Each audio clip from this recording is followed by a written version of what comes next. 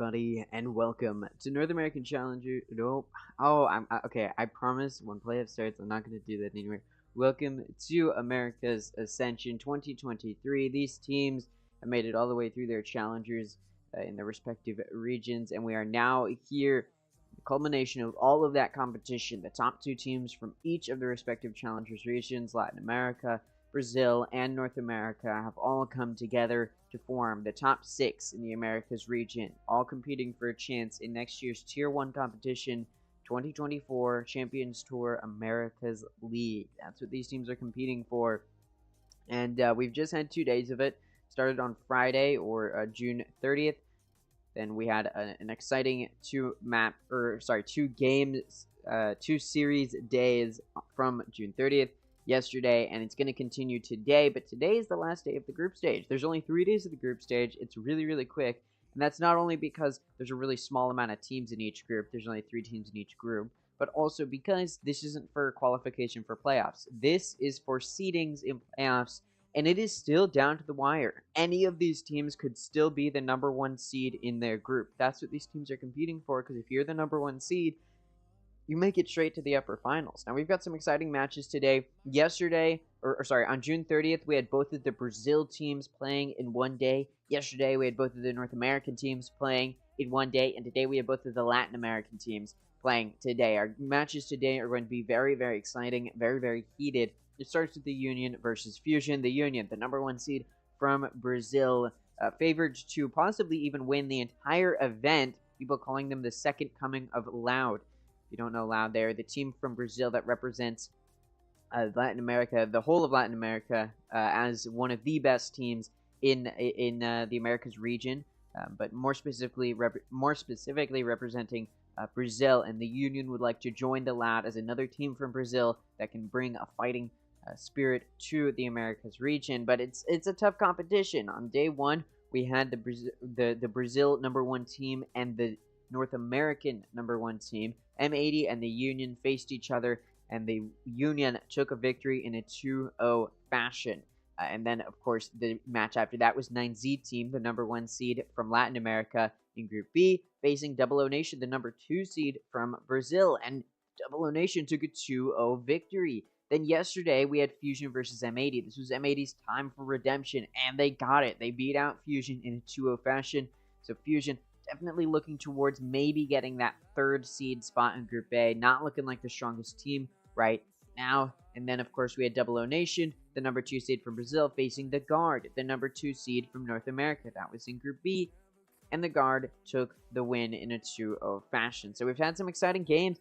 All of the games, or all of the series so far, have been 2 mappers, but I've been talking about it this whole time.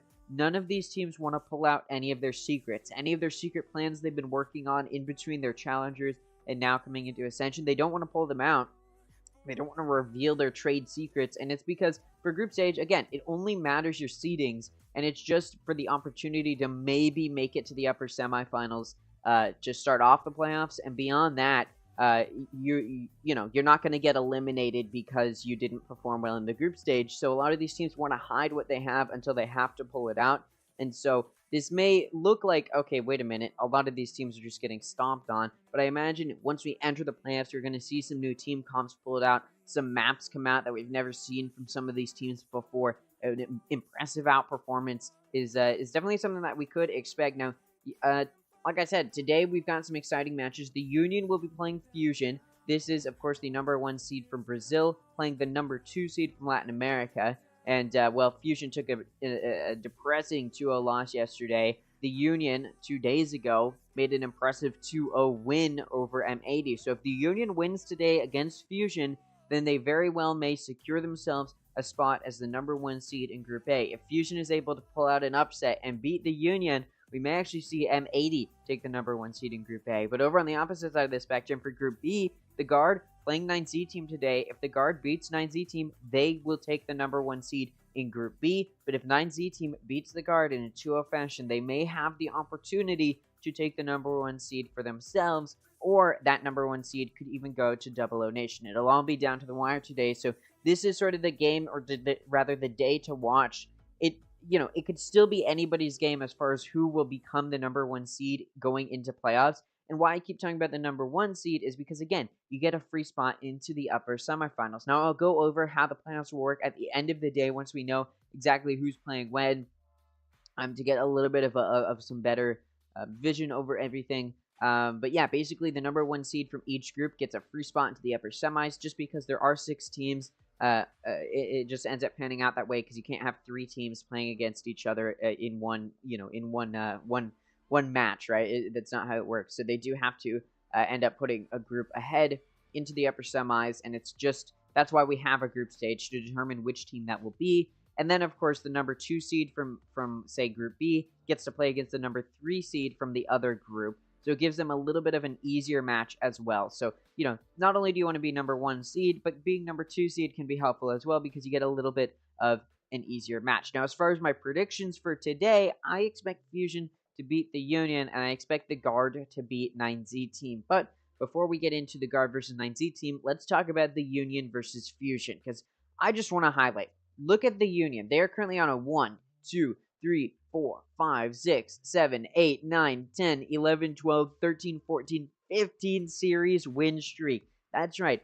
15 series in a row that they've won. Now, this is including this is including their Challengers performance. Their only losses were in Split 1, and it was to ODIC and TBK Esports. And since then, they've completely bounced back. They've just destroyed the competition with 2-0s and 2-1. Sure, some of the games were a little bit close, but for the most part, they've been absolutely dominating. And, of course, in playoffs, they were able to 2-0, 2-0, 3-0. It wasn't even close. They didn't even make it look easy, they didn't even make it look difficult for them. They were like a warm knife through butter, making it look so simple. Over on the side of Fusion, like I said, they're struggling a little bit. I don't expect them to beat the Union.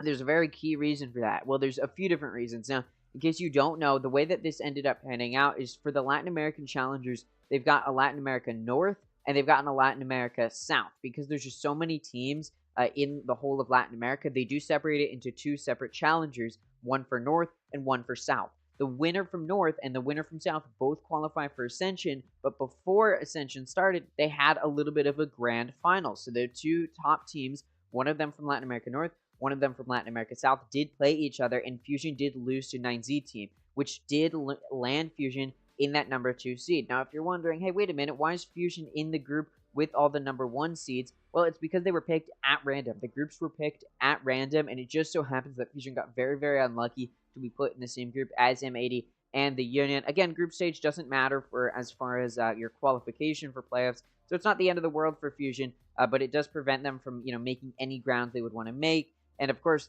nobody gets put in the same group as their fellow country mate, so it wasn't like Fusion was going to get a second shot at beating 9Z Team, at least not yet. It could still happen in playoffs. But like I talked about, the Union coming off of a very hot streak, and Fusion struggling a little bit. Again, they're in, I guess you could call it, the harder group, and it started off with them taking a 2-0 loss to M80 yesterday. So they're definitely in a little bit of a tough spot here. They're definitely going to be trying to make a name for themselves, or at least make up for their losses, because ever since Grand Finals, they haven't really found a whole lot of anything. I mean, look at this very, very dominant win from 9Z Team when Fusion did end up playing them. And against M80, it was a similar dominant story. It just doesn't seem like Fusion has improved too much since the Grand Finals or since the end of their Challengers. Even though there's been a big gap of time while Masters was happening for teams to prepare for Ascension, it just seems like these teams, or at least some of the teams, did not really take that time very wisely. It seems Fusion was not able to really pull together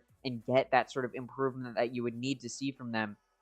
They keep increasing this timer. I guess the production isn't ready quite yet. It's all good, though. We can keep talking about this series. So again, Fusion trying to make a name for themselves. They're trying to redeem themselves after such a disappointing loss to M80. But I don't think they're going to be able to do it. And there's a key reason for this. It's the Union. The Union, like I said, people view them as the second coming of Loud, and like this team that's going to be representing Brazil next year. Like, this is the team to beat at this point, especially considering coming into this, I think, at least this is the way I was looking at it, it was the Union or M80. These were the 2 teams to look at and be like, all right, these are the 2 teams that could possibly end up winning winning Ascension. And then it just so happens that the Union beats M80 in Game 1 of the group stage. So at this point, the Union has sort of made a name for themselves as the team to beat. And they're a powerful enough team that I don't think a team in Fusion, who has really been struggling ever since they won their Latin America North, they've just been struggling when it comes to that higher level of competition. They weren't able to find anything against 9Z team. They really struggled against M80. And now they're going to be playing against the Union, who already beat M80 in the group stage. So, yeah, it's not looking very good for Fusion. I mean, hey, if there's a way to make a statement, it would be to beat the Union here. I just don't know if we're in a position to get to that point. Now, because there is still a little bit of time being taken here, I will go ahead and talk about the format of playoffs here. I'll do it again at the end of the day as well, in case, some people miss it and they come a little bit late, something like that. So, the way that the format of this will work, so like I said, the group stage is not for qualification for playoffs, but rather for seedings. So the number 1 seed from each of the groups gets a free spot into the upper semis. The number 2 seed from each group will end up playing the number 3 seed from the other group. So you get a little bit of an easier match, quote unquote. All of these teams, of course, are very, very powerful. No match is going to be easy for any of these teams because this is the highest level of competition in the tier 2 scene. So it's going to be very, very difficult for these teams to do a whole lot as far as like, oh, this should be an easy match, because it's just like there's not really going to be very many teams that are going to be easy to beat. But that is something to highlight. So again, whichever team wins their respective group or gets the number 1 seed after this group stage gets a free spot into the upper semis. The rest of them end up in the upper round 1. Then the format will play out. So after today, it immediately starts. So tomorrow we start the playoffs. We go through upper round 1. It start at 1 p.m. Same time as usual, or 1 p.m. PST. Same time as usual as it's been starting. So we're gonna see these teams play each other. These teams play each other. The losers end up in the lower bracket. The winners move on. And then the following day, right after that, we go to the upper semis. So this is those number 1 seeds. They've had time to look at these teams that they might have to face, and they've had time to prepare. So now they get to play the winners of the upper round 1. The losers get knocked down to the lower round 1. The winners move on to the upper final. And then on July 5th, the day after, this is a very rapid-fire tournament. We're doing it in a really short amount of time, right before Last Chance Qualifier starts. So they're just trying to squeeze it in here. So it's going to be really, really quick. So immediately after July 4th, we go to July 5th, and we start the upper final. We do the upper final. It's a best of 3. The winner lands themselves a spot in the grand final. The loser ends up down in the lower final, which is, I believe, a best of 3. Although it does, they're starting a little bit earlier in the day, which does make me think it might be a best of 5, but it doesn't say on the website, and typically it does, so I'm pretty sure the lower final will be a best of 3. Again, we'll know as we get closer to that date. But anyways, yeah, the winner of the upper final, which is a best of 3 for sure, goes to the grand final. The loser ends up in the lower final. Then, that same day as July 5th, we actually end up starting early at 11 a.m. We go to the lower round 1. Lower round 1 will take place, again, the same day as the upper final. Lower round 1 starts. So the teams who lost in the upper round 1 and the upper semifinals play each other here in 2 different series. The losers are out of Ascension. No hope of making a lower bracket run to try and qualify for next year's Tier 1 competition. Instead, they just get knocked out. They get to play in their challengers next year to try and earn themselves another chance at Ascension. The winners move on to lower round 1, where they face each other. There's no additional, teams ending up down here. It's just the winners of this go to lower round 1, and they face each other, or lower round 2, and they face each other. I call this the lower semifinals, just because it sort of is the lower semifinals. It's right before the lower finals, so I don't know. In my head, it makes sense to call it that. So, yeah, I'll call this the lower semifinals. So the winners of this move on to the lower semifinals, which will take place. There's a 2-day break on July 6th and July 7th. There's a break. And then on July 8th, we come back. The lower semifinals take place at 11 a.m., an early start.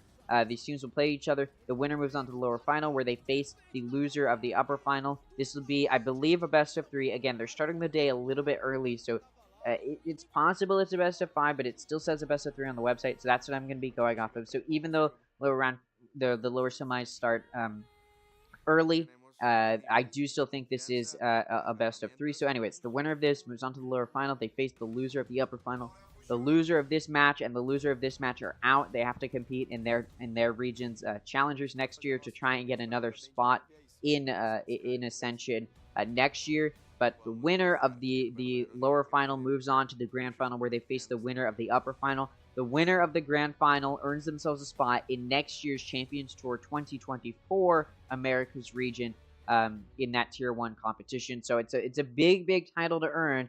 And this in case you're wondering, this is sort of a new format just for this year because for a while Riot was figuring out how they wanted to do Valorant esports, how they wanted to format everything. So everything you see here in Tier 2 that we've seen this year is essentially the format it's going to follow. There's going to be a Tier 2 scene in Challengers. The winners of those Challengers regions go on to Ascension, where there will be a tournament, at least somewhat of a tournament, to earn the number one team in that region a spot towards their Tier 1 competition in that region. There is talk about extending Challengers, making it a little bit longer, so there's just more playtime for those teams that are in Challengers, just because it is really, really short, and then there's a big off-season for the teams that don't make it to Ascension, so there's talk about extending it or making it so more teams can qualify. So that's something to keep in mind, but the basic gist is for the years to come, there will be a Challengers. The top teams from their Challengers move on to their region's Ascension. The winner of the Ascension moves on to the Tier 1 space. That's sort of the basic format. Again, subject to change exactly what the Challengers or what the Ascension looks like, but there will still be a Challengers region and then, Challengers League and then an Ascension League, and then, of course, the Tier 1 space, which is where you're trying to earn yourself a spot in. So that's just something to keep in mind. But enough talk about the format of this. Let's just get in. Again, this is the final day of the group stage, day 3. This is it. These are, for these teams, this is their opportunity to try and earn themselves a spot as the number 1 seed in their group. If the Union beats Fusion today, they get themselves a spot in that number 1 seed. If Fusion beats the Union, there's a chance Fusion can get that number 1 seed. Although, if Fusion 2-0s the Union, M80 likely will end up themselves in that number 1 seed spot, just because the round differential might play into a factor. But if Fusion beats the Union, but it's a 2-1, it ends up going 3 maps, it could be a situation where either the Union is still number 1 seed, or Fusion ends up number 1 seed. Because the map differential, if it's a 2-1, may not be good enough for M80. M80 may be in a little bit of a tougher spot. So just something to keep in mind as we move forward. In order for M80 to have a chance of making it to that number 1 seed in Group A, they need Fusion to 2-0 the Union. Over on the side of Group B, all that the Guard has to do, just similarly to the Union, all they have to do is 2-0 Fusion or even 2-1 Fusion. They just have to beat Fusion. It's the same story for the Guard. All they have to do is beat 9Z Team. If 9Z Team want to hope of making it to that number 1 seed in Group B, they need to 2-0 the Guard. If it's a 2-1, there's still a very, very high likelihood that the Guard ends up at that number 1 seed, or even that 00 Nation ends up that number 1 seed. So what 9Z Team really needs to do is just 2-0 the Guard, push them down, get a better round differential. There's a good chance 9Z Team can become that number 1 seed. Although 9Z Team took a loss to 00 Nation in the day 1 of the group stage, and then the Guard just beat 00 Nation, and it was a pretty it was a 2-0. It was not the easiest match for either of these teams, but Haven went 13-5. So clearly the Guard humiliated 00 Nation a little bit, and 9Z Team was beaten by 00 Nation. So 9Z Team has their work cut out for them. But that's game 2. Let's talk about game 1. I've already talked about it a little bit. Union versus Fusion. Again, no North American teams playing in the Group A for today. So it's the Brazil team, number 1 Brazil seed, versus the number 2 Latin America seed in Fusion. Again, I think it's pretty clean cut and dry who's going to win this. It's the Union, hands down. You can cope all you want for Fusion. I hate to say it, if you're a Latin American fan or you're a fan of this Latin American team in Fusion, you're just going to be banking on 9Z Team beating the Guard later today to try and get a team in that number 1 seed for their group, just simply because the Union is unbelievably impressive. Look at this. Ascension stats so far. And, of course, the Union's only played 1 series in Ascension. But look at this. 241 ACS, and that's from a 2-map series. KD of 1.25. Cast of 79%. ADR of 158.3. KPR of 0.87. In case you have no idea what these stats mean, high stats means good, okay? And these stats are all very, very high. This is a powerful player. And that's the whole team for the Union. I've talked about it with M80 as well. It's when your whole team has such powerful firepower, it really does show, and it really does make a difference. When any one of your teammates, any one of your players can frag out higher than the rest of the team, when any one of your players can be a carry, it doesn't matter if it's your IGL, it doesn't matter if it's your duelist. Any one of your players can carry, that's a really good sign of a powerful team, and that's all of the players on the Union. Every single one of the Union's players can win their gunfights when they need to. That allows them to go for these confident, risky plays that we see some of these lower-level teams struggling to do. Fusion struggled to do it yesterday against M80. They didn't want to make risky plays because they knew they may not be able to win the gunfights. The mechanical difference was a little bit worse, so they didn't go for risky plays, and it showed because M80 was able to make those risky plays because they can rely on themselves, and it allowed M80 to take a really, really big lead against Fusion, despite playing on Fusion's map, which had a 100% win rate at the time. Or sorry, I'm thinking of the guard. No. Despite yeah, it was just a bad situation when Fusion is a team which you can tell, although they have still high stats and they're still important players and they all do have some really powerful mechanical skill, there is definitely a factor where you look at them and you can tell they're not able to rely on their own ability to hit their shots as much as some of the other teams.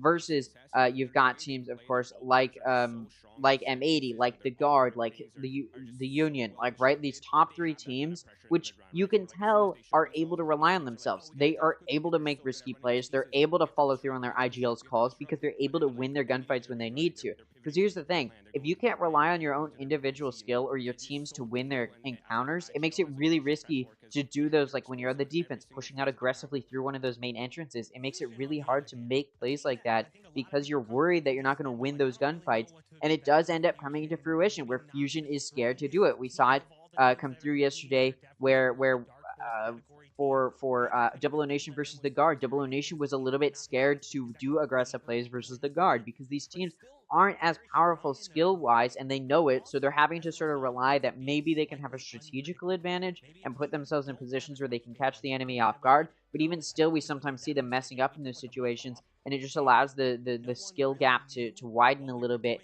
and you see those more impressive teams pull through it. And again, Fusion won Latin America North. They're not a bad team. They're still a powerful team that was able to get some good rounds on them. They've got some good maps. Their map pool is not super limited. The only issue is it's just not as quite as good as when we're talking about Fusion versus M80 or Fusion versus the Union. These are two teams which can rely on their own individual skill and don't necessarily have to rely as much on that strategical edge because they know that they can win their gunfights, so they can just play aggressively, play a little bit riskier than maybe you'd expect, and it allows them to find some good kills when they need to. And yeah, so that's just something to keep in mind, is that we're going to see likely Fusion play a little bit more safe, a little bit further back, and we're going to see the Union go for those riskier plays, go for those big flanks, go for those aggressive pushes out through those main entrances into the site to find and catch the players in Fusion off guard, especially when we're talking about the Union on defense. But on the offense, we're going to see the Union know how to go for aggressive flanks. They're gonna know how to play their lurkers really well because they know that they can hit their shots when they're on that lurker roll. And so yeah, it's very, very likely we're gonna see a big skill gap become very, very apparent for Fusion versus the Union. And obviously, both of these teams still have the highest level of competition. Both of these teams could wipe the floor with a lot of challengers teams in any region. It's just that when we're talking about these two teams, which are very, very powerful, it's going to come down to which team has that macro, that slightly better strats, the slightly better aim, and the slightly higher ACS, and that's what it's going to come down to, is those minor differences, because we're at this highest level of play at this point where these teams have been whittled down to play their best. It's going to be whichever team can slip up, and the Union has shown that they don't show cracks. They don't slip up. There's no holes in the way that they play. There's nothing that the enemy can use against them. It's just simply that Fusion, it's just simply that Fusion is going to have to put up as perfect of play as the Union, which what we've seen from Fusion, especially yesterday, I don't think that's what's going to come out here. I don't think we're going to see that sort of perfect play that we need to see from them in order to have a chance against the Union. It's just going to be I think we're going to see that skill gap come out. We're going to see the fact that the Union has much more firepower, bigger mechanical skill gap. We'll go and take a listen to the desk, though, see what they have to say.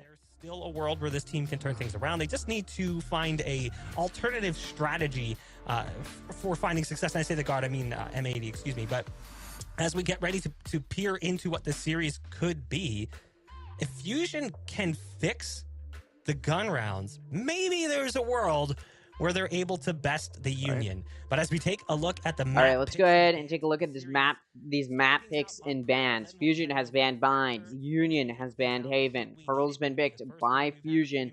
Fracture's been picked by the Union. Again, these are not maps that the Union struggles on by any means. They've got a really, really wide map pool. It looks like we're getting right into Pearl, though. Let's take a look at the agent select. Okay, so the Union, sorry, I don't know what that was. The Union going for a very default Sova, Jet, KO, Killjoy, and Astra. But Fusion, they've got a Neon. They've got a Yoru. They're still running double controller. They've also got a Breach. What is this team comp? No Sentinel to help knock down mid. We have not seen Yoru in pro play in a very, very long time. We don't see Yoru come out. There's a very key reason. Yoru does not play with the team. He's not a team agent by any means. His flashes are very, very selfish. There's a few plays you can set up your team with, but it's also very, very risky to play with the Yoru because you can't, in ranked, it's great because you can use your TPs, but when you're talking about the highest level of play, these pro players know how to play around a Yoru, okay? Even if they're not necessarily practicing against a Yoru very often, they play ranked, okay? These players are at highest level of ranked play. These players are very, very high in skill. They know how to counterplay Yoru very, very easily. That's why we don't see Yoru take off in any meta situation, because yes, he's got a very useful blind, but beyond that, his footsteps, or rather his clone, very, very readable. His TP, very, very readable. It's very easy to counterplay a Yoru. We'll see what Fusion decides to pull out here. This is their map pick.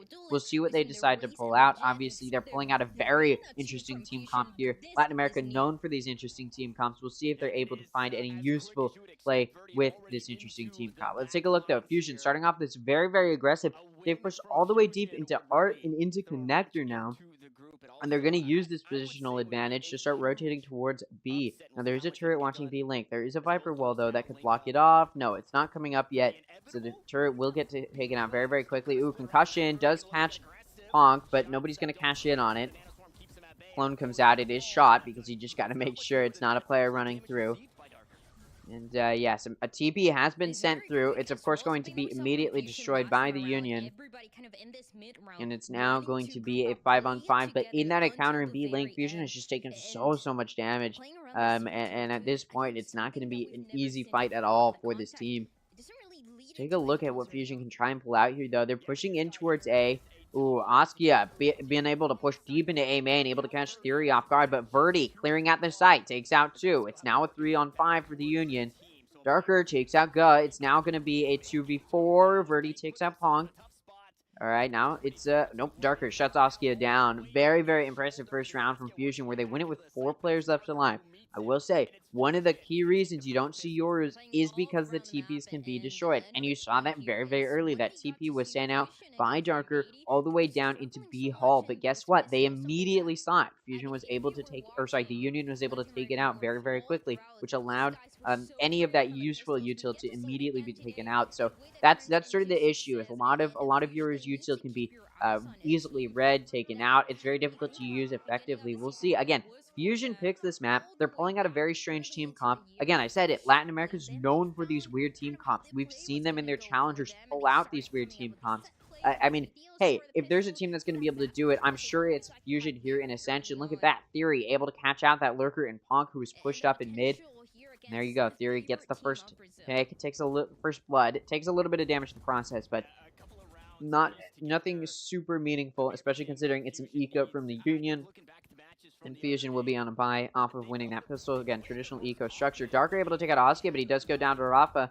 Guh gonna take out he did, but Verdi able to take out Guh RVN. It's now gonna be a 2-on-3 Fusion Theory, gonna take out NTK. That's over in mid. It's now Rafa in a 1v3. Gonna be peeking through Hall, getting ready to peek down long. He's very, very low on HP. Down to 20. He peeks out, knows that the players are hitting. Ooh, wraps around, expecting to be safe, but Verdi's pushed up.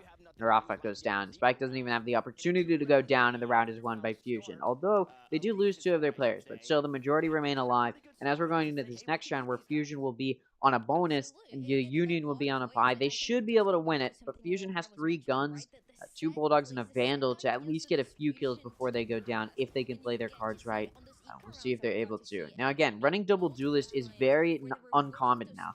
It used to be the meta initially when Valorant started in the pro scene. Everybody would run double duelists because the aggression was very easy for a lot of teams to play with. But as Valorant became a more strategical game, it became less and less common just because teams are able to counterplay it. But look at that. Verdi able to aggress deep into A main very quickly and take out NTK. Oski is able to take out Darker. That's over in B. And look at that. Theory trying to trade it off. Able to pick up the gun that was dropped by NTK. Snakebite coming through.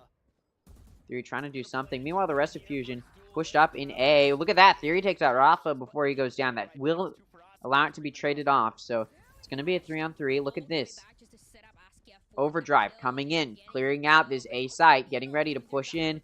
Ooh, Ga going to get sprayed at with that overdrive. Verdi gets shot through the smoke that's been placed in dugout.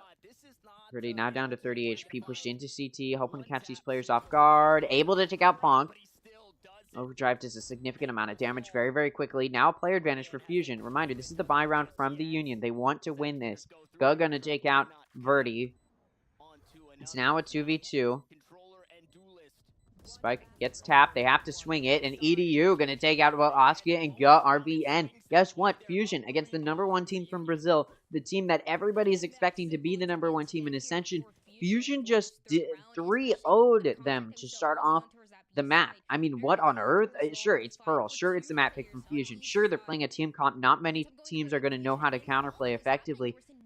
But even still, I mean, it's very unexpected to see the double duelist finding so much. And honestly, Yoru, that interesting Yoru pick, hasn't really found anything for the team. But what it has done is it creates a little bit of that sort of awareness from the unit, or a little bit of paranoia. They don't want to play too far off of site because they know that TP could be sent in and taken advantage of. And if you're not near the site to hear that TP be used, it could be a bad position. Now the Union's going to be on an eco. They decided to play aggressively. They're sending 2 up A main, looking to do some damage. Meanwhile, Fusion getting ready to counteract that as best as they can.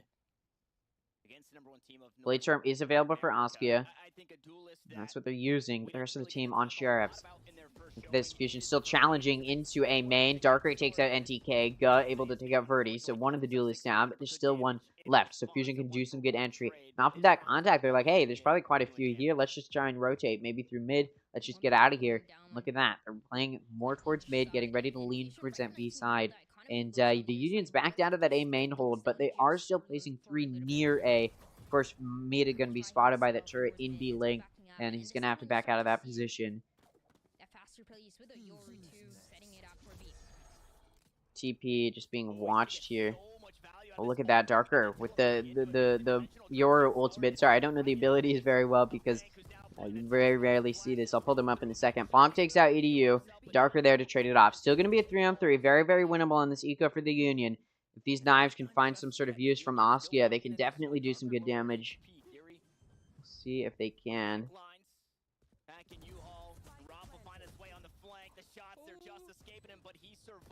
And after that, Ga takes out Darker. Theory takes out Ga RBN. Meated, able to trade it off.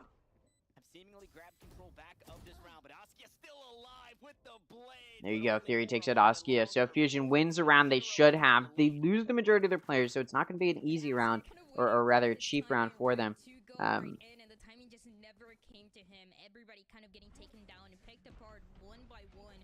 Yeah, but yeah, good round there. Hold on, sorry, I'm pulling up the Yoru abilities. Just give me 1 second. Had to pull them out. Because again, we don't see him very often. Alright. Alright, Dimensional Drift. There you go. Alright, that's really all I need to know is that ultimate. So, alright. So, we're going to get ready here as Fusion. Going to continue this. We're back on a buy from both sides. Ooh, look at that. Aggressive play in A main. 3 pushed up. Verdi going to be the first to spot it and get caught out. Goes down. It's now a 5v4 for the Union. Should be easy for them. But Fusion not going to let it go down easy. See Meated as well as EDU pushing in towards Art. There's also that Lurker in Theory getting ready to peek into B-Link. Ponk is met by Theory, and Theory does more damage to Ponk than what is done to Theory, but Theory's still down to 50 HP. And remember, Fusion is down a player. So they're not in the best spot here. They need a 2-for-1 special by one of these players to give themselves the opportunity to even that player count out. Ooh, NTK trying to watch Art gets flashed. That breach util used effectively. But off of that, Fusion peeks out a little bit. Not going to find anything. Theory's going to meet Ga RVN. Oh, timing. Ga RVN able to take out Theory there. It's now going to be a 5 on 3. We'll see how this ends up playing out. Okay, knife coming through. It doesn't matter. Darker is still able to take out OBLIVION through the smoke. Good pick there. And then EDU takes out NTK. Rafa able to take out EDU. The player advantage still there for the Union, but Darker takes out Rafa. Now it's a 2v2. Remember, Ponk is very, very low on HP. Media's pushed up more aggressively than what Ponk is ready for. And that's it. Site's clear. Look at Oskia. All he's got is an operator, and he's so far away from the site. Able to pick up that Vandal. Could be useful there. Trying to make sure nobody hears him picking up that gun, so he throws the operator away. So Fusion doesn't know where he's coming from. Oh, look at that ping, though. They know. And Oski is going to be able to take out Darker. Paranoia comes through. Ooh, the TP comes through before the sound is heard. Oh, they meet each other. Oski is down to 90 HP. Spike is tapped. Spray is going to come through that smoke. They meet each other around the other side of the box, and Oskia wins the 1v1. Well played there from the Union to take their first round. Did not look good for them. It started to get worrying as Fusion was able to take the first 4 rounds. The first 4 rounds. They finally gained some grounds, but the Union forced into that 1v2 for Oskia. Had to clutch it out. And so now I'm getting a little bit worried that maybe the Union's going to struggle more in this map than what I was anticipating. I was going into this expecting another 2-0 from the Union, but they're looking a little bit weaker against Fusion than they did against M80. I don't know. Maybe they just need to warm up, get a few of these rounds under their belt. Maybe it'll start turning their tides, especially now that they've gotten around. But of course, the eco that Fusion's been able to build up a little bit. Could it be good for them to get back in this? We'll see if they can. See the Union forcing a buy. They did win that, but it was an expensive round as they did all buy. And look at them. Some of them going to have Bulldogs this round. Meanwhile, the rest of Fusion can full buy here. Ooh, guy going to be cleared out. Ooh, not quite. The Aftershock doesn't clear him out, and that creates some false security. Trade coming through. 3 kills for either side as that entry into A site is slowed down but not stopped. That spike's going to go down. It's now a 2v2. Oskia coming to the flank. Rafa going in through CT, through Flowers. Onto A site. Oskia is going to be meted here. The flank going to be met. We'll see. Oh, meted looks away. Trying to get that smoke down. And yeah, caught off guard. Oskia able to take out meted. It's now a 1v1 in that main entrance. Can these fights be isolated? We'll see for EDU. He's getting pushed. He's pinched. He just needs to play some time here if he can. He doesn't have util. Oh, and he runs out of ammo. That's it. The Union takes a second round in a row. Could that be the round they needed to destroy the Econ from Fusion? Not quite. And it's another expensive round for the Union. So although they're able to take a second round in a row, their Econ's not going to be the best spot yet. Because look at that. 3 other players died, and they made it an expensive one. So again, we're going to see this forced buy come through. Potential that not all of their players are even going to be able to get good guns. We may see another Bulldog in these players' hands. Meanwhile, over on Fusion side, they should be able to get a buy going. Maybe they'll be in the same position where they'll have to force. We'll see here. Yeah, looks like one of their players is going to be on a Bulldog. Although on Union, they've got 2 other players with a Bulldog. Trying to conserve a little bit of eco there. They may have been able to afford all their players' guns. They do just decide to save a little bit here. Get that econ momentum moving in their favor here. 4 ults available for the Union. Null Command, Lockdown, Cosmic Divide, and Hunter's Fury may not have to come out as Rafa takes out Verdi. Ooh, Oskia on top of screens looking to do some damage here. Does get concussed. Or rather, the concussion comes through. It just has to get out of there. It's now going to be a 5-on-4 as that early pick came through, taking down their duelist. Look at this. The Euro clone coming through. It's going to get shot out. Ended up flashing Darker. I believe Darker may have hit that on accident. I didn't know you could do that. 5 HP available for EDU. Or sorry, left for EDU. 60 left for Meted. So very low health for Fusion. And this push down towards B has been halted dramatically. They're not just going to be able to force in like maybe they would have liked to. They're going to need to provide a little bit more stratting here. They're not just going to be able to rush in like they were able to do the first 4 rounds of this half. You're going to have to do some counter-stratting here. Now, Pearl is a little bit slightly defense-sided. Ooh, Oskia going to take out Darker. Does make this a 5v3. Again, Pearl's a little bit defense-sided, but it's not horribly so. It's a little bit more balanced, but still does favor the defense. Fusion going for this aggressive team comp of having double duelist and double controller. They should be able to win this offense, or at least keep it even. Should be their goal. Oh, look at me. It gets past that Sova drone right in front of screens. Although we may get cleared out here. There's 10 seconds left. At this point, it looks like Fusion going to be going for save. And Meted caught out there. So only 2 players going to be able to successfully save here for Fusion. The rest of the team for the Union, trying to run them down like, hey, wait, we can get these players, but no. So a gun could be picked up there off of Mita being taken out, and the Union will now have some stable econ. They'll be able to afford a buy for everyone going into this round. And yeah, they're going to be starting to feel pretty good about themselves. Lockdown, Hunter's Fury, and Cosmic Divide all available. Bladestorm 1 ult point away. Those are all ults available for the Union. They did use their null command in the previous round, but still the rest of the ults are very close to being up or are already up. Over on the side of Fusion, they've got 2 ults of their own. Viper's Pit and From the Shadows, both of those controller ultimates, but Viper's Pit needs to be on the site to be used, and From the Shadows is such a situational ult. You need to be in the right place to use it at the right timing. Takes really good situational awareness, and we're talking about a team in Fusion who is the runner-up from Latin America. They may not have that type of situational awareness to know when to pull it out. Let's see, look at that. Sojourn coming out, trying to clear into A main, likely trying to get a position to use that Hunter's Fury. Fusion's actually started pushing in towards Connector. There was some engagement in Art, but it's not enough to deter the push. They're in Connector, rotating now towards B-Link. Trying to get up, catch these players off guard. Nobody from the Union's going to be peeking B-Link, at least from B-Link, but look at that. You've got Rafa watching it. Does get concussed, being pushed back. The concussion fades right as Verdi pushes into him, and that pick can come through. 60 HP for Darker. Ooh, the defender side lockdown comes out. It does force Fusion off. But look at this. They're very split up. Meted's all the way over on A. You got Theory lurking in B main. Question is, which lurking controller do you join here? And it looks like Fusion gonna be pushing towards A. But look at that. Union's ready for it. They've got 3 there. Very basic anti-strat. Red. Spark Fusion avoiding that lockdown, decides to just, let's pivot over to A. It's very, very well read. And look at this. The ground that has been gained. Oskia knows they're not pushing through B main. And Rafa knows they're not pushing through B link. So Fusion is completely red here, and this 3-stack is going to be very, very hard defense to push through. Now, this is still a half buy from Fusion. They're not expected to win this round. Ooh, Silver Shock Dart barely misses. Does allow that spike to go down. So a little bit of money there. Meta TPing into that offense, or sorry, rather defense spawn, trying to gain some guns there. Doesn't see anything. Darker able to take out NTK, but over in Art, God takes out Darker, or sorry, rather, Theory's taken out by Rafa. God takes out Darker.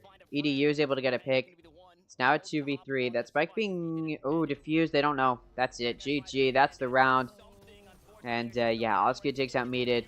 They did not hear that spike being tapped. I don't know why I don't know what they were expecting to happen there. I mean, they couldn't hear. What were they going to do? Whatever it was, Fusion has just allowed the Union to tie it up. Now, Fusion has won 4 rounds in a row. They won 1 buy from both sides in order to get to that 4th round. But since then, they haven't won any rounds where they were at an econ similarity. This first 3 rounds, first the pistol round, they were at, it was a pistol round for both sides. And then after that, they had an eco advantage for a round.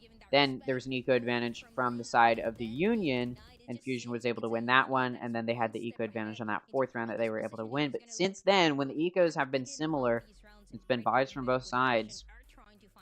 Fusion's been struggling, so they're calling a timeout. Figure it out here. You can't blame them. It's the first timeout being called today. We'll see what the Fusion... We'll see what... I keep calling them the Fusion because it's like similar to the Union, but no. Fusion, we'll see what they can pull out here. They've sort of just been going very, I want to call it ranked strat or very basic level. Let's just rush into the site and don't do anything else. Let's just run in. Of course, you know, you're not going to get very much done with that because eventually...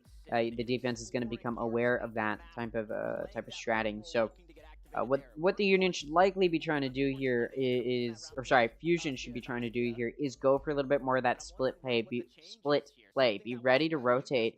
It's a very difficult rotate for the defense here, especially once you can gain some grounds onto a site. It can be very difficult for the retake. So, Fusion does need to do a little bit of a fake out on one site potentially. That previous round looked like it was a half buy from Fusion. Not all other players had guns, but it turns out it actually was it. They spent a little bit more econ than they were able to get out of it. So they are on a full save this round. 2 stingers being the exclusion to that, but this will be a save from Fusion. I thought it was a half buy in the previous round because some of their players were on one of their players was on a ghost, so I just assumed, but it's a bad assumption. RVN able to get a pick onto Meted, and it's now going to be a 5v4 for the Union. See what they can pull out here. Honk gonna spot the push into Art. Darker getting shot at through the smoke. Ooh, Verdi pulls out the overdrive, able to chase down and take out Honk. Gun can be picked up there, but RVN does find that pick onto Verdi. So it's still a player advantage here for the Union. Oh, what a gravity well. RVN able to take out EDU, and then Darker takes out RVN. Just make this a 2v3. Look at how low Darker is, though. 20 HP, so this is a very, very winnable position for the Union. Fusion, it's not unwinnable, but very, very unlikely. Darker gonna see the push through Art, trying to TP out right as Rafa peaks, and, well, not gonna be able to. Askia gonna get caught out by the Operator. Rather, Theory gonna be caught out by the Operator from Askia. And, yeah, they do go down. This round will go to the Union. That's now 5 in a row. It's looking like they may be able to take the lead going to the next half. They can continue this momentum. Fusion, off of that timeout, not able to win their eco. But now they're going into a bye. We'll see. Coming out of this timeout, will it be enough to put themselves in a position to take some rounds at this point? We will see. That is the question. As Fusion is, of course, getting ready to move into this bye. The Union feeling pretty good. They may not even have to use a timeout in this half, assuming Fusion doesn't win this next one. I imagine the Union will want to use a timeout if Fusion wins this round, just because the Union can. You may as well if you're struggling a little bit, even if it's just one round. Ooh, look at that. Aggressive play from Fusion, running it down in A main, and they catch the RVN out. They're able to take him out. Honk able to spray through the smoke and take out Darker, though, so that's traded off. It's now going to be a 4v4. Askia making sure nobody's pushing B with that off. There's a lurk from Theory, so like I said, Fusion needs to be more willing to rotate, and it looks like they're gonna start rotating, but look at how slow they're going. Ooh, good timing on the concussion as the Sofa drone's coming through, but all it does is push the Union back. Verdi still may be caught out here. Ooh, able to find one. Rafa goes down. Will the Union continue to push? They do, but it doesn't matter. Verdi will get traded off. So it's going to be a 3v3. The rest of Fusion, though, pushing aggressively through B-Link. They know how many are A. The Operator and Askia, though, locking it down. The Shorty comes out as well. It's going to find one more, and now it's down in a 1v3 for EDU. Oh, and there you go. That's it. GG. Askia takes out EDU, and the Union gets to that 6th round. I mean, Fusion looking like maybe they were going to make an upset here to start off the map, but all of a sudden the Union bouncing back. Fusion hasn't been able to do anything here. Yeah, it's just not a great position to be in. A Dimensional Rift is available, but again, Yoru, there's a reason you don't see them coming out here, and we haven't really seen the Yoru make very much of a difference. I'm imagining they've got some more setups on the defense, but you still got to put up a good amount of rounds in your offense. Sure, 4 is okay, but especially coming off, if the Union is able to win the rest of the rounds in this half, that'll be an 8-round win streak. Fusion does not want to be in a mental position where they're feeling that down to start it off. Look at this. Dimensional Rift coming out. Darker getting ready to push through into a site using a Dimensional Rift. Flash is coming through. Theory's able to take out Ponk in Art, which does allow the push to start. Darker's able to take out Gut. Turns out the Dimensional Rift was used effectively. The Union didn't want to let themselves get flanked, so they're playing so far back and allow site to be taken. Darker is down to 50 HP, but NTK is down to 80, so still winnable. Although look at EDU, down to 17 now off that spike plan. NTK takes out Theory. And NTK also going to take out Darker before he goes down. Still a player advantage for Fusion.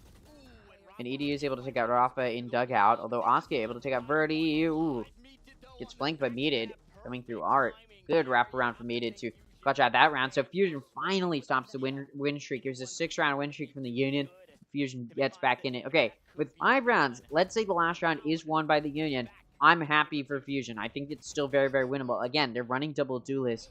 And sure, it's an aggressive team comp, and I would want them to take the lead in order for me to feel super confident in them. But you know, if you're running double duelist, you surely have some, you know, surely you've got some crazy strats on your defense to play effectively with those duelists.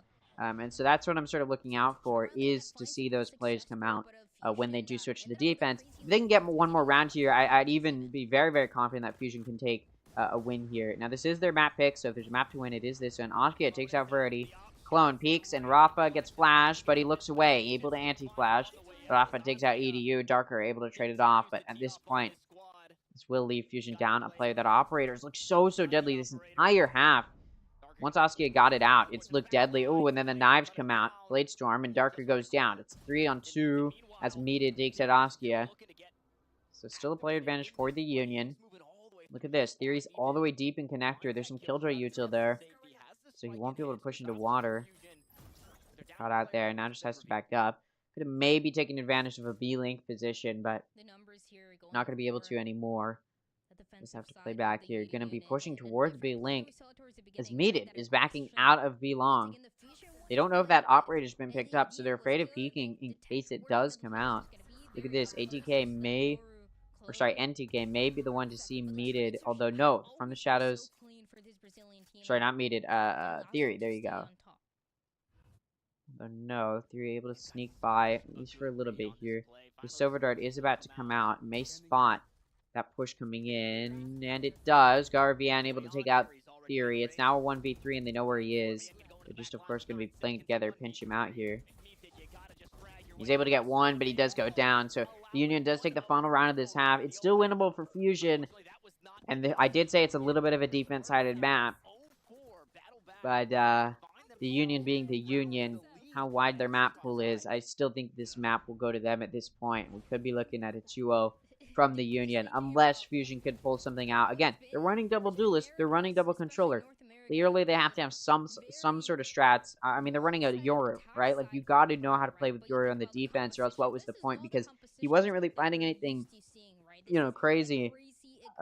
You know, you weren't seeing those crazy 5Ks, 4Ks that you see, you know, the Twitter clips that you see from Yorus in Radiant play. So, you know, it wasn't like Darker was being allowed to do anything like that. So, clearly, that sort of stuff has to come out now that they're on the defense, right? I mean, if it doesn't, I don't know where else Fusion is planning to take this Euro comp.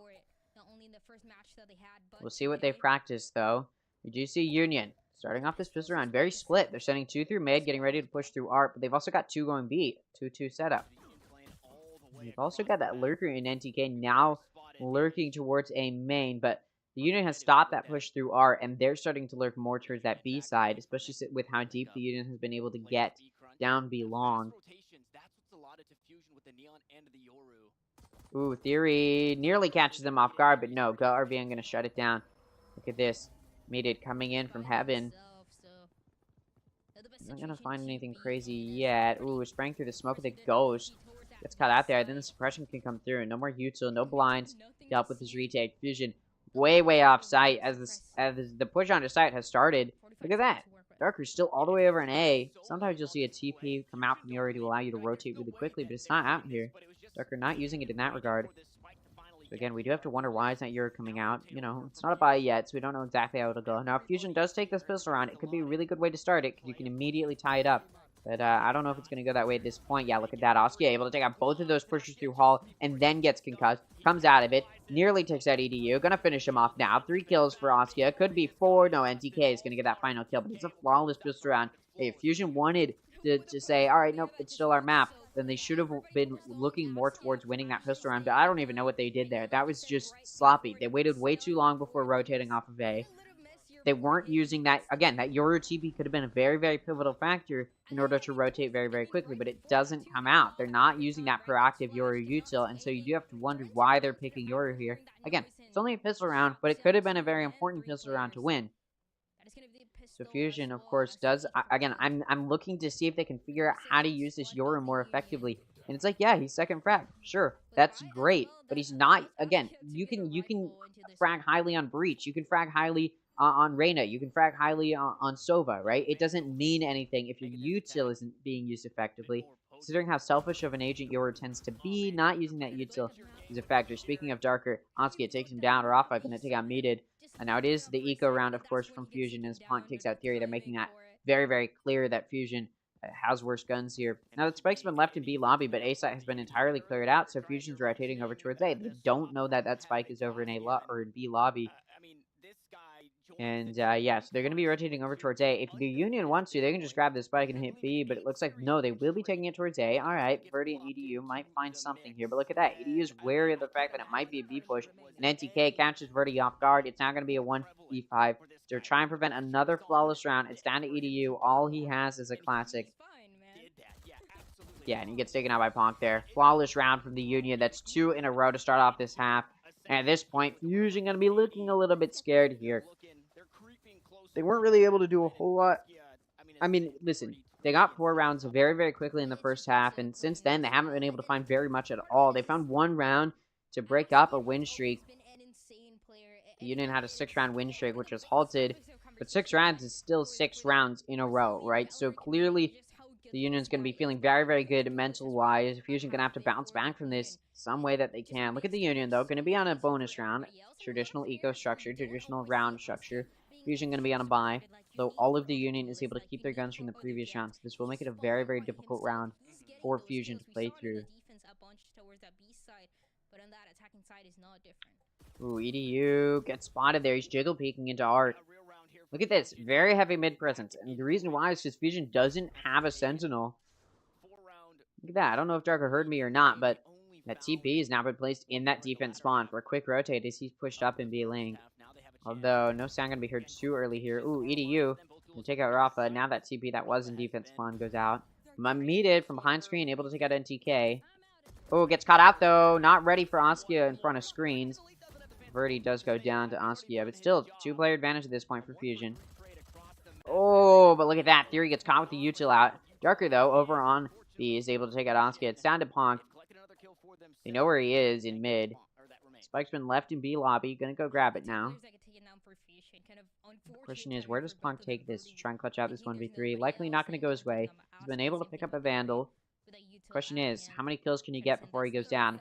Fusion doesn't lose any more players. They'll win this with the majority of their players left alive, and they should be able to buy the 2 players that die next round. But if they lose the majority of their players, we may not see a buy come out, and EDU going to make sure that Fusion has the majority of their players remaining. They take out Ponk. They win the round that they should have. They had the gun advantage. So if there's a start to continue to try and win this map, that's the way to do it. But Fusion needs to turn that into some forward momentum. Oh, it actually looks like Fusion may not be able to buy those 2 players that died, so they may end up having to get one or two of their players on Bulldogs or Guardians. So, yeah, not the best spot yet. Again, we're not seeing any of that crazy Yoru util coming out. And I'm hyper-focusing on the Yoru because that's really the questionable pick here. Neon's also a weird pick on Pearl, but we've seen it come out before. It's not completely new to us. Yoru is, though. We haven't seen Yoru in Tier 2 or Tier 1 in a very, very long time, at least when we're talking about the Americas region or NA or even Brazil. You just don't see it come out because it's just not typically a good agent. The util's very, very selfish. It's very hard to play off of. It's very hard to use in pro play because it can be counterplayed super, super easily. So we just don't see Yoru being used in pro play ever. And you're starting to see that. Darker's util isn't really being used that usefully. Like I talked about, one of the players for Fusion on a Bulldog. So this round, gun advantage goes to the Union, but it's not a big one. So this definitely could still be a round win for Fusion if they play their cards right. This aggressive play into A, not being halted yet. Meated able to take out Rafa, and then Askia takes out Theory and Dugout, and Askia takes out Meated as well. Ponk takes out EDU. Now it's a 2-player advantage. Askia's down to 3 HP. Just sneeze on him and he's dead, but he could get more before he goes down. See how well he aims. He's not a player to be messed around with.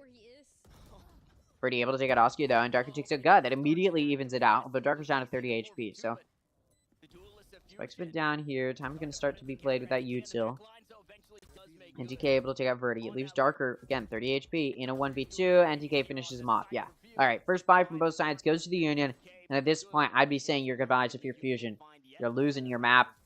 I'm expecting this to continue into a 2-0 from the Union. I know. I'm jumping the gun a little bit. We haven't even seen Fracture come out yet, but it is the Union we're talking about here. I was expecting a 2-0 coming into this. Again, Fusion was able to find some stuff, a little bit anyways, on their in their first half to start it off. It looked like they were going to be pulling out some good strats, but then they just started to run it down very aggressively. And once the adaptability showed from the Union, Fusion couldn't do anything, and now in this defense, they're not doing anything. It's like they're sitting ducks just waiting to get picked off in these situations. They're not being very proactive. This round, they're playing it aggressive. See if they find anything. It is an eco, so they don't have guns to work with. Yorklund coming through. NTK knows it, though. Not going to do anything there. So play advantage will be maintained by the Union. That aggressive play down B main doesn't come through with anything, and Fusion just leaves. Darker down to a little bit of health. Askia gets taken out by EDU. That's the best gun, other than that Guardian that Darker has. So, some good guns here on the B side to stop this push, but Darker not going to be the aimer that he needs to be on Yoru. He gets taken out. EDU able to take out Guh. It's now going to be a 3v3. Rafa going to take out EDU. It's now going to be a 3v2. Again, a half buy from Fusion. Not really expected to win, but yeah, they're not going to find anything else here, I don't think. The Theory going to get taken out by Rafa. Read very, very easily. Ooh, they don't expect Meated to be there as well. Narrowly miss each other. Oh, timing. Yep, there you go. Rafa going to finish it off. 3 kills for Rafa this round. That gets them to that 11th round. The Union now 2 rounds away from a win. Fusion needs to win 6, or rather 7 in a row to get a win here without it going to OT. They need 6 to at least take it to OT. And, yeah, it's looking pretty unwinnable for them. I've said this so many times in Ascension where it's just not looking winnable. And, at this point, again, like I said in the previous round, just say your goodbyes if you're Fusion, because this is your map pick. It's not going your way. Hey, we've seen teams trade maps. It's always possible if Fusion pulls something crazy out on Fracture, but yeah, there's a reason you don't see Euro on any map, let alone Pearl. Or Neon, really. It's just a difficult... These are difficult agents to use. Neon's a little bit of a better agent than Yoru. We haven't seen Darker find any real good use out of that Yoru util. I mean, on the offense, you saw that Dimensional Drift, the ultimate, do something, but since then, nothing. Ooh, Theory and B-Link, able to take out Hawk. This is another buy from both sides. So again, if Fusion wants to start a comeback, they need this round. Otherwise, it's pretty much over.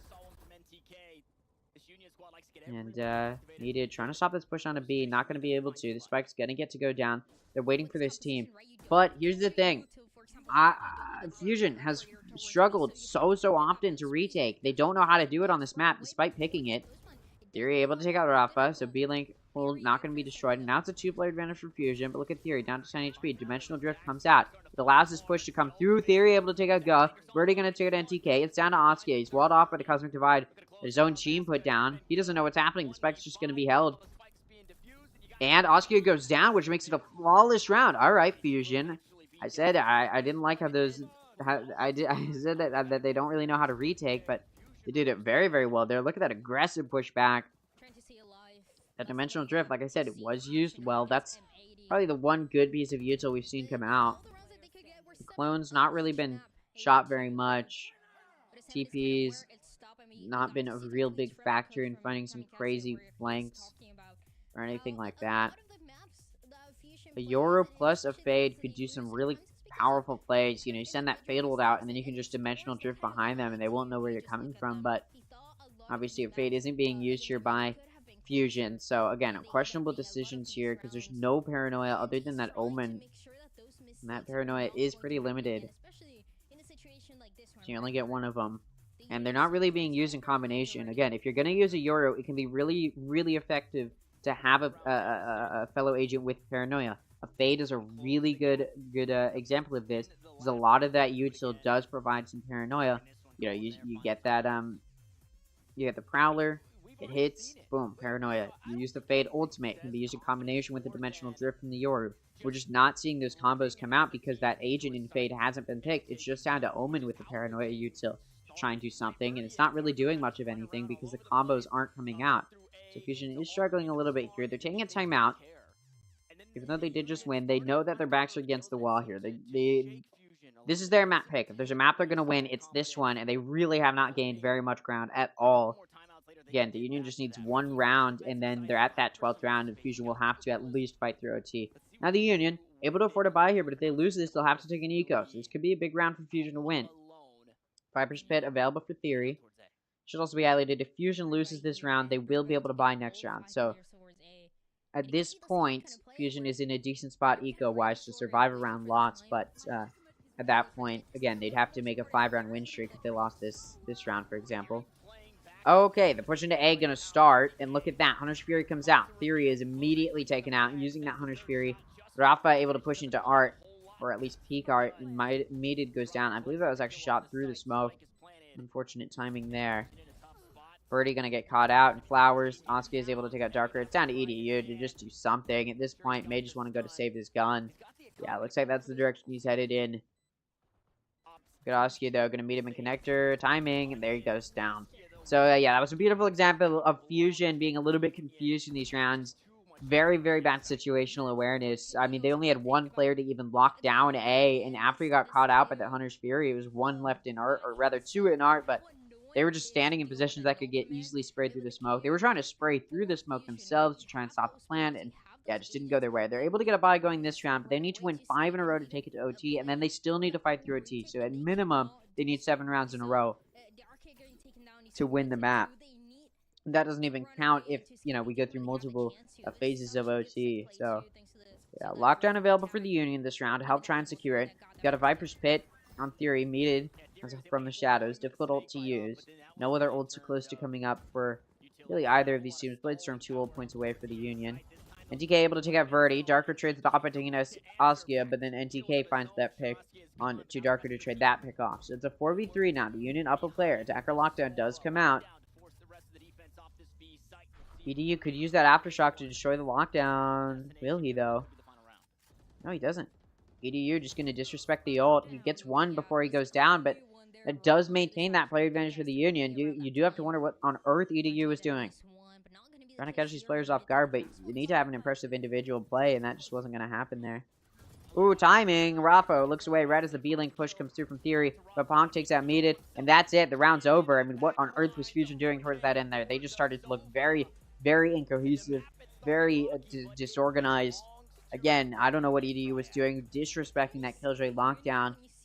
I know he wanted to get a 2-for-1, even at that player count, but he's not that guy, right? Like, they're clearly, like, again, I talked about it coming into this. Fusion is not a team where they have such impressive individual play across the board that they can rely on having those crazy plays come out. And so it just does put them in this awkward predicament where it's like you're not going to be able to rely on your own individual performance.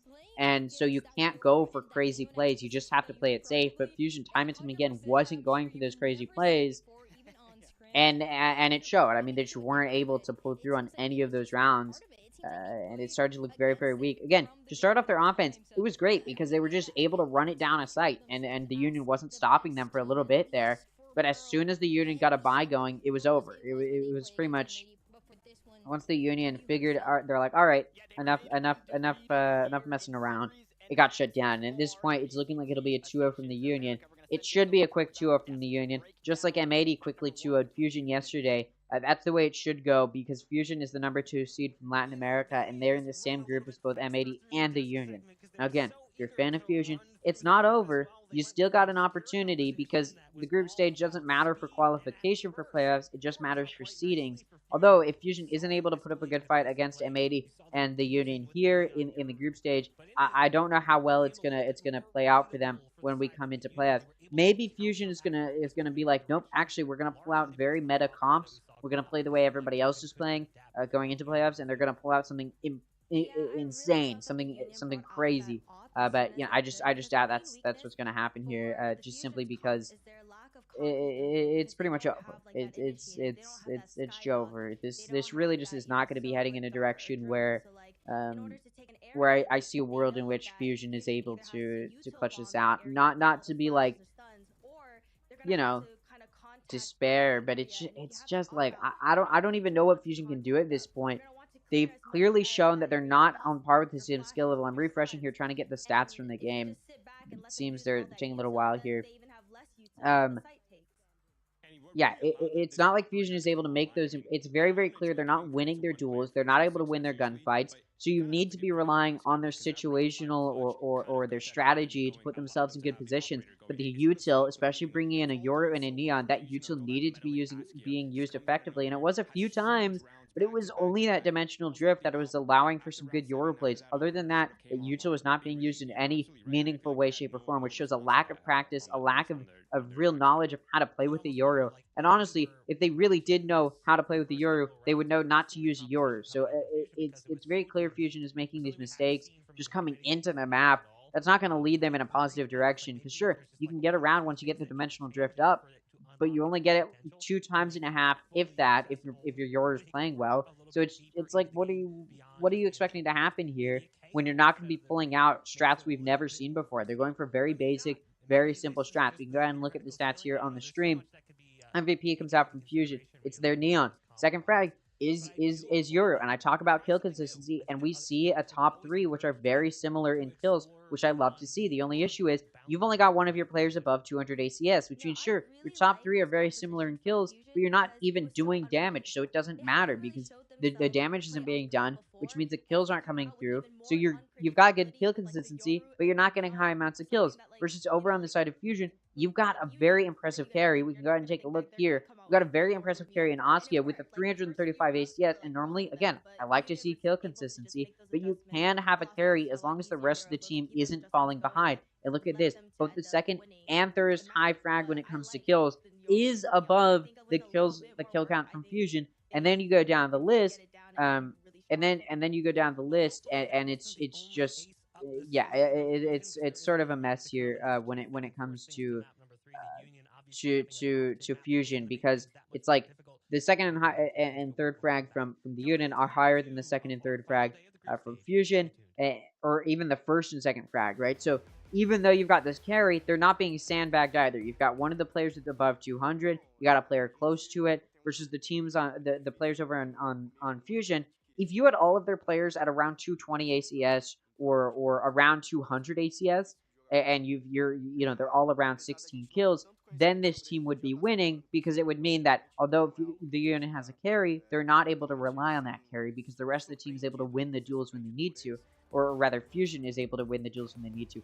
But that's not what we're seeing coming out here. We're not seeing a player perform or outperform from Fusion, so there's no carry coming through from Fusion, and we're not seeing across the board Fusion playing better than the Union across the board. So sure, the Union has a carry, and this could be a point of weakness if other teams could shut them down, but nobody on Fusion was able to shut down Askia, and the rest of the team for the Union was also solid enough that they won their duels when they needed to, and overall it just ends up in a bad position for Fusion. They need to be finding the rest of their players, or they need to find all of their players fragging higher. They need to be playing a little bit better situationally. They need to be playing better strategically. They're just not able to do so. It's very clear that Fusion has a very big skill gap when it comes to comparing Fusion to the Union. And again, we're talking about the highest level of play here. Yeah, both of these teams are in Ascension. Yes, both of these teams could mop the floor with a lot of the other tier 2 teams, especially Fusion could probably do that. It's just that when we're talking about them against a team which not only has impressive firepower across the board, where they're all able to aim better than a lot of other players in Ascension, but they also have really good strategical play. And I've talked about this before when I'm talking about M80. M80 is a team which across the board has players that can frag out very, very highly, but their strategical play just lacks a little bit, and they do struggle sometimes, and it showed against the Union. Sure, M80 was able to get some impressive individual plays going. They were able to have their whole team winning gunfights in certain situations, but when it came to putting their players in situations to win those gunfights, they weren't able to.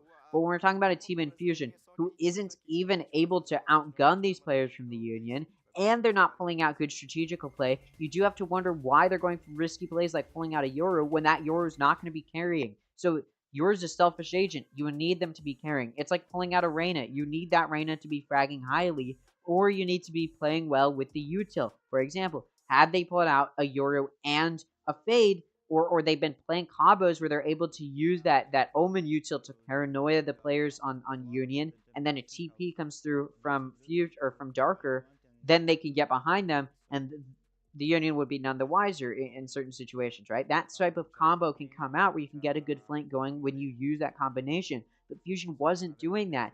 And I said Fade as well could have been good for that, because you got the Prowler can paranoia players. You got the Fade ultimate, which can be played very, very well in combination with the Yoru, but we don't even see that coming out. So you do have to wonder, again, why are they pulling out a Yoru? I heavily question the decision. I think it's a pretty dumb decision, especially when you're not even going to be enabling that Yoru. You're sort of just hoping, all right, go do your thing, Yoru, carry. And it's like, yeah, sure, he's one of the highest frag on the team, but he's only got 2 assists. He's got below a 200 ACS, so he's not carrying. He's not carrying, and you need him to be unless you're going to be using that util effectively, and Fusion isn't doing that. So again, I question the decision to pull out Yoru. I'm hoping, in order for Fusion to have a chance, that when we go into the playoffs, we don't see Fusion pulling out Yoru on Pearl. We don't see Fusion pulling out Neon on Pearl. We don't see them playing these weird agent comps, because sure, it may have worked for you in your challengers when you're against other teams that don't know how to counterplay against a very strange team comp, and you're able to catch them off guard. Great. But when we're talking about the highest level of play, these metas form for a reason. It's not because they're bad metas. It's because these players know how to play and they can counterplay other comps very, very well. That's why we don't see double duelists come out on most maps. And you tried to pull out the double duelist, you didn't enable those duelists, and you're not able to find high frags, and you're straight up, your duelists weren't winning their duels when they needed to, and that really is going to weigh on you. Your only player that's even is your Flash Initiator in EDU, and is a flash initiator. They're not going to carry, and they're not getting super high ACS. So sure, they're getting kills, but they've got 6 assists, and it's not because they're doing damage, but it's because the util is being played off of, which you have a breach. That's what you should be doing regardless. And so they're not even relying necessarily on their breach again, right?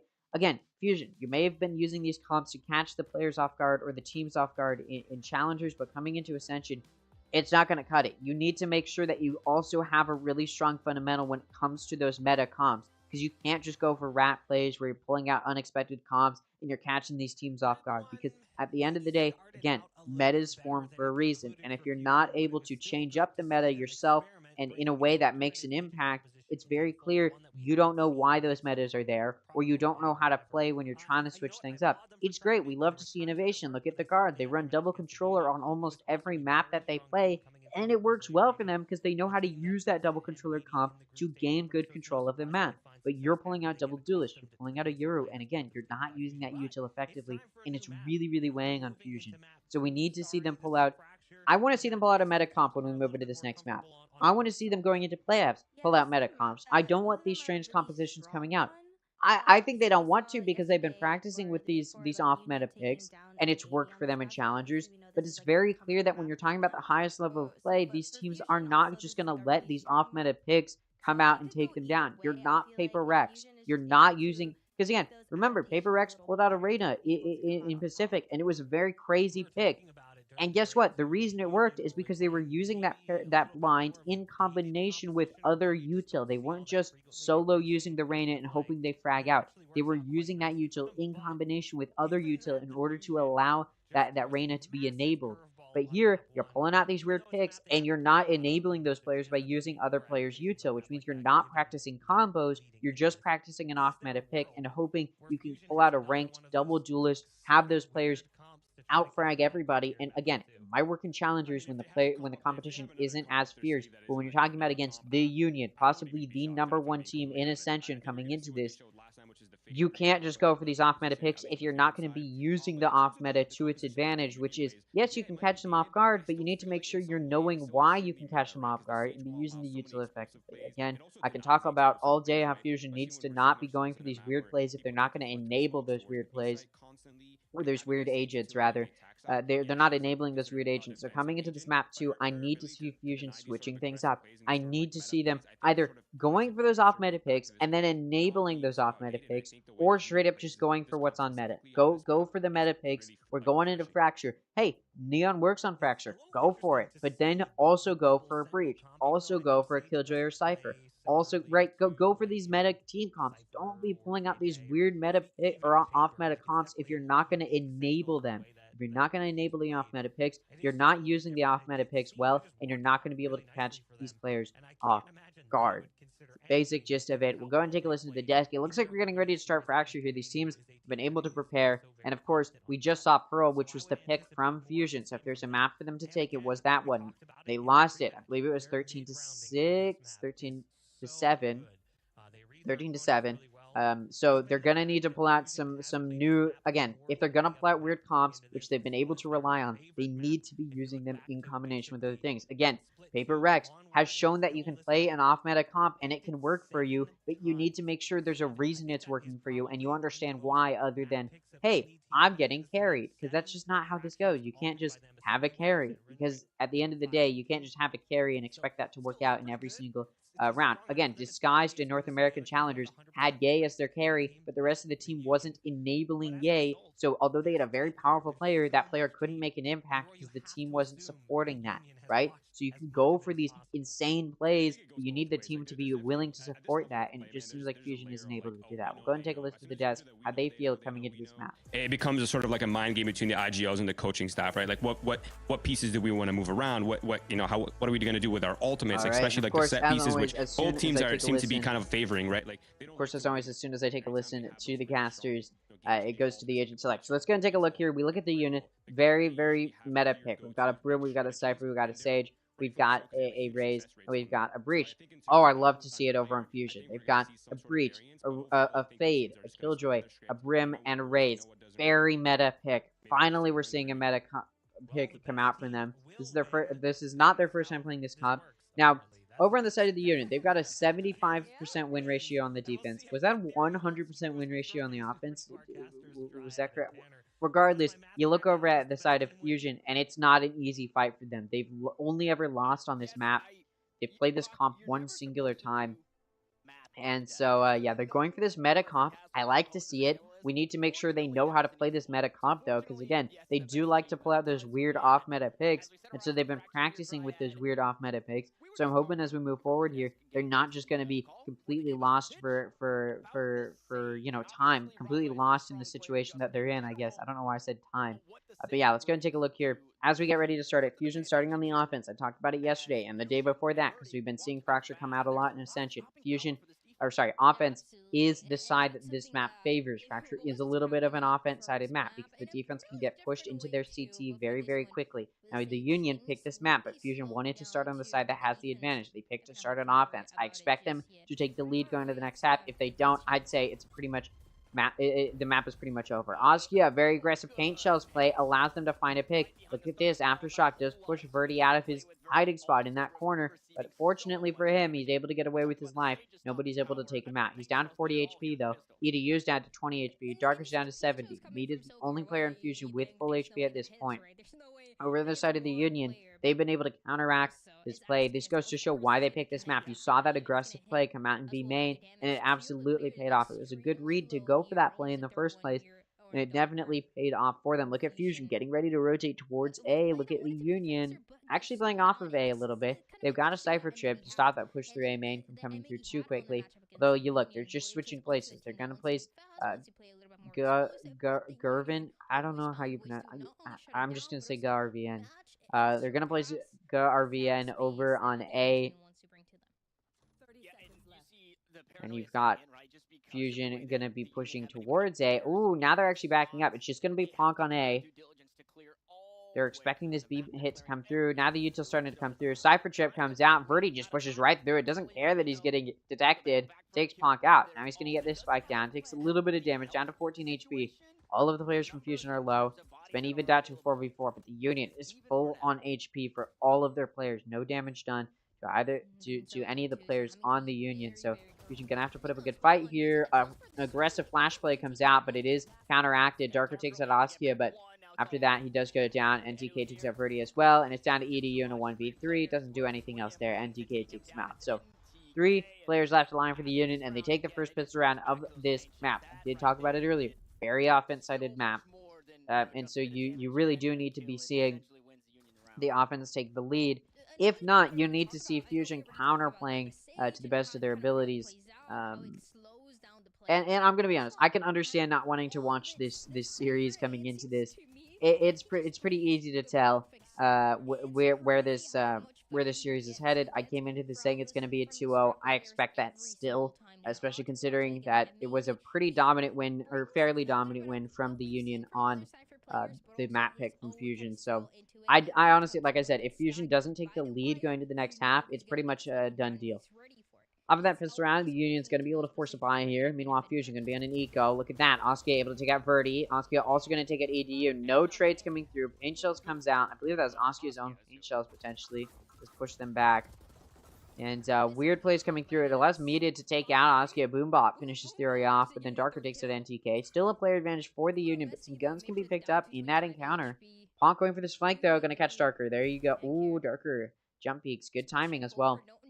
Could have been cut out there. A gun has been picked up by Mead. It's just a Spectre. Not going to do a whole lot there. Ooh, what a long concussion. Gonna catch Ponk. He does have to back up. He sends a trip down. He's getting out of there now.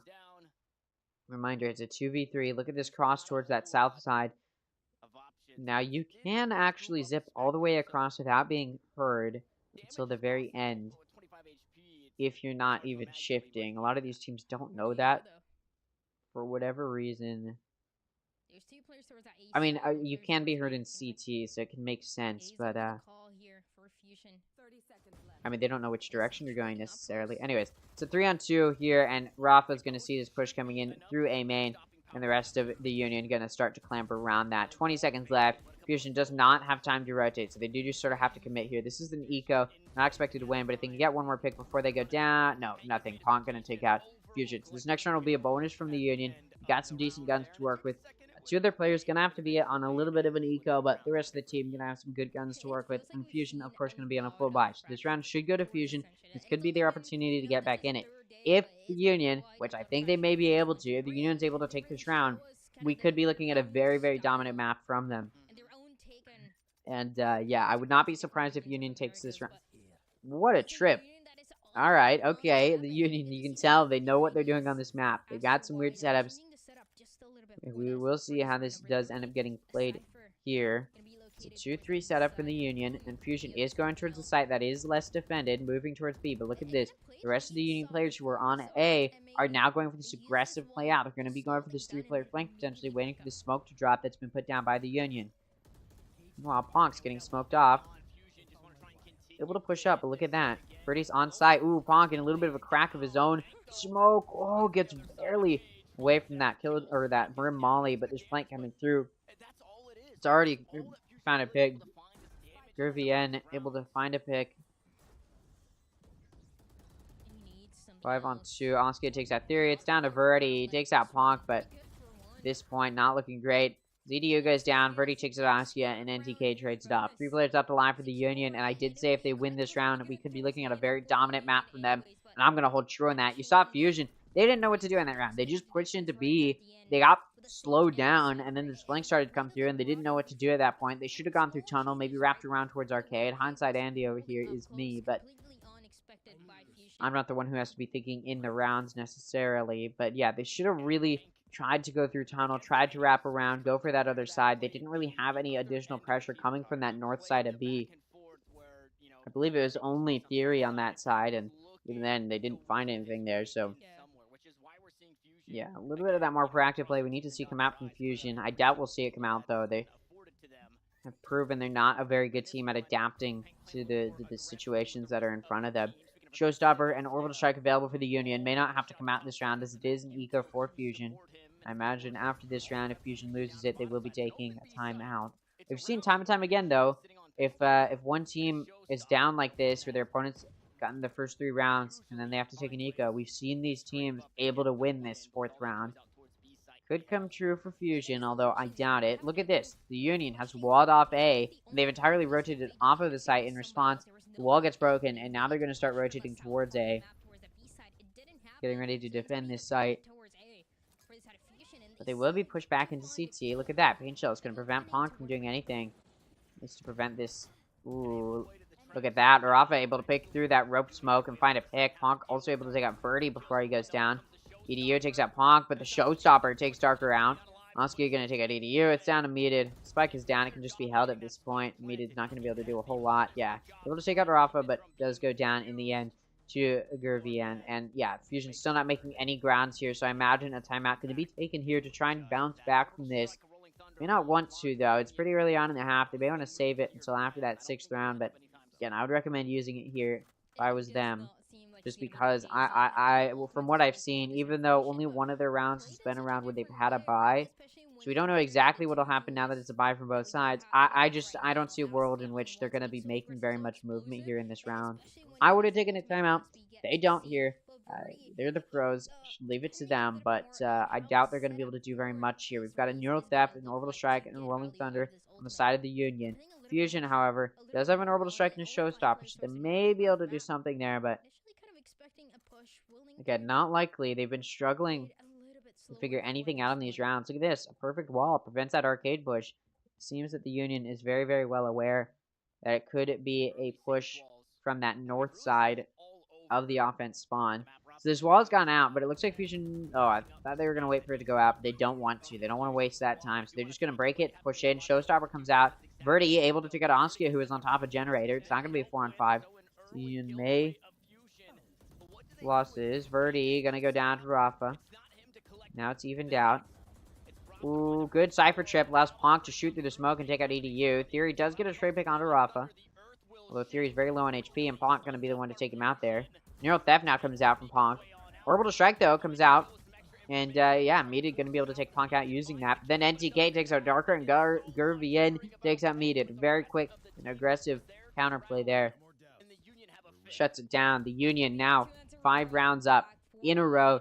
And I don't really like saying this very often because I feel like if I say it, it's not going to happen. But I think we might be looking at a 13-0. I'm not lying here. I think in Ascension, we're going to see a 13-0 because I don't know what Fusion can do at this point. They're taking their first time out. Again, they are really bad at adapting. We saw it on Pearl. They took timeouts multiple times and it didn't do anything here. Because here's the thing: no matter what Fusion pulls out here, first of all, their counter-stratting or their adaptability, pulling out new strats typically does not pay off well for them. But on top of that, they're not able to win their gunfights when they need to. So even if they put themselves in a good position to be in an advantageous gunfight, the Union is the type of team which I think any one of their players could win a 1v2 or even a 1v3. So you could literally probably have multiple rounds where the Union only has one player on a site and they're able to lock it down. And the Union's pretty good at not over-rotating. They're not too overzealous about that. And they're really good at leaving, especially since they've got double Sentinel in that Sage and Cypher. They can use that wall to gain some vision. They can use that Cypher util as well. So they can just leave one player in Cypher or their Sage to lock down a site, and then they can play off of that util. And typically they can play very, very well. The Union hasn't even really had to do very many aggressive plays on their defense, and they're still winning this. In that previous round, they didn't even go for any flanks. They all pushed in from CT, paid off to them. They did lose the majority of their players, so maybe they're going to want to go for those proactive plays at this point. And look at that, 2 players looking like maybe they want to go through B, or at least one to peek out and get some vision. It could just be a wall coming out. Although no, Rafa does have that operator, so trying to gain some vision into that offense spawn towards B main. Fusion going to be going for the north side of A, moving in towards Satellite though. But look at the Union, ready to counteract this. They push out. Orbital Strike comes out, just push Fusion forward. Theory takes out NTK. Gurvien's Orbital Strike takes out Meated. Then Verdi take out Askia. Okay, all right. This time around, it does seem as though Fusion's been able to win their gunfights when they need to most. Ooh, Rolling Thunder comes out as well. Ponk going to be taken out. This could be the round. It's a 2v4. Gurvien still on side, able to get 1-2 before he goes down. It's now a 1v2 for Rafa. Very winnable. Goes around to that north side so he can pick up a gun before he goes for this retake. Alright, this is starting to look winnable for Fusion. You know, I've been a little bit of I've been very pessimistic towards whether Fusion... you know what would be... I mean, it'd of course be the way that it goes. After I say we could be looking at a 13-0. That Fusion does win this. Look at them playing very stacked up. Ooh, turret goes out there. Concussion comes out. Look at that. Rafa knew that was what's going to happen. Time's running low there. Second phase entering. They are very pressured to move. Ooh, look at that. Doesn't know where to shoot. Misses those first few shots, and Fusion finally gets around. Of course, right after I said we could be looking at a 13-0, Fusion does secure it. Now, that's off of that timeout, so there's a round to win. It's that one. You saw the Union. They went for that aggressive play towards that north side, and it looked like Fusion was absolutely ready for that. And so this time around, the Union's going to be very, very aware to just play further back. Let's just play on site. Let's play a little bit more cautiously. Try and lock it down. I mean, you saw this play come through from Gurvien, so you can tell the Union knows that they can win in those 1v2s. Like I talked about, they can at least get 2 kills before they go down. Very much needed win for Fusion, though, especially coming off of that timeout to get their mental back in this game. We'll see if it's momentum that will be carried through. The econ stability that the Union has built up is going to be difficult for Fusion to get through. They won that round. They need to win another one as well. Look at this. The Union being very proactive towards that south side of B, or towards that south side of offense spawn, pushing through B main. They find 2, looking for more. Theory, though, the perfect blind. It's not counter. There's no anti-flash from the Union, which does allow Theory to take out both of those players who are trying to prevent that spike from being picked up.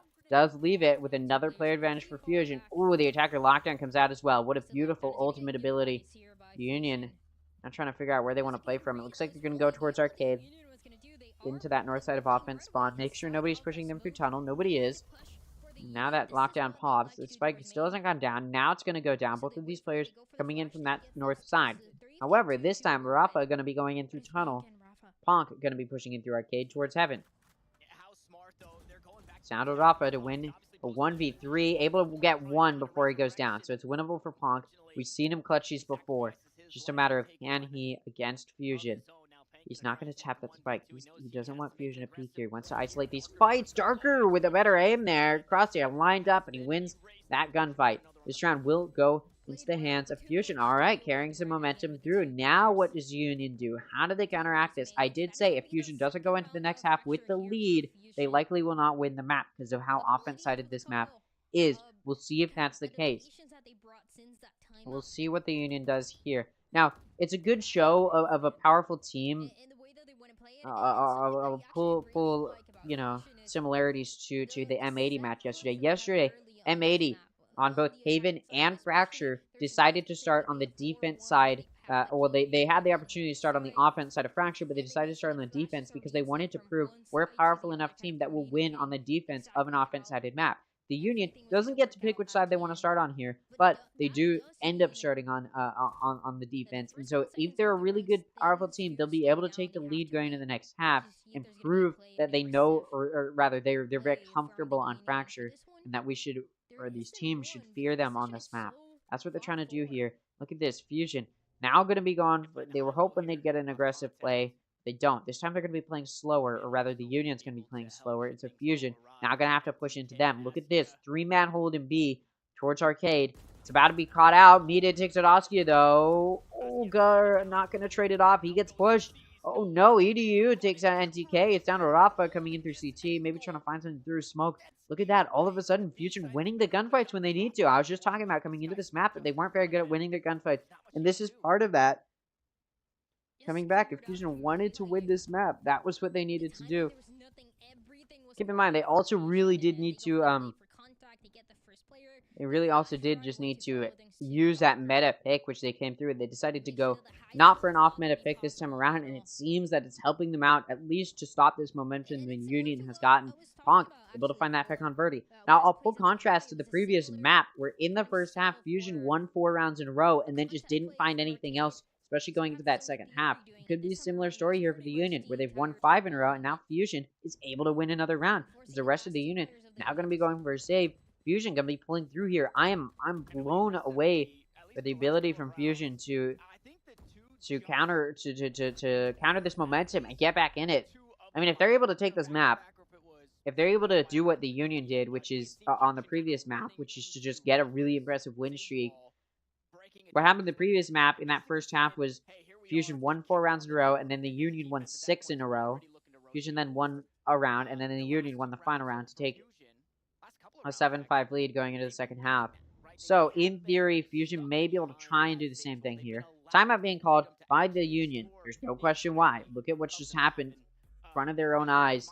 They just lost 3 in a row, starting to lose any momentum. So, of course, the coach going to be like, all right, let's figure this out. Your anti-strategy hasn't been working out. Clearly, you're not winning the gunfights when you need to.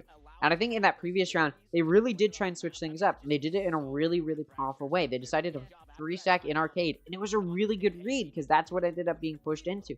The only issue is the util from Fusion, after spotting that aggressive hold, came out, and it prevented any kills coming through. Concussions came through. So the Union was able to read a really good push, but they played a little bit too exposed.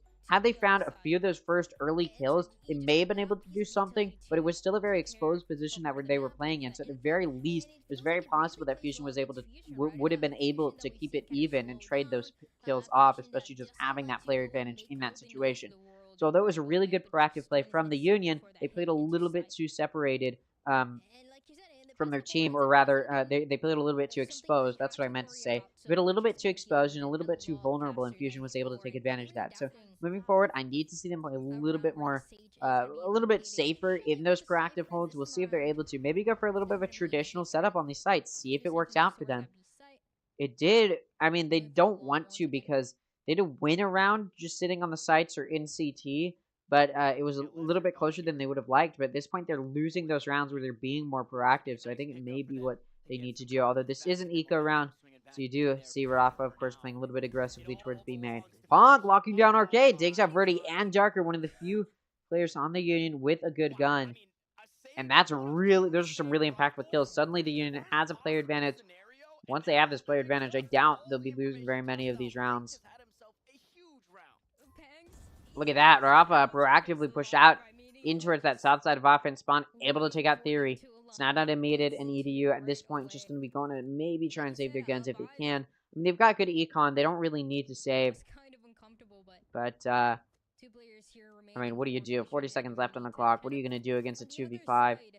Try and at least get a few good kills before you go down. Prevent some of that econ. Because if the Union wins this and they're able to pick up guns as well, I mean, the econ boost that they'll get is more than enough to keep them stable for a few rounds. Or being picked up. Ponk trying to peek out. Good timing. Right as Meated looks towards tunnel. Ponk, 3 kills now in this round. Takes out Meated. It's down to EDU. Look at these players hunting him down. And yeah, he goes down to the hands of Askia. And yeah, Gun's going to be picked up. Wow, what an impactful round. Such a good round to win as well. And that means all of those guns can be picked up by the Union because that was a flawless round. So again, like I said, they've got some good econ stability for at least 2 more rounds now at this point. So the Union will probably have good econ for the rest of this half. Meanwhile, Fusion, a little bit of a weirder spot here. The econ's okay. They can afford to buy this round. They just don't really like that they just lost their buy against the eco. And it shows that the Union, being a little bit more passive, waiting to find out where these players are, holding those angles, worked out. So I imagine they'll just be trying to do a similar thing here. Don't go for those proactive plays if you don't have to. If it ain't broke, don't fix it. And I think the strat here would just be to hold those angles. Ponk gets caught out, trying to cross. No more of that Cypher util on B. And it's just down to Rafa in CT. Lock it down. What on earth? The Rolling Thunder comes through. RVN gets shot through the smoke. Ooh, Showstopper comes out. What did I just witness? 3 kills already for Verdi. Through the HP for Verdi. Could very easily get picked off, but at this point, it's a 2v5 for the Union. What? I mean, I don't even know what I just saw from Fusion. Theory takes out Askia. NTK exposes his position in Canteen. Flank coming through from Theory. They knew that, though. That's where Askia got picked off. NTK takes out Theory. It's now 1v3. Not unwinnable, but time's starting to run low here. Yeah, there you go. NTK able to get 1 more on Verdi before he goes down. Makes it an expensive round, at least, but yeah, still going to be a win, and Fusion will be able to afford a buy for all of their players going into this next round. What a way to bounce back. Looks like maybe the Union was going to be able to get some momentum to take the lead, but they don't. Still, though, the Union has secured the 6th round, so it's impossible for Fusion to take the lead going into the next half. And I did say, whichever team, or rather, if Fusion doesn't take the lead going into the next half, it's likely set in stone, and I think I'll still agree with that. Even if it's tied going into the next half, it's possible, but I still just, with how offense-sided this map can be, it's about 52% of rounds on Fracture go to the offense in pro play. It's just, and considering the Union has a flawless offense on this map up until this point through challengers, I just don't see a world in which Fusion is able to win this. Look at that, EDU able to take out RVN. Oscar takes out EDU, getting flushed out by that Rolling Thunder, or rather Orbital Strike, sorry.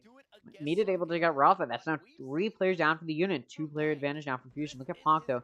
Ponk down B. He's been playing B this entire time. You'd think at this point Union would switch it up, but no. Look at Ponk. Ooh, good cam. Can spot so much. They know Verdi's coming. Ooh, Ponk able to take a Verdi out. The Nanostorm, though. Beautifully played. Ponk goes down. Now 1v3 for NTK.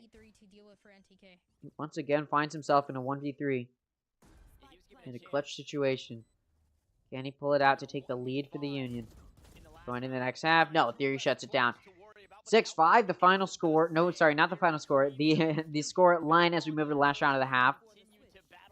So Fusion has the potential to tie it up going into the next half. Give themselves as much of a chance as possible. We just have to hope that their defense is at least equal to their offense. I mean, that's best case scenario for them at this point. Would just be to take it to OT on the next half.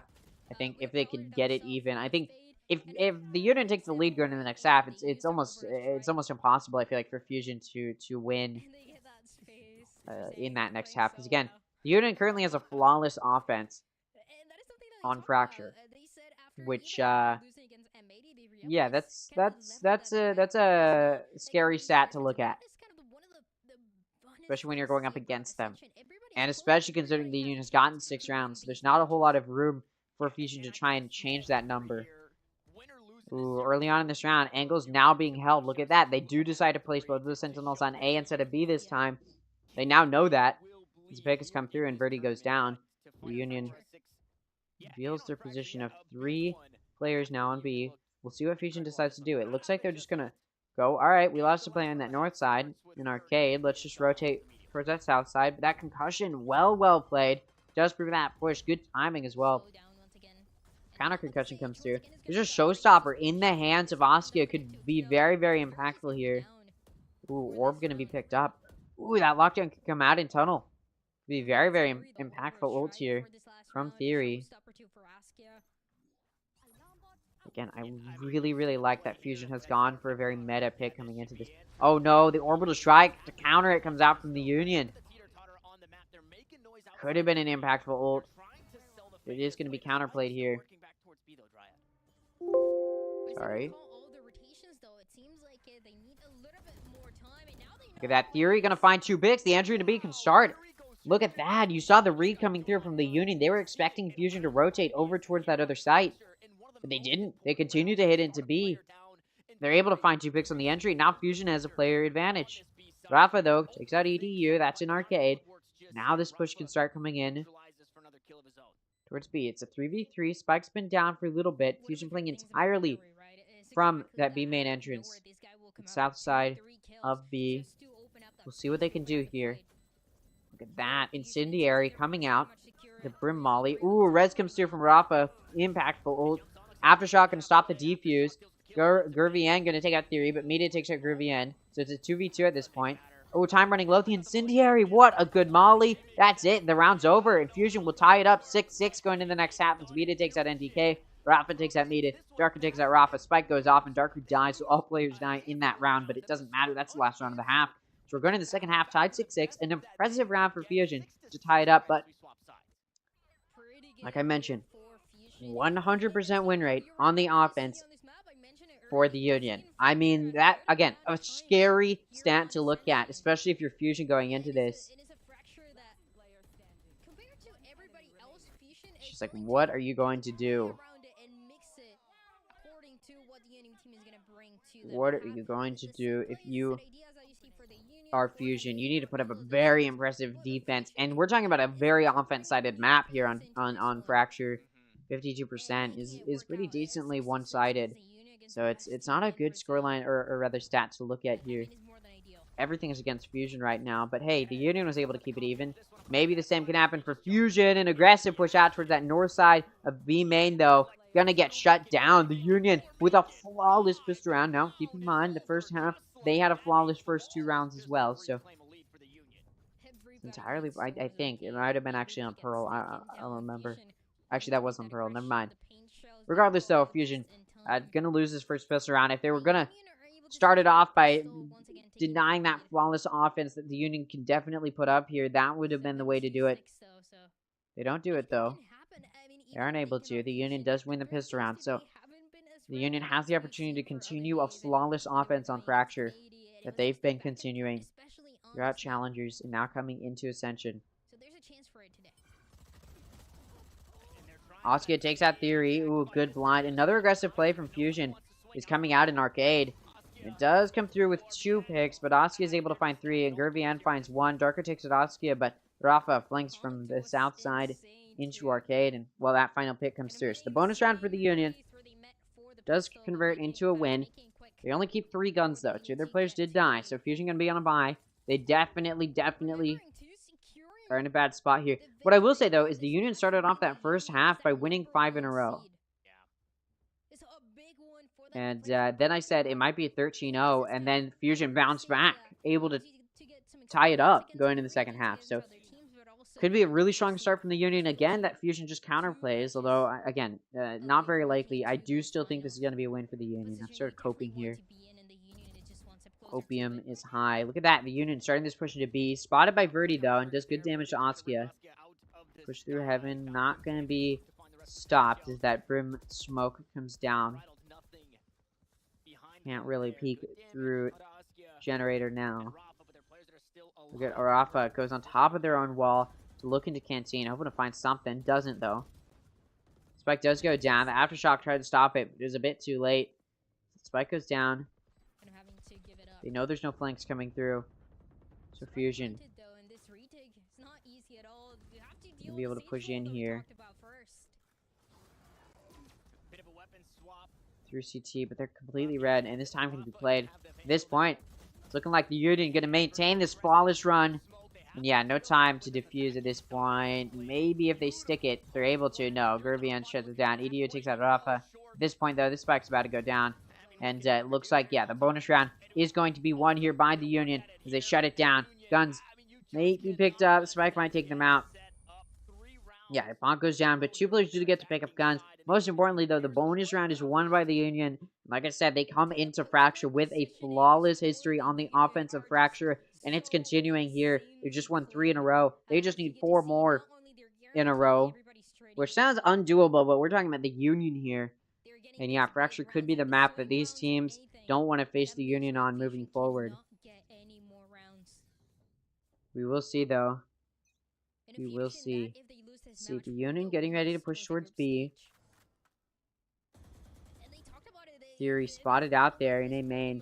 Looks like Fusion playing it a little bit safer here. They were willing to do that aggressive play towards a main, but they do just decide to back off of a minimal contact, because that was their lurker. That was the Union's lurker over in A main. The rest of the team now getting ready to push towards B. We've already smoked off here. He's holding that cross. Not that cross, but that lineup with that Sheriff. Ooh, mighted in heaven, or meted in heaven, gets caught out by Gurvien. Darker takes out Ponk, but NTK takes out Darker. Birdie takes out Gurvien and NTK. That's a player advantage now for Fusion. Oski is in heaven and trades it off, so it's a 2v2. EDU able to take out Oski, though. The flank coming through. It's down to Rafa on site. Spike's still not down. Ooh, they line up. Gun can be picked up by Theory.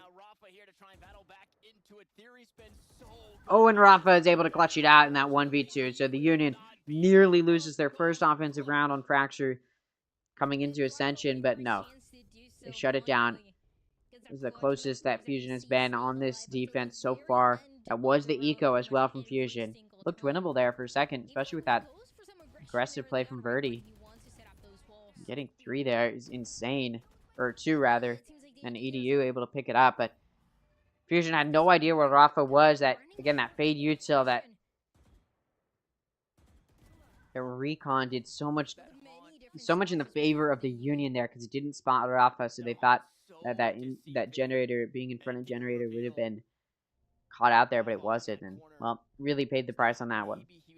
Rolling Thunder available for NTK, Orbital Strike available for the Union as well, so this is going to be a powerful round. They've also got a Showstopper 1 ult point away, a Resurrection 1 ult point away. Over on the side of Fusion, they got 4 ults very close to coming up, so if they can find some good use, or some good kills, they may be able to get them up. Birdie takes out Askia. Showstopper tried to come out, but it's shut down by Rafa. And then that res can come through onto Askia. It's going to be a 5v4. I can't blame Birdie for wanting to pull out that Showstopper, but it may have been a little premature. Askia has got his own to try and pull out here. Bonk takes out EDU.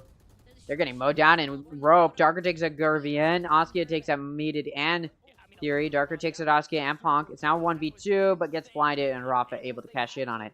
Though Darker got 3, needed an ace to clutch out the round, and was not able to do so. So this round goes to the Union. Again, now 5 in a row. The Union's 2 rounds away from securing their flawless offense like they've been able to do so many times before in their challengers. Now coming into Ascension, they want to continue to do so. It's looking like they may be able to. Quick 2-0 for the Union would be very, very good for them. They'd be happy to have that. 3 ults now available for Fusion. Like I talked about in that previous round, that Showstopper came out from Verdi and didn't find anything because he got shut down immediately. That is a wasted ult there. Lockdown available, as well as a Nightfall and a Rolling Thunder over on the side of the Union. They got a Rolling Thunder and a Showstopper. They had from the previous round. They only used an Orbital Strike and a Resurrection, so they do still have 2 ults to use. Still more ults for Fusion this round, and they are on a bye, so this could be good for Fusion if they're able to play their cards right. They've got a 3-stack on B. The Union hasn't really made much contact moving in towards B. And they do just decide, alright, we'll back out. We're going to go towards A. But look at that. They started to bait out those defenders to play very far back in CT. Look at that. Ponk's all the way over in A site. Does Fusion know that yet? Does Fusion know how deep the Union is? May not. Birdie sends paint shells through. Spike's still not going to go down yet, although there you go. Gurvien has that spike. Getting it down. Planted for main. And for drop a little bit. Defender lockdown comes out. Looks like the Union wants to destroy it. They will be able to, I believe. Yeah, it does go down to the paint shells. Rolling Thunder comes out, but it's a little bit misplaced. It doesn't hit very many of the Union's players. NTK takes out Verdi. Showstopper comes out from Askia. It hits Darker. Meated finds a pick. So does Theory. So 3v3 at this point. EDU takes out Alpha, but Oskia takes out Theory at the same time. So it's a 2v2. Spikes him down for a little while. Some time pressure applied. Fusion has to push now. Look at that. Oskia on side. Trying to win that 1v1 there. Ooh, the concussion comes through. Ooh, Oskia able to take out EDU. It's now a 1v2. And there you go. Time was running low. Had to push. Now Oskia kills meted for 4k in the round. That's going to put Fusion at low eco. And they have to win 6 in a row to take it to OT if they want hope of winning this map. Like I said, it's been a flawless offense for the Union throughout their challengers and now coming into Ascension. They don't want that to change. Flawless offense for them. And yeah, it's looking like it'll maintain. They'll maintain that situation as they continue to dominate on this offense. They just need one more, and they can secure a 2-0 over Fusion. Secure Group A's #1 spot. That's what the Union wants right now. Put Fusion in the #3 spot. M80 will just have to take #2. The Union would love to be able to say they're the #1 seed, and they're 1 round away from it. All they need to do is do what they've done so many times on this offense already on this map. Pushing 3 through A-Main now. 1 coming in through drop. Looks like Fusion going to be playing how they've been playing. Very slow. Very far back. They don't want to risk anything, but unfortunately that does leave them with only 2 on A. Rafa going to take out EDU. That's all the way in CT. Oskia going to take out Theory. That's that defender on A taken out. It's down to Darker, who's in rope. May even get shot through the smoke here if he's a little bit too loud. Speaking of loud, the Union wants to be loud #2. Going into Americas. Represent Brazil. They are so close to getting a free spot into the upper semis in Ascension. All they need to do is get this 1 round, and they'll earn that spot. Aftershock coming through from the defense. Fusion starting this push, but no, it's over. Sasuke takes out Verdi and Gurvien. Takes out Darker. It's down to Meted. He takes out 2, but he goes down. And that's a 2-0 win from the Union to take their #1 seed in Group A. Like I mentioned, they get a free spot into the upper semifinals. You'll see them in 2 days, not tomorrow. They get a chance to survey their competition. We will see how it does end up playing out tomorrow. But for the Union, they get to take a day break. They get to secure themselves a spot in that upper semis, like we talked about, as they will be the #1 seed in the group stage moving forward. Yeah, very, very impressive win there. And we'll talk a little bit about it. Then we'll look at the clips from this series. Then we'll go ahead and take a look at ranked duels. We'll do a little bit of an intermission break, and then we'll get started on talking about our next series of the day, which will be the Guard versus 9C team. But for now, let's talk about how that map went. It was another situation. Honestly, I liked that Fusion decided not to go for an off-meta pick. They decided to go for a decently meta team comp. It didn't go their way once again. Again, they struggled to find, winning in their situation. But they were using their util a little bit more effectively, which I did like to see. Again, 11 assists for your Faith, 10 assists for your Breach. Nothing to scoff at there. Of course, only 2 of their players are above that 200 ACS. They do have 3, or at least 1 of their players near that 200 ACS. So a little bit better this time around. They just weren't able to find those kills that they needed to find. And again, when you're up against a team like the Union, which has a flawless offense on Fracture every time that they've played it, yeah, it's not going to be easy for you by any means. It's going to be very, very difficult for you to play through. And so, yeah, Fusion wasn't able to make any grounds on their defense. But on their offense, they did a decent job. They bounced back from this 5-round win streak that the Union had, which I do like to see. As Fusion bounces back, it's impressive. I like to see it. It did show that they do have some understanding of how to play Fracture. And although they've only ever played this comp once on server, they do pull it out, and it goes well for them. So I'm excited to see them try and go for these more meta picks as we move into playoffs. Like I said, I needed to see from them. Which, again, yeah, I needed to see that from them in order for them or in order for me to have confidence that they would be able to, or that they're going to be able to do well in playoffs. They need to stop going for those off-meta picks. Go back to the meta, or not go back to it, but start playing on the meta. Figure out how to play well with your util. I mean, off-meta can work, but they did prove earlier today that they aren't going to be able to, be playing off meta and then use that additional or new util very well. So I want to see them play on meta in the playoffs, or if they're gonna go off meta, I need to see that off meta util or those off meta picks be played well and enable their teams in ways that other comps can't. Instead of just seeing these off meta picks come out where it just seems like the Fusion is hoping to catch their opponent off guard, which isn't really what's going to happen here. There's not a whole lot of analysis to give on Fracture other than that offense was really, really good. They stopped just trying to run it down. They started to play a little bit more methodical. They were able to counterplay the Union a little bit there. They nearly took the lead going in the next half. They just, they let one round slip to the Union. And then, of course, going into their defense, there wasn't a whole lot they could do there. They weren't going for super proactive plays, which meant that they weren't able to counterplay the Union's more aggressive play style. Instead, Fusion was sort of just playing on site, and it sort of just allowed the Union to roll through them, and there's nothing Fusion could do. And even if they'd gone for those proactive plays, the Union was just feeling confident. They were winning their gunfights in almost every situation. Yeah, it was unbelievably dominant from the Union. We can go ahead and take a little bit of a listen here to the casters, the desk. Hear what they have to say about that. Obviously, again, there's not a whole lot to talk about other than just how dominant that was from the Union. Again, we can look at these stats, which I've already sort of talked about as well. Awkward and uncomfortable. The second map, maybe more of his wheelhouse, and there was a couple of rounds that we did get to see some of what we've heard, this explosive play, the potential that's there, but it's just because things didn't really click for them and the Union really shut him down. He ends up going 4 and 12 in first kills and first deaths, which is not really what we've seen from him coming into this event. Definitely an off game, but let's not forget, it's just the group stages, right? Like, yes, there's obviously the importance of this being for seeding, a seeding match that gives you that first round bye starting in the playoffs. But this was a great opportunity for teams to get acclimated to one another.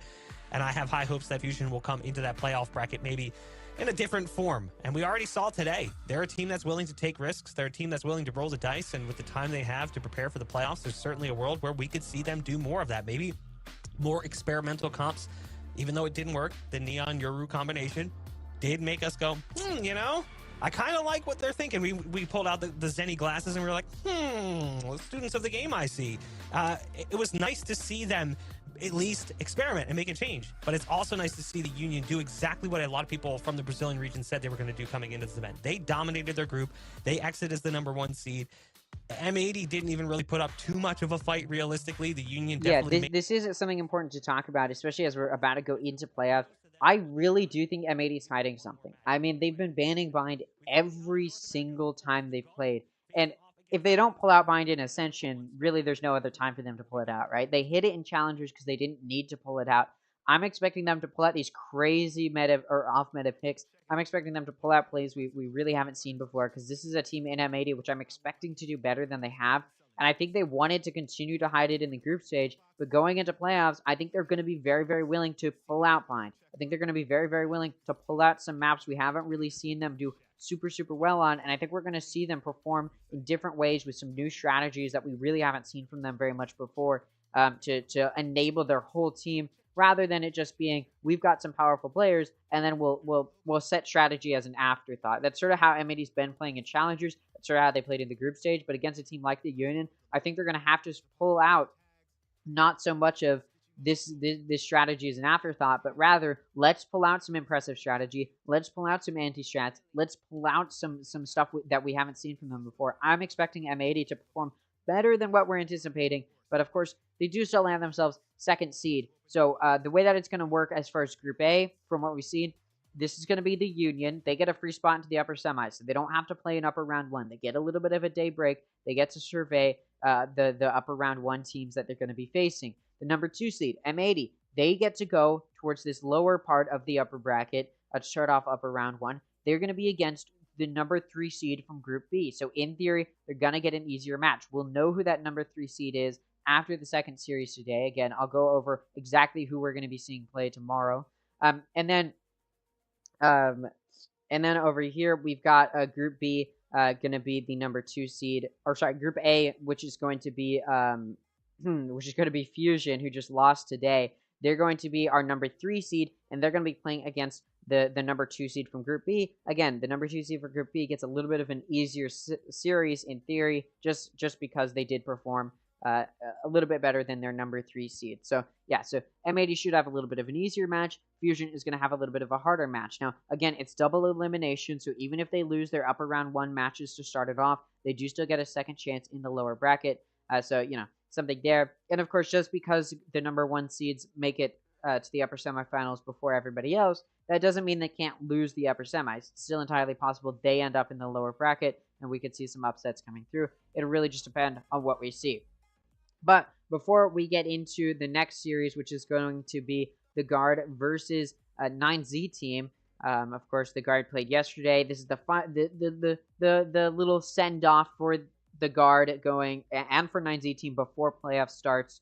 So this is sort of their opportunities, and like I said, there's a lot on the line. I'll talk about it in a little bit, but before we get into that, which we will in a little bit here, like I said, we will talk about we'll look at any clips we have from this series from both maps, which we do have quite a few.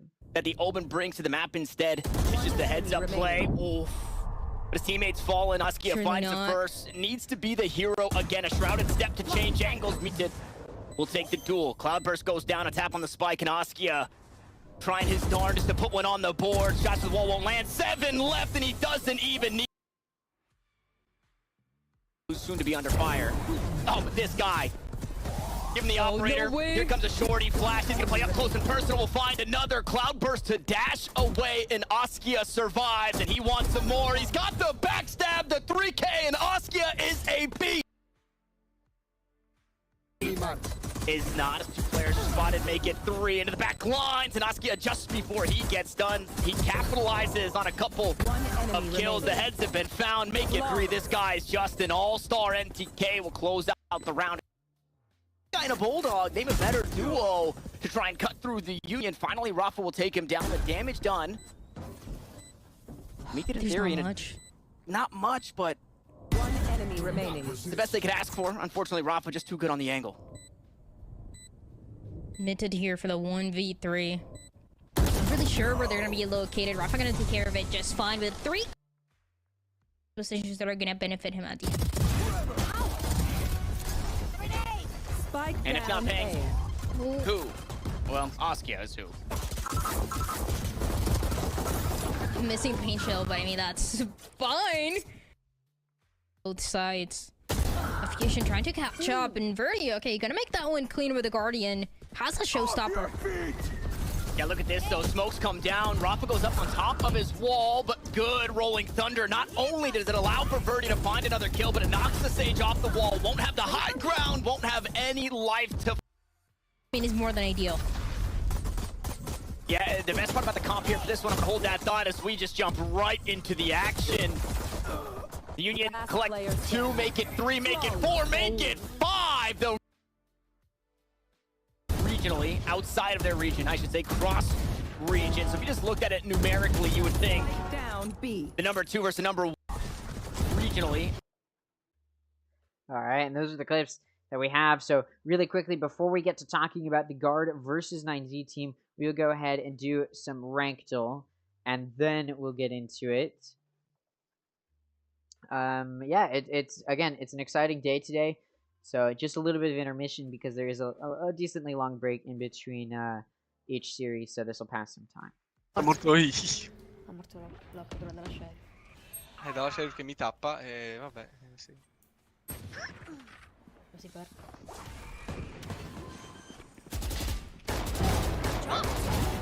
Spike planted. Okay. Vabbè. Wait. 1 enemy remaining. Okay. Main.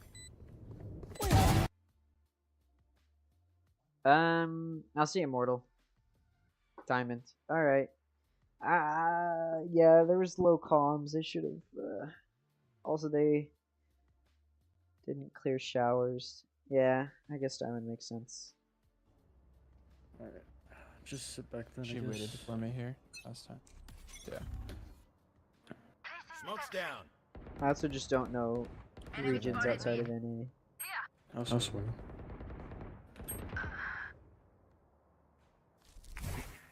Time to hunt. Trap right there. Back left.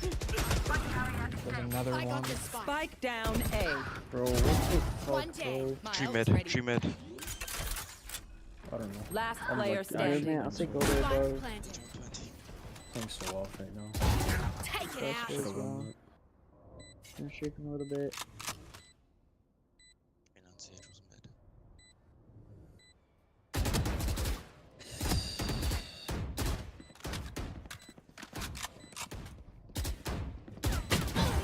Nice.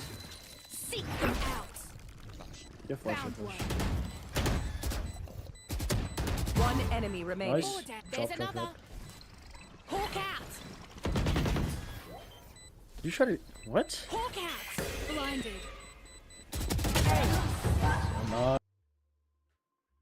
I'll say Ascendant. Diamond again. Oh, I should. I guess. I don't know. The enemy wasn't aiming very well either. I guess I should have. Man, I'm so bad today. Yesterday I was pretty solid, but that's because they were low rank and I'm pretty. Spike down mid. One enemy remaining.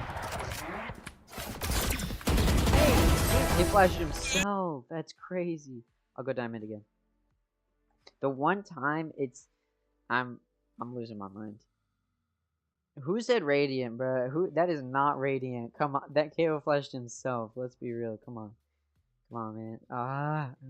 Okay, you know what? All right. Anyways, enough about that. Enough about the intermission. Let's get into talking about the next series that we have today, because it's an exciting one. It's the Guard versus 9Z team. Now, we just saw a series that was a match for the #1 seed in their group, and the Union won it, and they get the #1 seed. This is another match that is just like that. This is an interesting one as well. So, Double O Nation is watching this right now. They need the Guard to win, they need 9Z team to win 2-0, and then there's an opportunity for Double O Nation to possibly end up with that #1 seed. If 9Z team wins 2-1, then Double O Nation does not have the opportunity to get #1 seed, and instead 9Z team will have the opportunity to get #1 seed. If their round differential is better. Now, for the Guard, if they 2-0 this, they get the #1 seed. Double O Nation is the #2 seed, and 9Z team is the #3 seed. So again, if the Guard 2-1s, I believe that would put 9Z team in the #2 seed. So that would land Double O Nation in the #3 seed if 9Z team is able to get a map up, just because the map differential will be worse for Double O Nation. So yeah, so it's very important for Double O Nation.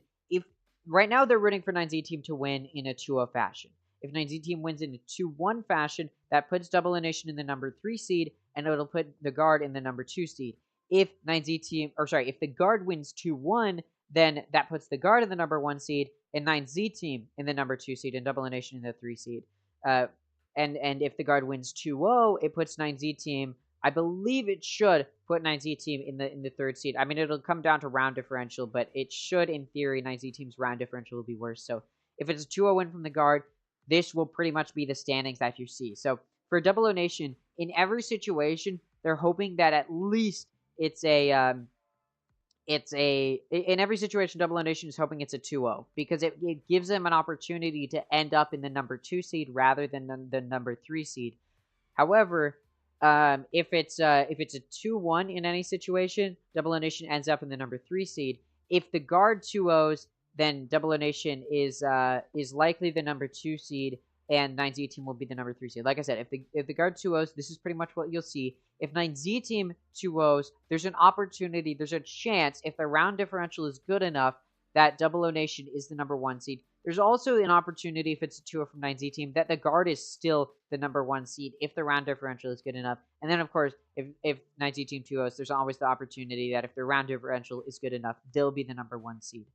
So yeah, there's a lot of factors in play here, but for 9Z team, they need a clean 2-0. If they get a clean 2-0, they can get that #1 seed. If not, they could still get the #1 seed, but it'll be much closer in that round differential department. And actually, hold on, let me think about this. If they 2-1, then they'll be at a 2-3 map, and so will the Guard. Wait, no, if it's a 2-3. Okay, so yeah, 9Z team needs to 2-0 in order to have a chance of being number 1 seed. If 9Z 2-1s, actually the guard will be number 1 seed. So my point being, it's still anyone's game as far as the number 1 seed if 9Z team wins. And pretty much only if 9Z team wins is there an opportunity for it to be anyone's game. So for Double O Nation, they need the guard to lose. They need 9Z team to 2-0. For 9Z, they just need to win. Or sorry, no, for 9Z, they need to 2-0 as well in order to have an opportunity to be number 1. For the guard, there are so many win conditions for them. All they need to do is 2-0. They can get a 2-1 as well, and they'll be number 1 seed. They can get a 1-2 where they lose, but they get a map up, and they'll still be number 1 seed. So for the guard, they're in a pretty solid position. They just need to get at least a map up, and they're number 1 seed. That's for the guard, okay? So as long as they get a map here, they're in a good spot. There's a lot that they're fighting for. And we saw yesterday the guard able to 2-0 Double O Nation. Keep in mind, Double O Nation 2-0 9Z team on the first day of Ascension. Now, that could have been first day nerves. 9Z team was a little bit nervous, and they choked it to Double O Nation. It's always possible. Plus, Double O Nation had home turf advantage, although yesterday Double O Nation had home turf advantage against the guard and still wasn't able to do it. So, you know, something to consider there. Point being, there's always the chance that Double O Nation 2-0ing 9Z team was a fluke. 9Z team is the number 1 seed from Latin America, so maybe they'll be able to pull something out here. But if the guard dominates against 9Z team like they did against Double O Nation, which keep in mind, it wasn't a super dominant win for the first map, but the second map went 13-5. So yeah, the guard definitely showed some strong potential there. And so whatever 9Z team pulls out, they're going to be up against a team in the guard who has a very strong map pool, who has a very strong selection of agents that they can play. They like to play double controller on a lot of maps, which does provide a little bit of, the element of surprise, because a lot of teams don't know how to play against that 2-0. They're not really ready for that 2-0 situation that they often, or sorry, not 2-0, against that double controller situation. A lot of teams don't know how to counterplay in that double controller situation. I'm going to quickly change my title to the guard versus 9Z team. So yeah, there's a lot of win conditions here. Again, there's a lot of win conditions for the guard. All that the guard needs to do is get one map, and they are the number 1 seed in Group B for sure. There's all they need to do is get a map up, and they're the number 1 seed in Group B. That's how well they've done. It was the same situation for the Union, where all they needed to do was get one map, and they'll be in a good spot. So yeah, for the guard, they just need one map to start it. If they get the first map, that's it. They get the number 1 seed, and at that point, 9Z team is fighting to try and get a 2-1 to get the 2nd seed. Because for 9Z team, even if they lose a map, if they still beat the guard 2-1, they can get the number 2 seed. If it's a 2-0 win from the guard, very likely 9Z team will not be the number 2 seed, because it's very likely if it's a 2-0 win from the guard that this round differential will be worse than Double O Nations, which is already higher than 9Z team. So for 9Z team, really, in order to mitigate damage, if the guard ends up getting a map up, 9Z team needs to win 2-1 in order to have a shot at that number 2 seed. Otherwise, if the guard wins 2-0 or even 2-1, it's pretty much over for them. No. Sorry, actually, if 9Z team gets a map up, yeah, I mean, if 9Z team gets a map up, they'll be number 2 seed. So for 9Z team, if they get at least one map, they're at least number 2 seed. For the guard, if they get at least one map, they're number 1 seed for sure. So both of these teams are hoping to get at least one map up in order to place themselves above Double O Nation. Again, there is the opportunity. If 9Z team 2-0s the guard, there is a chance. It's a small one because the round differential will likely be better for 9Z team. But there is still the chance that they end up above the guard and Double O Nation and become the number 2 seed, or sorry, number 1 seed. But that, again, 9Z team's only condition to get number 1 seed, their only route to that is a 2-0 over the guard, which I view as very unlikely. And this isn't me just being biased towards the guard. Yesterday, I said it when we went into that first map especially. I was saying that Double O Nation versus the guard was going to be the one of the more even series that we see. And the guard pretty much destroyed Double O Nation, not on the first map, but on the second map, decimated them and really embarrassed them. So when we're talking about the guard versus 9Z team, considering Double O Nation already beat 9Z team, this is probably going to be a series that could be a very easy win for the guard, unless 9Z team shows improvement from their first day, which, mind you, was only 2 days ago. It wasn't a big gap of time. I view this as a situation where it's very unlikely that 9Z team is able to bounce back and beat the guard, I expect a 2-0 from the guard. My honest prediction is a 2-0 from the guard. There is a small chance, a very small chance, that the guard ends up in a 2-1, or not a very small chance, but there is a chance that it's a 2-1 win from the guard. We go for the third map. But in every situation in my mind, every universe I can see, I'm like Doctor Strange looking into every universe. In every universe I see, the guard does win the series. And at the end of the day, all the guard needs to do is get at least one map up, and they're the number 1 seed, which I think is a very achievable goal. And honestly, I think that there's like a 90% chance that the guard gets at least one map up, and that's all they need to get the number 1 seed in Group B going into playoffs. That's it. And if you're wondering why the number 1 seed is so important, I talked about it earlier. You get a free spot into the upper semis. It's a really good advantage. And again, for the guard, all they need is one map. That's it. That's all they end up needing to be up. And you can see Ascension's getting ready to start. They've already got the I don't know if this is Brazil or Latin America, probably both, honestly. Getting ready to, actually, it's probably Brazil. I mean, they're in Sao Paulo, so this is probably those casters getting ready to start their match. And so, yeah, these teams are getting ready. The map bans have probably already gone through, just waiting to get them up in our position from home where we are. So I'm very interested. I'm very excited to see how this series goes. Again, there's a lot on the line here. If 9Z team 2-0's the guard, it's anyone's game at that point. It's just going to come down to round differentials for who gets the number 1 seed in Group B. If the guard just gets one singular map up, they qualify, or not everybody qualifies, but if they get one singular map up, they get the number 1 seed going into the playoffs. So they're in a really good position right now. They like the position that they're in. They're very happy to be here. They want to just get that map up. And all they have to do is win their map pick, and they get the number 1 seed. It doesn't matter if they lose. Obviously, it'll suck if they end up losing the series, especially considering they'll be going into playoffs, having lost to the number 1 seed from Latin America. The guard doesn't want to lose the series, but if they lose it, but they still get a map up, they're in a good spot. For 9Z team, at the very least, they want to get a map as well, because as long as they get one map, they're above Double O Nation, and at least they're a number 2 seed. If they get 2 maps, then they'll likely be above the guard. They'll likely be the number 1 seed from Group B. So again, it's still anybody's game. For Double O Nation, for Double O Nation, for them to be number 1 seed, which it's still very unlikely, but what needs to happen is 9Z team needs to 2-0 the guard, and not only that, 9Z team still needs to have a worse round differential than the -3 that Double O Nation has, which if 9Z team 2-0s Double O Nation, it's very unlikely that happens. The only world in which that happens is if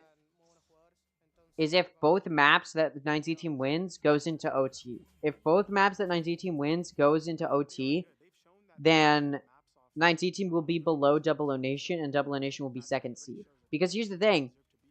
In that case, if 9Z team still ends up losing or winning, but it's a 2-0 where they get 2 OTs, the guard's actually number 1 seed. Because look at their round differential. So they can afford to lose 4 rounds, and they'd still have a positive round differential, or a better round differential than both Double O Nation and 9Z team. So for Double O Nation, there's no hope of them getting number 1 seed. I said going into this, maybe there was that chance, but now that I've looked at it more cleanly, there's no hope for Double O Nation to get the number 1 seed in Group B, but they can at least get number 2 seed if the guard 2-0s 9Z team. If the guard 2-0s 9Z team, then the guard, essentially, if either of these teams 2-0, Double O Nation can be number 2 seed. It's possible.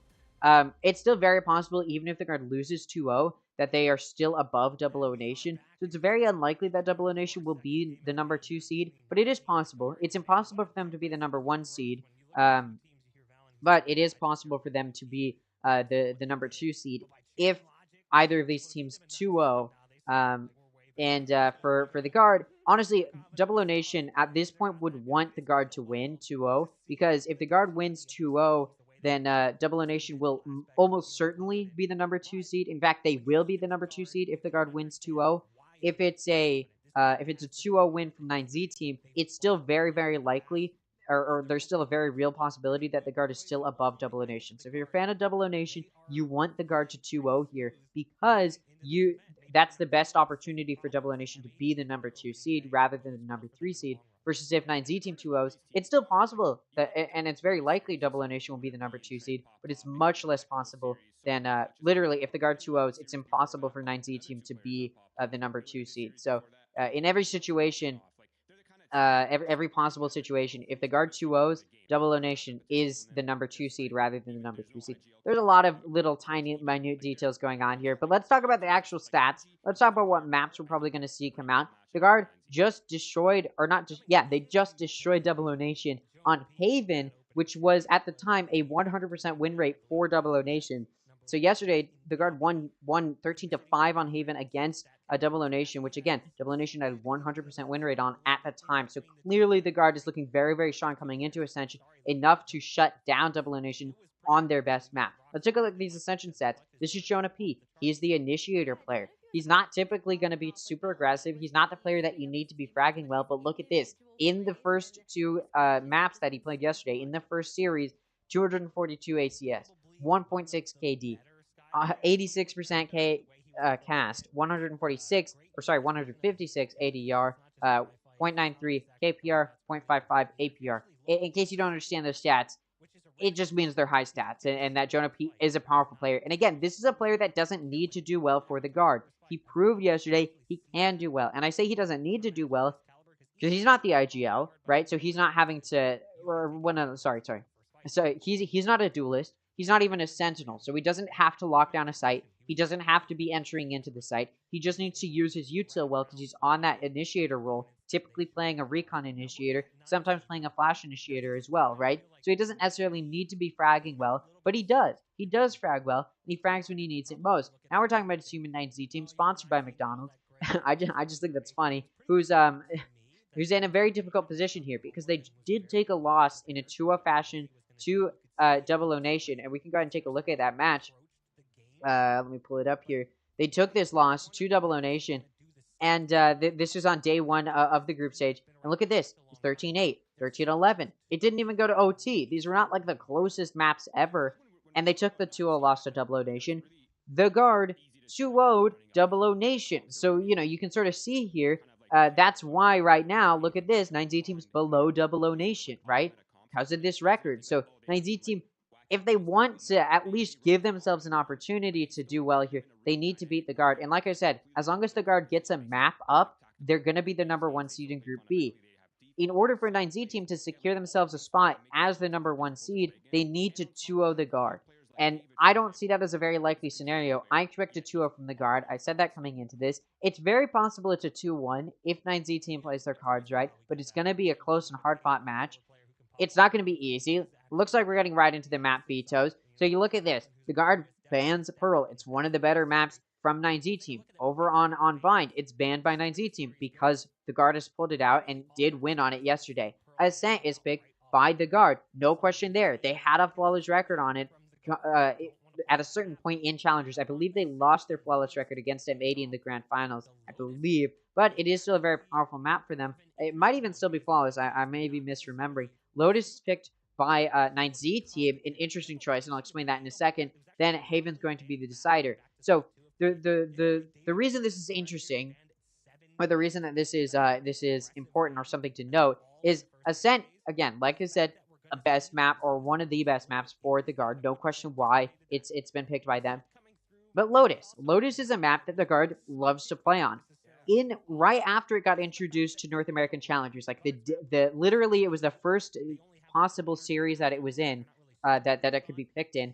TSM picked it against the guard. It was either the guard or TSM, I don't remember, but it was played between the two of them.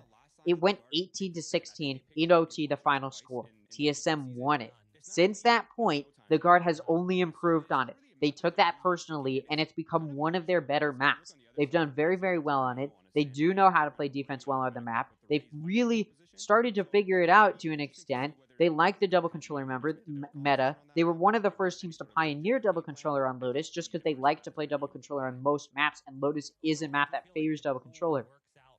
So although 9Z team picks it, because they've got a good record on it themselves, it's not going to go down easy. This is not a map that the guard struggles on, and so I do see a scenario in which it's a 2-0. We're starting on Ascent, picked by the guard. I said they do really well on it. Let's take a look at the agent select before I talk about how this map may go. Astra, Raze, Viper, Sky, Chamber, all picked by 9Z team. Okay, a Chamber coming out, double duelist, I guess you could call. I'm calling it double duelist because Chamber is a little bit of a duelist, but it's a very off-meta pick. We've actually seen 9Z team like this Chamber and Raze on a lot of different maps. Over on the guard, they've got a very meta pick, Killjoy, Jet, Omen, KO, and Sova. We've seen it from them before. Sometimes they like to run double controller. They're not doing that here. They're going back for a little bit of that meta. This is pretty much the meta comp on Ascent at this point. A lot of teams like this meta. A lot of teams play this meta very often. So this is a more meta pick. Again, sometimes we see a double controller come out from the guard. They like to play it on a lot of different maps. They don't pull it out here. It will be interesting to see if that matters. But again, 9Z team running a little bit of this off-meta pick. A lot of these Latin American teams, especially these teams coming into Ascension, don't like running meta picks. In fact, they often play in those off-meta comps. They tend not to play with those meta picks that a lot of the American teams, whether it be in the Americas region or just the North American or even Brazil teams, tend not to play those sort of off-meta, let's go Chamber and Raze. But we've seen 9Z team like this meta. We'll see, or rather like this comp. We'll see if it does something well here in Ascent. Again, this is one of the guard's best maps, and all they need to do is get a single map, and they will qualify, or not qualify, they will get the #1 seed in Group B. So this is a big map for the guard. This is their map pick. If there's a map to win, it's this one. Let's see how it goes. The guard starting on offense, rushes into A. Ascent does favor the defense, and 9Z starts on the defense, so they should be able to take the lead going into the next half. The guard able to get on A site, though. They aggressively take site. Ooh, look at that. Paranoia comes through. Goes in towards Heaven. Tex jump. Peeks up. Doesn't find anything. Although, look at Misu. Very low on HP. Takes out Tex before he goes down. He just go down to Jonah P's hands. But look at that. The flank coming through. Sound of Valen in and Trent in that 2v2. It ends up being where these kills are traded off. But then Davids takes out Valen. This spike's just going to be held. And that's it. No, they do get off of it. They're worried about dying. Look at this. It's very winnable now for Trent. Spike going to be held here. He's flashed. He just has to spray in. No, it was a sneeze away. He was one tap, but Trent's not able to find the pick. And Rubcoid does find the round. Trent able to kill him, so all the players do die from 9Z team, but it's a pistol round, so it doesn't matter. 9Z team not going to be able to get a buy going here. They're going to force a buy up. The guard, after losing that, going to have to take a pistol. Like I said, this map does favor the defense. Quite a bit, actually. It's not super defense-sided. It is 51.2% defense-sided, so it's not, the most one-sided map or anything like that, but it is still fairly one-sided, and it is still fairly defense-sided. So the defense should be able to take the lead going into the next half. 7-5 is a decent lead, and it's still comebackable for the opponent. 8-4 is where you're like, all right, that's just showing you're a powerful team. So 9Z team wants at least 8-4 for me to really feel confident in their ability to win this map, which, of course, if they want to get the #1 seed in Group B, they need to 2-0 the guard here, so they need this map. Otherwise, the guard secures that #1 spot. And then at that point, 9Z just needs a map in order to prevent themselves from getting the 3rd seed, the #3 seed in this group. So we'll talk more about that, but let's talk about the round. Let's stop talking about standings overall. The guard getting into this. You see Tex dashing into the site. They've actually decided to force. The guard does not want 9Z to take this round easy, and look at them. They've already found 2 picks. Only 1 pick has come through onto Valen. Controller is down on the guard, but it doesn't matter. This spike going to get the opportunity to go down. It's now going to be a 4v3. The force buy from the guard has worked out for them. They end up with a player advantage. Davids breaks the door through Market, coming through. The rest of his team coming in from CT. Look at Trent. He's in garage. You can tell 9Z team knows somebody's there. They're trying to make sure there's no flank coming through while they start this retake. Ooh, Tgrd takes out Net. Misu takes out Jonah. Tgrd takes out Tex. It's a 1v3, and Trent doesn't win it. A little bit of that player count updating before we see what happens on the screen. So we sort of saw that coming through. But Tgrd able to take it. So the guard forces the 2nd round. Nearly wins it. They were able to get that player advantage. But from that point, they just completely lost. I mean, they looked like lost cats in an alley getting spotted by the dog. And that's a 2-0 now for 9Z. The guard going to have to take an eco, and this could result in a 3-round win streak from 9Z team to start it off. They had a little bit of a gun advantage going into that round, although it was mitigated again because that force came through from the guard. But unfortunately for the guard, they just didn't win at all. Insta head taps from all of the players on 9Z team, and, that does result in a very impactful round win.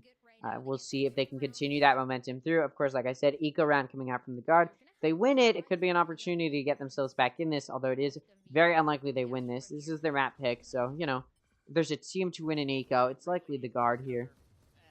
Misu able to take out Trent. That's at peak through mid. Oh, look at that, and Tgrd going to take out Valen. Looking for more, but Jonah does shut it down. Still, though, That is an additional pick there. Ooh, the 1v1 between Misa and Jonah. It's a Sheriff versus a Spectre, and the Spectre wins the exchange. It's going to be a 2v4 now at this point. Spike has gone down. Look at that. Misu trying to watch it. And Tex goes to pick it up. Misu takes him down. It's now down to Net. Turret going to back up Net and ends up taking Thule out. It's now going to be a 1v3 as a Sheriff. At this point, just going to be trying to kill the majority of 9Z's players. Try and get another pick before he goes down. Ooh, 1 HP. May not be able to. Just going to grab this orb. Honestly, a good choice.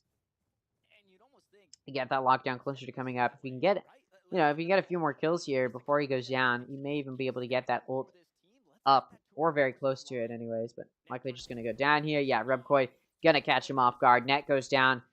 I mean, you know, literally 1 HP. Not going to be able to do anything there. Three rounds down for 9Z team, and that does put the Guard in a little bit of a tough spot here. They're of course going to be able to get a buy going, but look at 9Z team. They're going to be able to get a buy going themselves, so it's going to be a full buy from both sides. We will see what the Guard can try and do here in the way of shutting down this econ stability, which of course 9Z has been able to get some really solid econ to start it off. So the Guard is in a tough spot here. Look at 9Z. They're actually taking a little bit of a bonus even. Not going to spend too much money here to further their econ momentum. Trent locking down that aggressive push through B main. Only going to find one, though, before he goes down to Misu. Then 2 picks come through from the Guard in towards Tree Room. Look at Net. There to lock down. Make sure nobody's lurking. Ooh, good flash that Net's able to peek off of. Misu knows there's at least one player there. Meanwhile, the Guard getting ready to take a site. Ooh, Net wins the 1v1 of Misu. It leaves Rebkoid in a 1v4. What are you going to do here? Valen's on site. Spike in the hands of Valen. Ooh, Rebkoid's able to take out Valen, but the flank comes through from Tex. Good timing there. And this round does go to the Guard. Their first round in this half, able to secure it. What we'd expect from them. We'll see if they can continue to get this momentum moving. But for 9Z team, that was a little bit of a bonus round, so they could buy this round off of a loss. Although, look at their econ. Not the best, even though they won 3 in a row.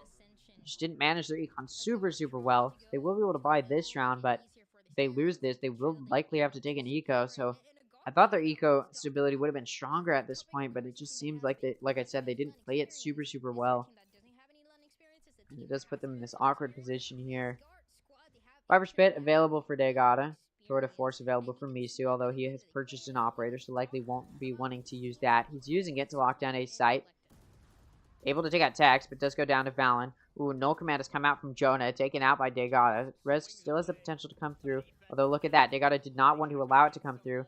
Ooh, the res coming through. Nobody's watching Heaven. David's able to swing and take out 2. Doesn't go down yet either. It leaves Net in a 1v3. And, yeah, Jonah's just going to die. And null command not going to have the opportunity to be rezzed any longer. Net finds himself alone in a 1v3 once again in a clutch situation. Let's see what he can do here. Spike not in his hands. I mean, that was just sloppy play from the Guard. You saw them get on site and then just completely give up Heaven. Ooh, Net. It's spotted by Thule, able to win the 1v1 there. He's isolated the fights, gets 2. Does go down, though. Rebkoid able to win that 1v1. Look at the Guard, though. They've got some econ. They may be able to buy this round versus 9Z team. Like I said, if they lost that, they're going to be at low eco. They didn't lose it. They did win it. They're not really able to get very much econ stability off of that win. Proto Force still available for Misu. Still going to buy a Vandal, though. Decides not to use it to save some eco this time around. And to be fair, Tour de Force is limited on rounds, so if you're not the best opper, you may, you know, whiff the shots, and you'll be left with a classic. It is a little bit risky. Although, look at that. No, Tour de Force will be a factor here. It's going to be a counter to the Blade Storm coming out from Tex. Misu pushed out in mid, looking to do some damage, but spots those players, decides, I'm just going to get out of here. Look at that. The Guard now going to be pushing in. This is a half buy from them. You've got some players with guns, some players saving something, but it will overall be a half buy. Still some decent guns for the Guard to work with, though. 9Z team, of course, on a buy themselves. Tour de Force has come out. They still got a Cosmic Divide to use as well. Lockdown was available for the Guard, and it comes out. Start off this. They're looking to push into Ascent. But look at this. Ooh. The disrespect coming through. Trent able to take out David's. Lockdown coming through. Trent takes out Thule. There's one in Hell. It's Rebkoid taken out by Valen. The Spike can now get ready to come out. It's Tgrd and Ooh, that was Misu coming through with the Tour de Force. Doesn't find anything, though. Tex shuts him down. They gotta find 2 on Tex and Valen before he goes down. So the half buy from the guard does convert into a win, and now their econ can take a little bit of a boost off of winning that. Now they've got some stability under their belts. Over on the side of 9Z team, looks like they're gonna force here. Gonna be on low eco. They don't have that Tour de Force to use anymore, although an operator has been picked up. Misu can use. Not picked up, but purchased. So this will make it a very expensive force buy. Some of their players going to be on Guardians. Not going to have eco to work with. One of them even on a Stinger. Cosmic Divide and Showstopper available for 9Z team. Hunter's Fury available for the guard. Could be an impactful ultimate. There's a lot of close angles on Ascent, which does allow that Hunter's Fury to do something. If it came out right now in B, they may have been able to do something, but of course they don't know where Rubquoit is. You can see through walls. We know that they're there. Tex, early encounter does take quite a bit of damage, down to 60 HP. Look at that. Silverdrone coming through, does spot that Opper. Net going to take out Tgrd, though. That's in mid. It's a player down, 4-9Z team. Skydog comes out. Just clear a little bit of space. Not going to do a whole lot, though. Other than the knowledge that there are at least a few in the lobby. And off of this, the guy going to start rotating towards A. And they have a lurker, Injo, and a P. They know no flankers are coming up towards A main. It does allow this to come through. Ooh, Tex and Misu peek each other, both with an operator. Misu wins the encounter. Valen able to take out Davids. The push into A can start. There's still that showstopper, very pivotal ult. It doesn't hit anybody. Goes into a full stack of 4 players, but doesn't hit anything. Trent able to take him out. Now it's a 2v4 for 9Z team. They got Misu with an operator. They got Rubquoid with a guardian. What can they do here? Looks like nothing. They're just going to be trying to play back. Maybe go for the save. Rubquoid, of course, could probably pick up a gun. They run over to B. Yeah, no, looks like they're going to be going for this save now. Though, yeah, Rubquoid needs to find a gun somewhere. I guess they're going to go towards Garage to pick that operator up, although they don't really need 2 ops, so not sure why Rubquoid is saving, because there's no other guns easily available to them. And you can see the guard is wary that it might be a gun picked up potentially, so they got net pushed out, make sure nobody's, flanking them or anything like that. So Guardian and an Operator will be saved by 9Z team. Again, I question the decision to save the Guardian, but I guess you can hold on to it if you want. They did spend a lot of econ on that round, so they won't be able to buy this next round. So Guardian could be a gun that they just have. Could have at least tried to pick up another gun, though, somewhere maybe. 2 ops isn't the worst idea, but it is what it is. And the guard will be able to take a little bit of some momentum moving their direction. They've got some good econ stability now. They've got some momentum moving for them. They're 1 round away from tying it up, and 9Z team is on an eco. So, although there is an operator and a guardian, which could do some big damage, the guard should be able to take this round, even if they lose a few of their players. Look at that. Skydog comes out in B lobby. Does really chase down net there. Doesn't hit him, though. He'll spot him. So they know there's at least a lurker there. Drena is down to 50 HP. Starting off. I feel like a lot of the guards players start off low on HP in these rounds. Chili going to be trying to take him out. Just end up backing out. Shockwave comes through. Does good damage to Tuli. Now with Silverdrone coming through. Going to do something. Tuli spotted. Hunter's Fury could come out if Trent wants to, but he's down to 20 HP. A little bit worried. Tuli turns his attention towards Tree Room, and Tex pushes in. Apparently, a Vandal versus a Sheriff. The Sheriff wins those. Cosmic Divide now comes out, which make it difficult to push into any of these sites through those main entrances. And the guard has already decided to start rotating towards B as that Cosmic Divide comes out. But look at that. 9Z team is expecting a commit towards A, but it's not going to be a re-hit. It's going to be a push into B. It's a rotate. They push through the Cosmic Divide. Cosmic Divide now drops. You see pushing through a Nanoswarm down to 50 HP. Able to get a collateral kill onto Valen and Jonah before Trent takes him out. It's now a 2v4 here. Still winnable for the guard, but they do need to take out Rubquoid, who's watching from Boathouse. What can you do? What can you do? They do take out Rubquoid. David's with an op, able to take out Ned, and they got it. Going to finish Trent off, who was already low to begin that round. Like I said, down to 25 HP since the beginning of the round. Doesn't do anything else there. The guard will not be allowed to tie it up, despite that being the eco from 9Z team. They do end up winning it, so Thrifty round can come through. They can pick up a gun there. Now 9Z team going to be able to figure something out here. These rounds are starting to be traded, and like I said, it is a defense-sided map, so the defense should be able to take the lead going into the next half. But still, the guard taking this time out to figure out, all right, how do we shut this down? Get it at least even. This is, of course, the guard's map pick, and like I talked about, all the guard needs to do to secure themselves the #1 spot in Group B is to get one map. They don't need to win the series. They don't need to get a 2-0. They just need to get a map. That's it. That's all they need to do. It's that simple for 9Z team. They're trying to 2-0 here. The guard would like to shut it down. They know that they can make some grounds here on this offense. They know that they can at least get a few rounds. There's been multiple times the guard plays on Ascent where they don't end up going into the second half with a disadvantage. They are pretty good at least keeping it even, if not taking the lead when they're on this defense. So they know that they can clean this up. They know there's some inconsistencies, and it's just that they're pushing into the defense, and they get picked off. And then from there, they're just bad at being able to trade those picks off. They're not really good at pushing in aggressively off of that response. And I think it's because they're scared, and oftentimes it's not a good idea, but I think if the guard starts doing a little bit more of that, trying to trade off those picks, they may be able to do something. Obviously, to a certain extent, don't be too risky about it, but I think the guard's in a good spot here. Look at that. Still some stable econ, even off of that round loss. So they'll be able to buy here, and they should be able to buy next round as well. Hunter's Fury available for Trent. See what type of vision it can do, but look at that. The Viper Snakebite gonna take Net out. Any push through mid immediately halted. Must have been a strat that the guard wanted to pull out, was just pushing through mid. It's immediately stopped, so they're just gonna be left to push through this choke point, which is B Garage. We decide, no. All right, let's not back off of mid. Let's continue to apply mid pressure. Sure, we lost a player early. Doesn't have to end like that. And then Misu gonna peek through mid and take out Trent. Oh, Tex could have possibly traded it off, but let's get a wallbang heads up onto Misu, but, you know, not gonna get that kill.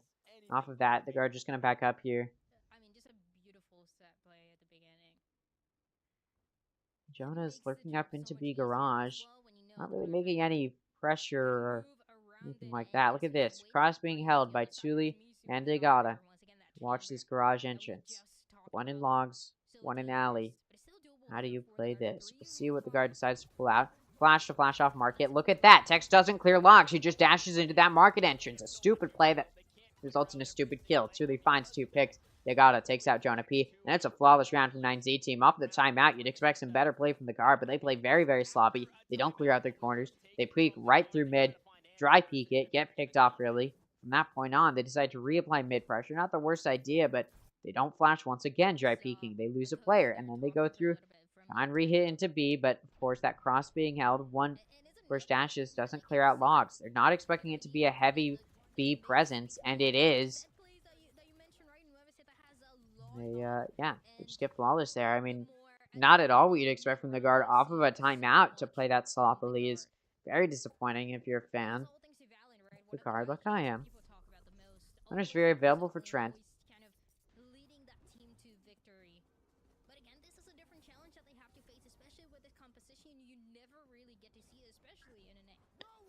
Still been available. It's been available for a while. Now it's coming out. Doesn't really do a whole lot of anything, but Jonah P is able to entry and get 2 picks. David, Rubcoin go down. Tex pulls out the Stinger, finds a pick, gets to pick up a gun off of that. It's really going to grab the operator that Misu dropped and just get out of dodge. Net, look at that. Looking over towards B. He knows that his save might be coming through. Gonna be looking to deny it. The guard can lose a player or 2 here. You're okay with that. Look at Net. Hoping that someone will swing him. Look at Tuli, making sure nobody's applying pressure. But honestly, if Net just pushes up a little bit, it doesn't matter. Tuli decides to swing. There he is, Net, and switch. We'll find that pick. Tgrd in Boathouse, trying to defend his Phantom. Net knows he might be there. Putting out the sight. Oh, and Tgrd shuts him down. At that point, the guard not really going to apply pressure. They're just not close enough to do so. The guard will take their 4th round. 9Z team, of course, has already secured that 6th round. So it's impossible for the guard to take the lead going into the next half. But I did say 8-4 would be a good amount of rounds for 9Z team to likely be able to secure the map. So for the guard, they want to at least get 5 rounds, if not tie it up, which they could. They just need 2 here. There will be good econ for both of these teams for the remainder of this half. Null command in the hands of the guard to utilize this round. Viper's Pit available for Tgrd. So some impactful ults. Tgrd looking like he wants to use that Viper's Pit in A main. Doesn't come out yet. Maybe he wants to use it mid. Especially after some util is used by the guard to rotate towards mid. Yeah, there you go. And the Viper's Pit comes out reflexively off of hearing that movement and that util coming out mid. So that push through tree can't happen. The guard decides, alright, we'll just redirect the business elsewhere. Gonna go in through A main. Misu's not in A heaven this time around to stop the push. He's instead pushed out through B garage to take control of B lobby. He will gain vision, which should give 9Z team the confidence to move towards A, stack it better. But now the entry starting from the guard. Ooh, David's very low on HP. Tech's able to do some good damage there. Jonah P sprang into tree through door. Does some good damage. The door's not going to be closed because it's broken. Or it's nearly broken. It is closed currently. There you go. Now it's being broken. The operator comes through. Jonah's down to 16 HP. Very winnable for 9Z. Tex takes out David. Right as Thule takes out Tex and Valen. Rubcoy takes out Jonah. It's now a 2v3. Trent takes out Thule. It's evened out. That operator's still a very, very big factor here. For Misu, he takes out Net. Oh, wait. He did drop that operator to pick up a Phantom. Spike gets tapped. Trent swings. And he swings just in time. And we have seen Trent time and time again play post plant from A main. He knows what he's doing when it comes to that situation. And, well, there he goes. Plays it very, very beautifully to get that third kill in that round. The guard now secures that 5th round. I did say, had 9Z team taken an 8-4 into the second half, I believe they could take a win. But because at this point their best case scenario is 7-5, it's still very, very winnable for the guard. Even if they don't win this last round, but it's possible they win this last round. I did say both of these teams have good econ for the remainder of the rounds in this half, and that is true. Both of these teams going to be on a full buy. You actually see, weirdly, Misu not even going to pick up a little bit of a gun. They could have maybe gotten him a Spectre or something, but no, he's just going to have a Shorty and a Tour de Force. We'll see what he can do with it. Showstopper available for Thule. Bladestorm and From the Shadows available for Valens. Operator on Tex hasn't found anything yet. He's pulled it out a few times. This may be the second time in this half. We'll see if it does anything. It's up to you. Oh, Showstopper comes out, goes through window. Does do some damage there. Misu with the Tour de Force finds a kill from mid.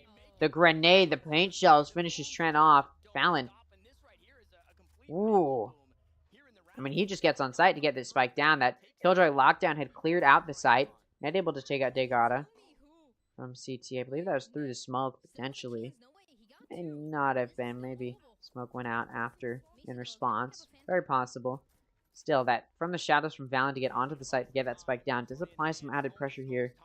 They know one's garage. They know one's on site. Oh, look at that. Through the smoke, Net takes out Misu. That's 3 kills for Net this round. Valen still hasn't had to do anything. Look at that. Net finds another. That's a 4K. Looking for the ace. David's exposed near stairs. He's getting pinched here. Looking for the 1v2. I mean, at this point, the round's over. No time. And Net gets the ace. He takes out David's from Alley. And this round goes to the guard. Tied 6-6 is the score as we move into the second half. An ace for Net to get it there. It was a 2v5 even. If I'm not mistaken, I believe that was a... Yes, I'm pretty sure. Maybe a 2v4. Regardless, still an impressive player differential for the guard to clutch it out. And what on earth?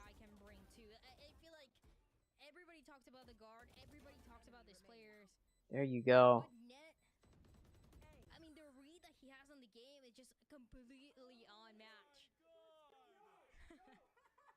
LAN ace. First LAN ace for any of the players on the guard.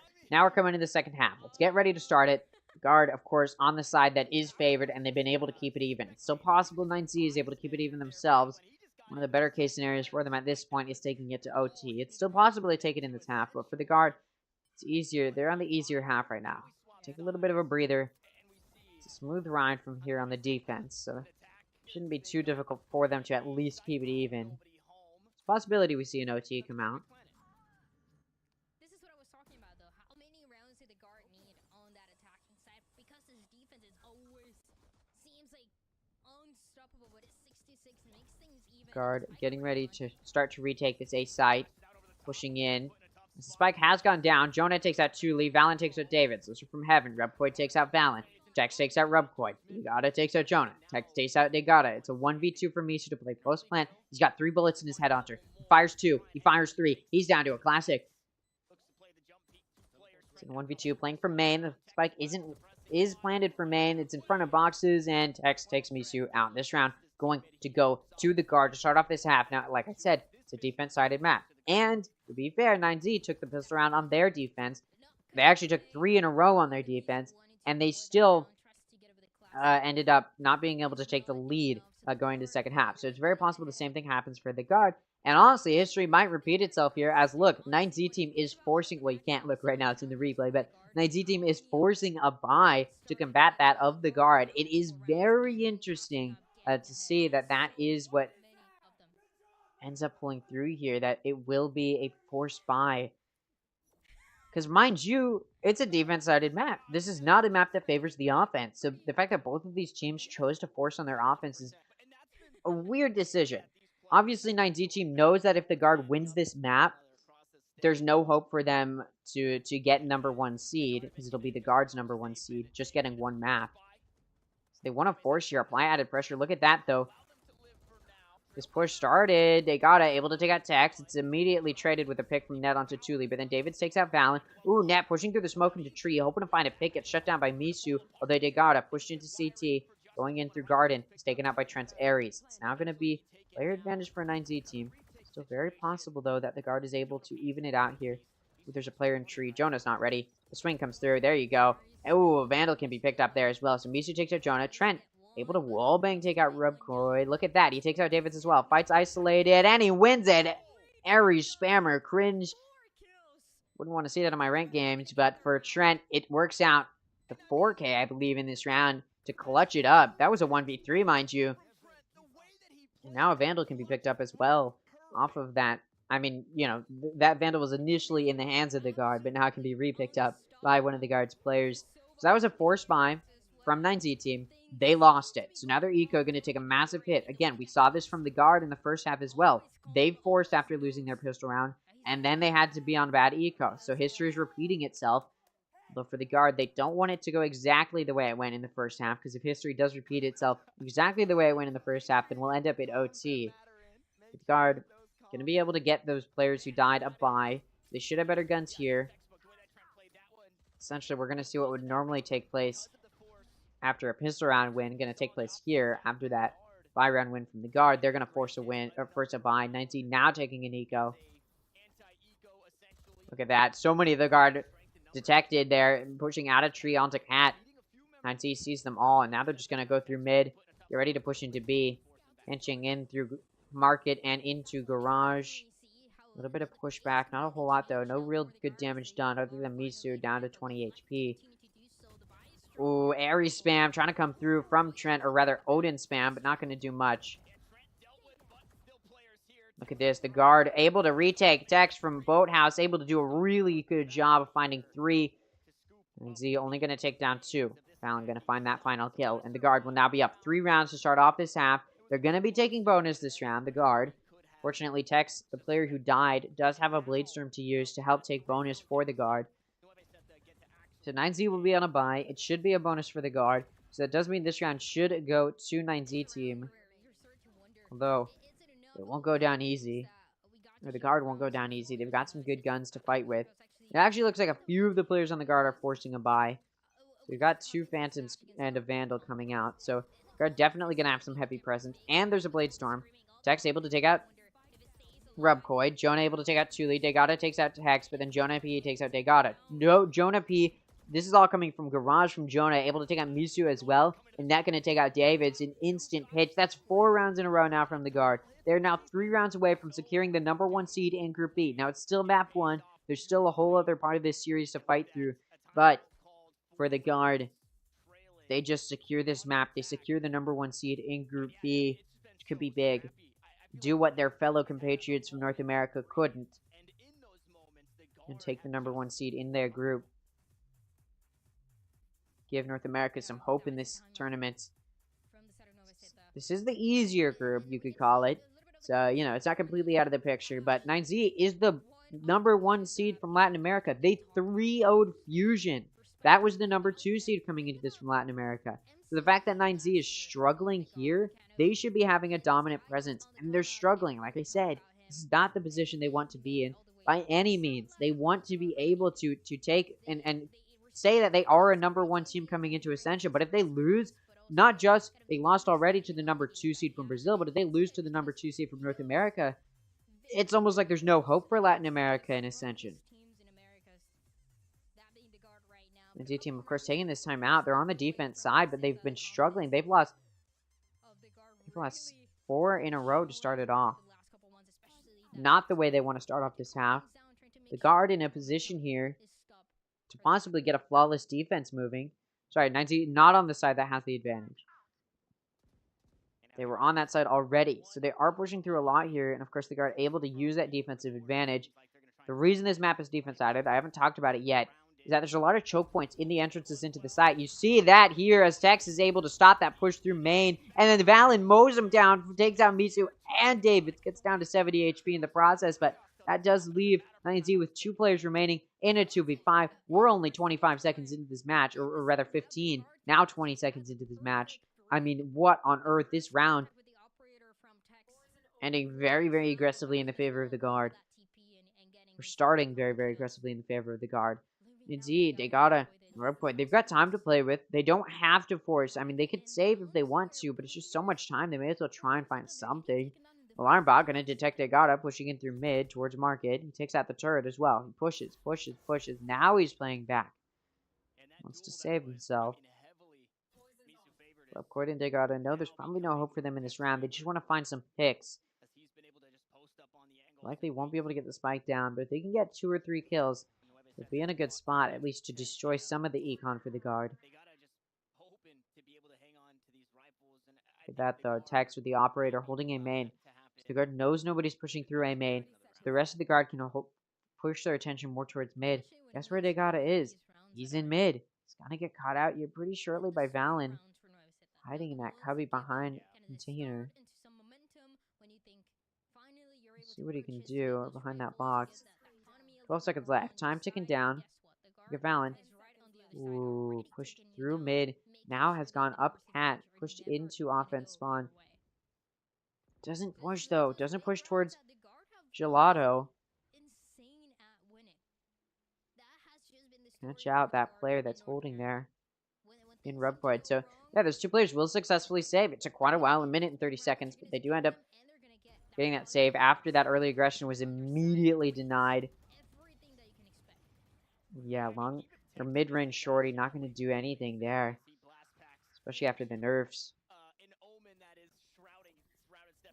3 ultimates available for 9Z team: Tour de Force, Cosmic Divide, and Seekers. That Tour de Force going to be used, so they can afford a full buy with the exclusion of David on that Guardian. From the Shadows, the only ultimate available for the guard, but Null Command 2 ult points away, and Hunter's Fury 1 ult point away, so it's very close to coming up. Sova Drone comes out of B Garage. It detects Misu with that Tour de Force. You may see these operators meet each other, though Tex just holding this angle may have a bit of an advantage, and he does. He takes out Misu. It's now going to be a 4v5 here.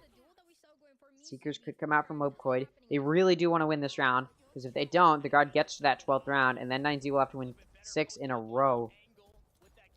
Very, very daunting task. Paint shells come in. The entry starting.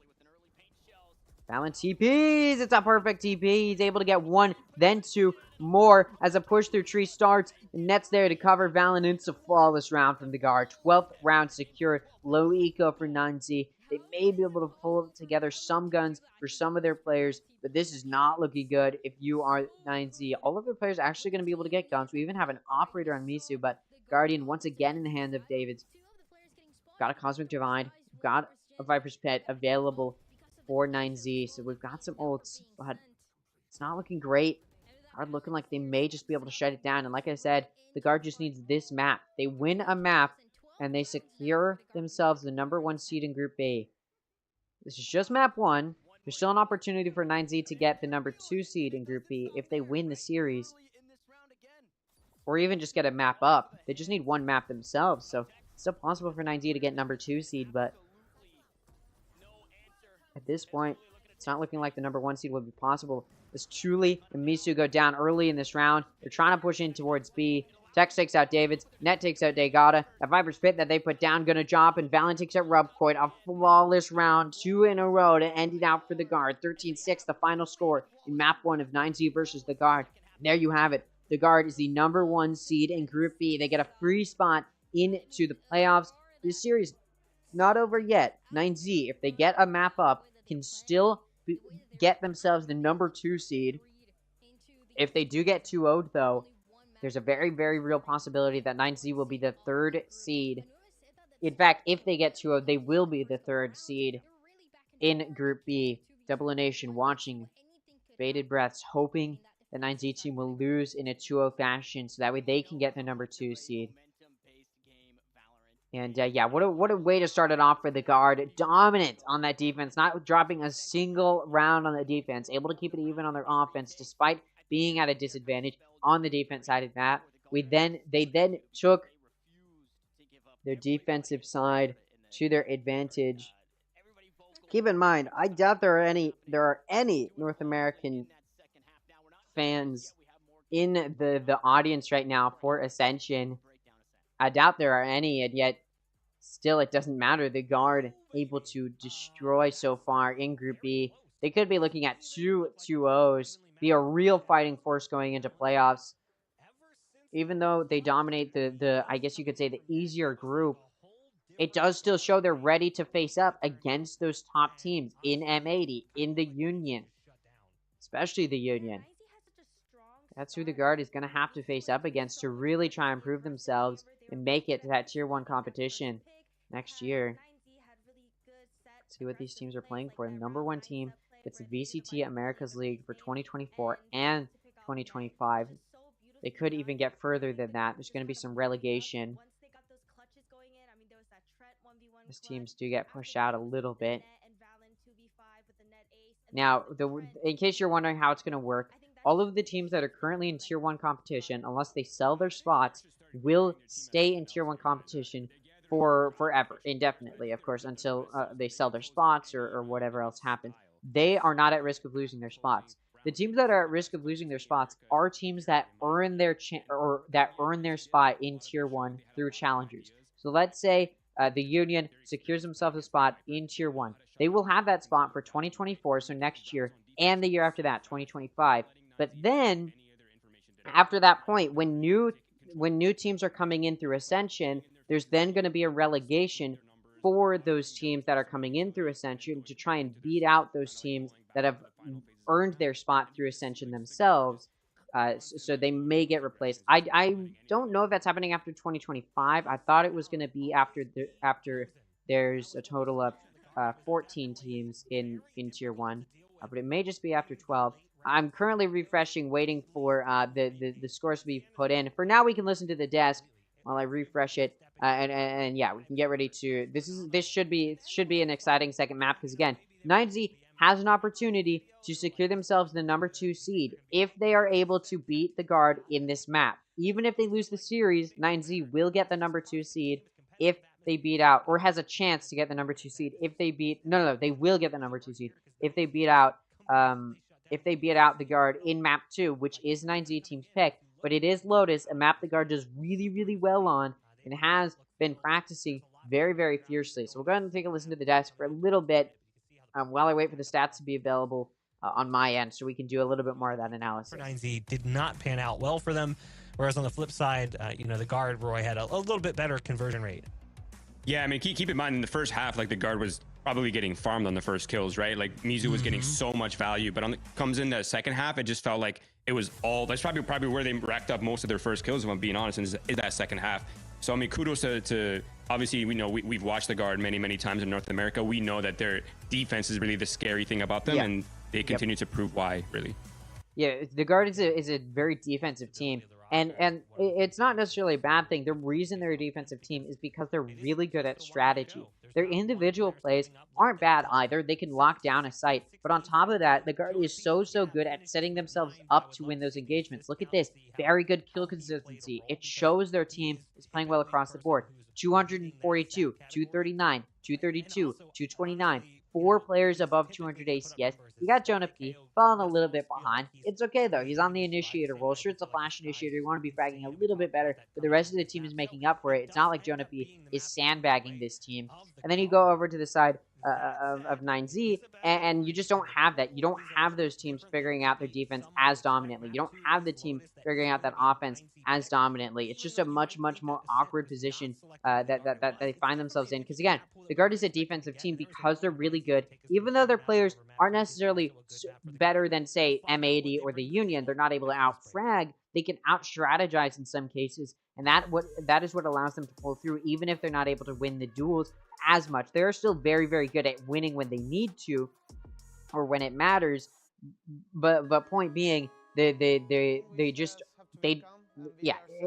get what I'm saying. They're a really strong team strategically, and now we're moving into Lotus, an offense-sided map, but it is a map where the defense has been pretty well figured out by the Guard because they are that defense-sided team. Now the question will be, can the Guard beat the 9Z team on 9Z team's map pick to secure a 2-0 for the Guard? So not only has the Guard already secured their #1 seed in Group B, they have the potential to get a double 2-0 in Group B, really secure their dominance, and on top of that, if the Guard 2-0s, O Nation gets the #2 seed, and 9Z team gets the #3 seed. So for O Nation, or if you're a fan of O Nation, you need to be thinking, alright, we want O Nation to be in a position, or if you're a fan of O Nation, you want them to be, you want them to be winning, you want the Guard to be winning in a 2-0 fashion, because then there's a very good chance O Nation will be the #2 seed. If 9Z team gets a map up, though, it doesn't matter if they lose or win. If 9Z team gets a map up, then O Nation will not be the #2 seed. They will be the #3 seed. It doesn't matter about round differential if the map differential is better for 9Z team, which it will be if 9Z team does end up losing, if 9Z team does end up getting a map up here. So, yeah, just something to think about. Se va a asomar, Tuli que le pone el sombrero, repiquea, va y no va, el jaque excelente a todos, Tuli mata 2, Liga se responde, Tgrd con la réplica. Bueno, entré a 9Z hace aproximadamente 3 años. Pasé por diferentes roles, duelista, humos, centinela, y en el último equipo quedé como IGL iniciador, así que desde ahí estoy con ese rol. It's been 3 years since I've started competing, and I had a lot of up and downs, and I think right now I am going through a very good stage. Quito que Matix rompió la pared. 2 para 2, el bloqueo de Matix, le da vida, activa el ciclón, quiere pelear, no podía ante Vice.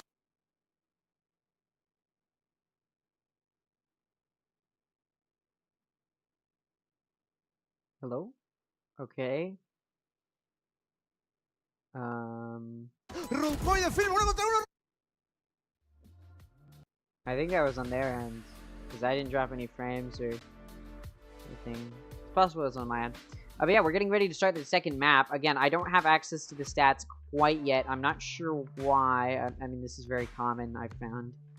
They just take a while to put the stats in. Makes me a little bit annoyed, but it is what it is. But yeah, so the Guard has secured themselves a spot as the #1 seed in Group B, so they will be getting a free spot into the upper semis, where they will be playing against the winner of the lower stage of the upper bracket. Now, what's happening now is it's not over. There's still an opportunity for 9Z team to get the 2nd seed. There's still an opportunity for a O Nation to get the 2nd seed. Like I talked about, the way to do that, the way O Nation can get the 2nd seed is if the Guard 2-0s 9Z team. If 9Z team gets a map up, though, even if they don't win, they will be the #2 seed. And what does that earn you? Well, for Group B, if you're the #2 seed from Group B, you play against the #3 seed from Group A, which is Fusion, who has proven themselves to not be that good of a team. So for 9Z team, this could be an opportunity to rematch once again after they played in the Grand Finals against Fusion, which they did end up winning 3-0. So clearly 9Z team would love to have an easier start against a team they've already beaten. So if 9Z team is #2 seed, they will end up playing Fusion. And if O Nation, if the Guard 2-0s, then O Nation will be the #2 seed. and then they can play Fusion and probably have a win themselves as well. The number 3 seed from Group B, this 9 seed team, will play the number 2 seed, which is M80. Not an easy start. Same goes for Double O Nation. Not going to have an easy start if they have to play M80. Sorry, I don't know why that music ends up getting so loud when the ad starts playing. But yeah, we're just waiting for this to get put in. They're still not putting it in. Again, I'm not sure why. Somebody does have to manually input everything. But typically they do it round by round, so that way they don't have to take a while to put it in.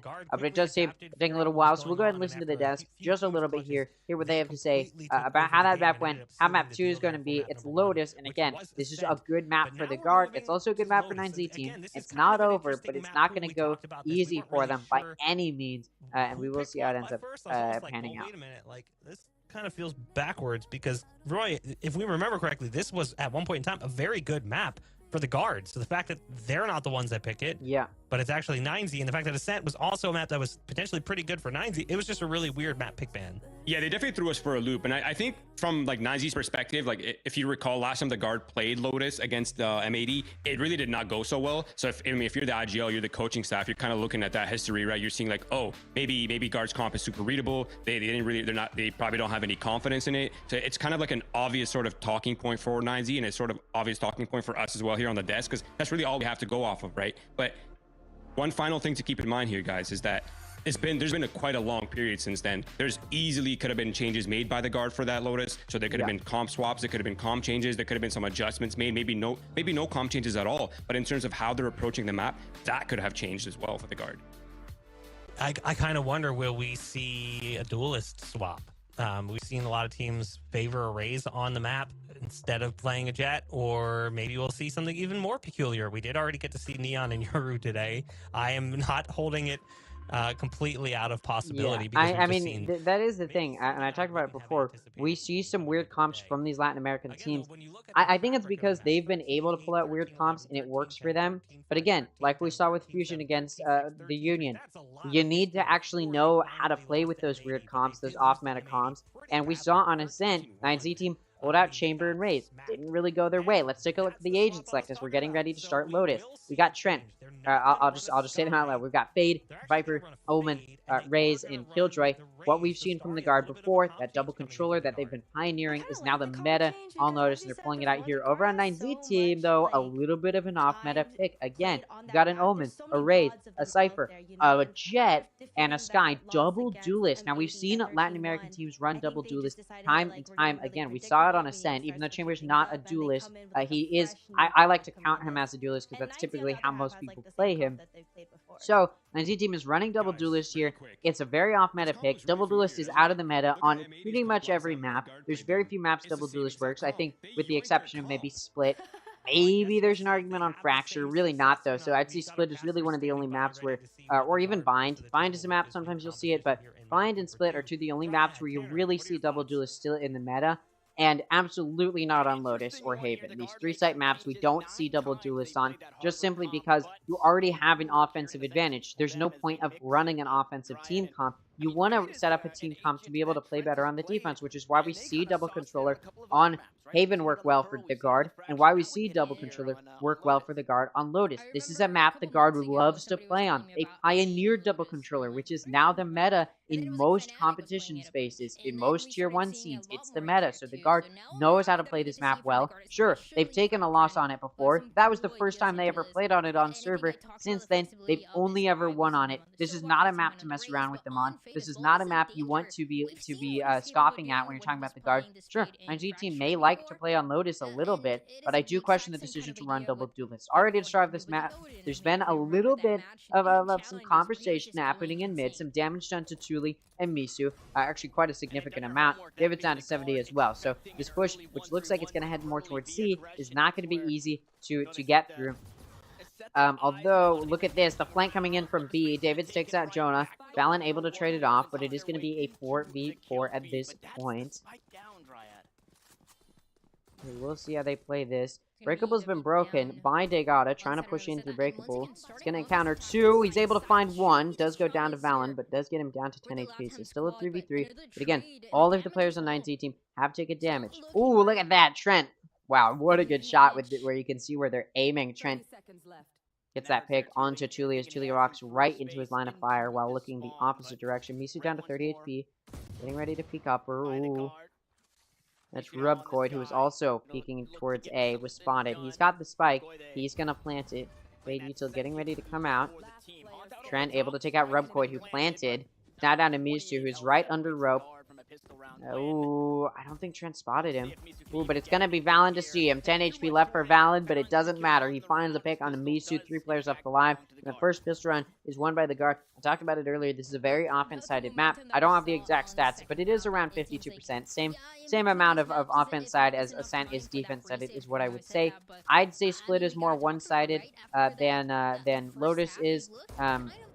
So I would not say Lotus is the most one-sided. It was for a little bit there, but now that teams have started to figure it out, it has slowly become less and less offense-sided, especially when we're talking about teams against these very powerful rosters like the Guard, like M80, that have, or like the Union, that know how to play defense on these maps. The Guard, of course, running defense on this map. They are a defensive-sided team on most maps, let alone a map that is offense-sided. It gives them a big edge here. Trent able to take out Chuli. They're, of course, going to be able to force a buy here off of winning that pistol. We will see if they're able to win it. They already take out Chuli, so it's going to be down to the rest of 9Z to try and clamber together, try and win some of this.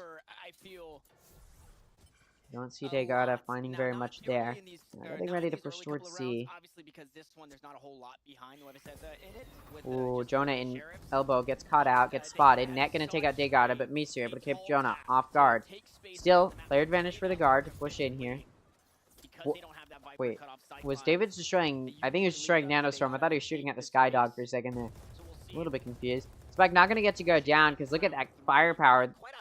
Can just get wallbanged there by those players in Waterfall. So 9Z just gonna push into CT. Ooh, they sent the Skybird out, so now the Guard knows where they are. Starting to collapse in more towards that CT side. Look at this, 9Z running back. You can see Valen's watching CT, so he knows they're not crossing. That smoke goes down. This Spike can get ready to go down, but there you go. The wallbang does come through. Spike gonna be stopped. That plant can't go down. Hex able to get that kill. It's now gonna be a 2v4. Rubcoid and Misu alone here. Look at Rubcoid. Very low on HP. Valen takes out Misu, though, who's the higher player. And then Trent able to finish off Rubcoid. So 4 players up the line makes it a pretty good force buy round from the Guard. They're now going to be moving into a bonus where they will have the opportunity to hold on to their guns from the previous round. Meanwhile, 9Z team going to be on a buy round. Going to be able to shut down the Guard pretty easily. I mean, they'll have better guns here. It's just down to the Guard trying to counterplay 9Z. Now, this is one of the best maps from the Guard. Other than Ascent. I'd say Ascent is probably their best map. Lotus may be their second best map. So 9Z team picking here is a questionable choice. They're also running an off-meta comp double duelist, which should give them the offensive advantage, but it just seems like they've been struggling, at least in these first 2 rounds. We'll see now that they're on a bye against the bonus from the Guard. They should be able to win it. We'll see what types of strategies they pull out. Look at Chuli, very aggressively able to take a site. Spike still not on site yet. Getting there. Alarm bot goes out. Now Net knows these players are pushing in. Ooh, smoke drops. Timing. Net able to catch the timing onto Misu. The Spike gonna get to go down as the TP has come through from David onto the site. Look at this. Tgrd and Net meet each other. Pick nearly came through there, but not quite. And Net goes down. Rubcoid takes out Jonah. Tgrd is down to 20 HP. Could be an easy pick. Look at Rubcoid though. Long peek. Able to take out Trent. Tgrd takes out X at the same time over on B. Valen able to take out Rubcoid, but David's gonna shut him down. So the buy round from 9Z team does go their way. And if Tgrd had been taken out by Net there, that definitely could have gone a much different direction. But pivotal whiff there with that Bulldog, and that just goes to show that gun difference. Now that we're on a buy from both sides, we will see how the Guard decides to play this. You see them going a 1-2-2 setup. A little bit awkward, but could mean that it's a quick rotate for those players on B to either of the sides. The reason this map is offense-sided is because it's an easy rotate for the offense, especially once you're pushed up in those main entrances onto the site. You can go through Breakable. You can go through that B door. There's so many opportunities for you to rotate on this map, especially once you're already pushed up. That can make it difficult for the defense to rotate because it's a long rotate for the defense. Look at 9Z team, though, aggressively pushing into C. Doesn't look like nobody's going to stop them. And nobody's going to stop them. Spike can go down. And so now it's a 5v5. Again, guns even here. It's a buy from both sides. Well, look at this. Somehow Tgrd gets past that alarm bot on B. Valen takes out Tuli. Could be a big flank coming through here. It's going in through water. Catch one, looking for more. Not gonna find it though. Valen takes out Tgrd. Rubcoy takes out Trent. Valen takes out Michu. Then Tex and Ned each find 2 picks of their own. Or rather, 1 pick each, but 2 picks in total. And that does allow the Guard to now take their 3rd round. The first bomb from both sides goes the way of the Guard. If I'm 9Z team, I may be thinking about taking a timeout here. You may wait a little bit here. You may not want to. I wouldn't blame them not for not taking the timeout. Again, you don't have to in this situation. Even though you did just win a buy from both sides, it's still early on in the half. It's only been 1 buy from both sides. You could still pull out a second strat if you have it, and it looks like, yeah, they're going to go for this half buy, forcing a few of their players to get some hero guns going. Hero rifles. We'll see if they come through with anything. Blade available, as well as Neural Theft, and a From the Shadows. Rubcoid's Blade Storm going to take out Trent. From the Shadows available for Valen. Don't know if it'll be able to be used here. It's difficult to use. Looks like Giant Sea just going to aggressively and quickly push onto A site. That's been their strat for a few of these rounds. Ooh, the From the Shadows does come out, but Misu's ready for it. Watching that pillar entrance. Look at Rubcoid able to dash up, and nobody's going to stop him. Yeah, Spike going to get in on it. Spike going to go down, and at this point, you're the Guard. Not a whole lot you can do here. Jonah going to get caught out. I mean, what are... Yeah, there you go. David's going to... I don't know why I said, what are you doing? I mean, just trying to jiggle peek, but not expecting anybody to be Heaven, despite the fact that a few other players have been taken out Heaven.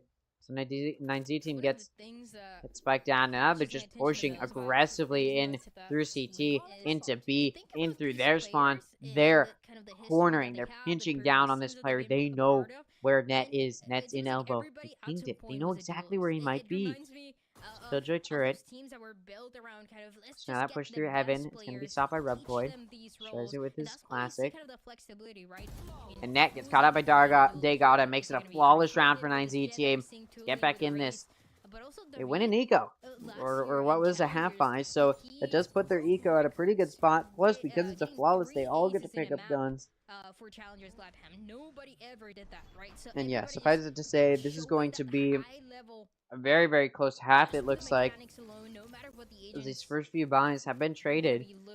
Guard, of course, should be able to... No, they can't. They're actually going to have to take a half buy off of losing that round.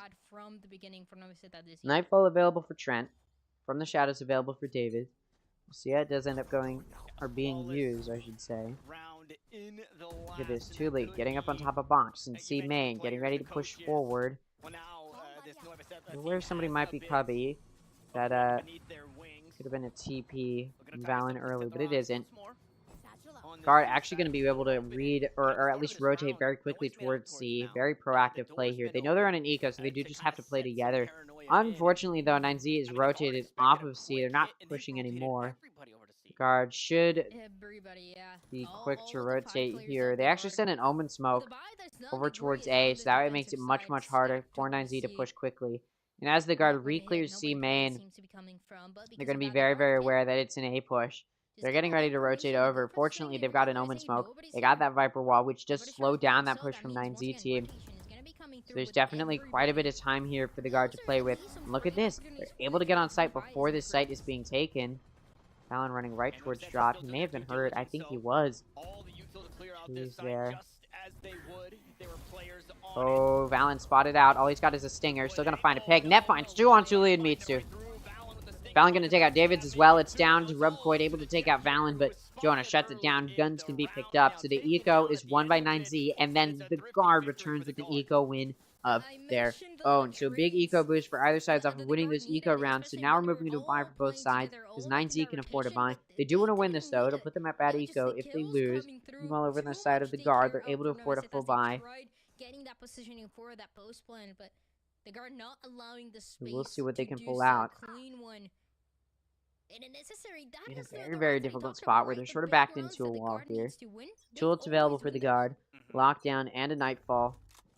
And it's impossible to get any semblance of momentum moving forward if you're losing. Tex with an operator takes out Thule. It's now going to be a 5v4. His presence known, finding that early kill onto Thule. Having to back up just for a second because of that snake bite from that defense. Getting like not gonna spot anything. But the play does have to change for Novaceta here. The B attempt gets denied thanks to the operator. Everybody now towards A. Can still be a pivot. You see 9Z spotted as they're pushing up towards A. Obviously, Thule was lost early, so they're trying to play around that, trying to even it out in whatever way they can. Trent gets caught out in front of Tree, but does get traded by Valen. Davis finds that pick. He goes down. Tech's able to take out Tgrd with the operator, but then Rubquite takes out Valen. So still a player advantage for the guard. Damage has been minimalized a little bit here. Get Tex. The operator, Rubquite, and Tex meet each other. The op loses that encounter. Defender lockdown comes out though, so it's a 2v2 with this spike. Oh, it is going to go down. They're going to plant it. In the meantime, for me, so the spike is gonna get planted. And the run towards Tree, but they're not expecting Rubquite to be down near A main, and Rubquite's able to take out Jonah as well. Jonah's been underperforming this series and left in a 1v2, not gonna do anything there. 2 players left alive for 9Z. Still a round up for the guard. So they still, you know, if rounds continue to trade like this, the guard will go into the next half with the lead. Just a matter of if 9Z can shut down the round trading. 2 ults available for the guard, a Nightfall and a Showstopper. 1 ult point away from a Viper's Pit, 1 ult point away from the Shadows. We're on the side of 9Z team. They got it from the Shadows. They're 1 ult point away from a Blade Storm. Got some room to work with here. We will see what they can pull out. I don't think a timeout's been taken by either team yet on this map, so that's because it's so close that neither of these teams really feel like they need to. They've been able to put up a good fight in all of these rounds. They got it pushing more towards B. Ooh, caught out there. Look at that. They're trying to find that pick. They're trying to punish him for being there, but they can't. Trying to run him down a little bit, but no, that B door going to be open. They'll get with the rest of his team as the push onto C has started. Thule does push up, getting ready to clear in towards C. T on C. There we go. Thule going to take out Net. Showstopper comes out, takes out Thule, but not before Thule takes Tex down. So it's a 3v4 now. Ooh, Trent pulls out the Odin, going to take out David. It's the Nightfall. It's a 3v3, but then Valen picks up Rubquite. The Nightfall just create a little bit of paranoia, but it doesn't actually hit those 9Z players who were all near the main entrance, more towards Elbow as well. They got gonna take out Jonah. Mitsu takes out Valen. It's a 1v3 for Trent with that Odin. Able to find one, looking for more. But he's run out of time. Misu doesn't have the angle on this, and the sky's been spotted. Trent knows he'll capitalize on the time that he has as the jump is still being held. The shots they aren't. Oh wait, no way! Misu just tried to fire him through the wall, but you can't fire like that. Trent missed by those shots. Misu should have run around. Or rather, yeah, Misu should have run around and tried to get around that elbow, but decided not to. Well, that's a pivotal loss, and that's another round traded. These rounds are really getting traded back and forth now. Fortunately for both of these teams, their econ is still in a good spot despite trading these rounds, so neither of these teams have really had to go into an eco yet since these rounds started trading back and forth. But again, like I said, trading rounds is worth for a 9Z team. 9Z, or Net going, what the fuck are you doing? Oh, I'm sorry, I shouldn't swear. That's on me. 9Z now taking a timeout. They are down 2 rounds. I'm so sorry, I didn't mean to swear. I tried not to. Anyways, 9Z team down 2 rounds. And they're trying to figure this out. Trying to figure out how to close that out. I mean, that round was played about as well as it could have been. They just blundered that in 1v2. They allowed Net to clutch that one out. So just trying to figure out how do they stop, because again, like I talked about, one of the big advantages that the offense has is that you can rotate so quickly. 9Z hasn't been rotating in these rounds. They've just been committing to one site and going there. They've had a lurker a few times. Sometimes they'll push in and then back out, but if they're rushing into a site, they don't ever rotate after. And it's starting to play a factor in some of these rounds.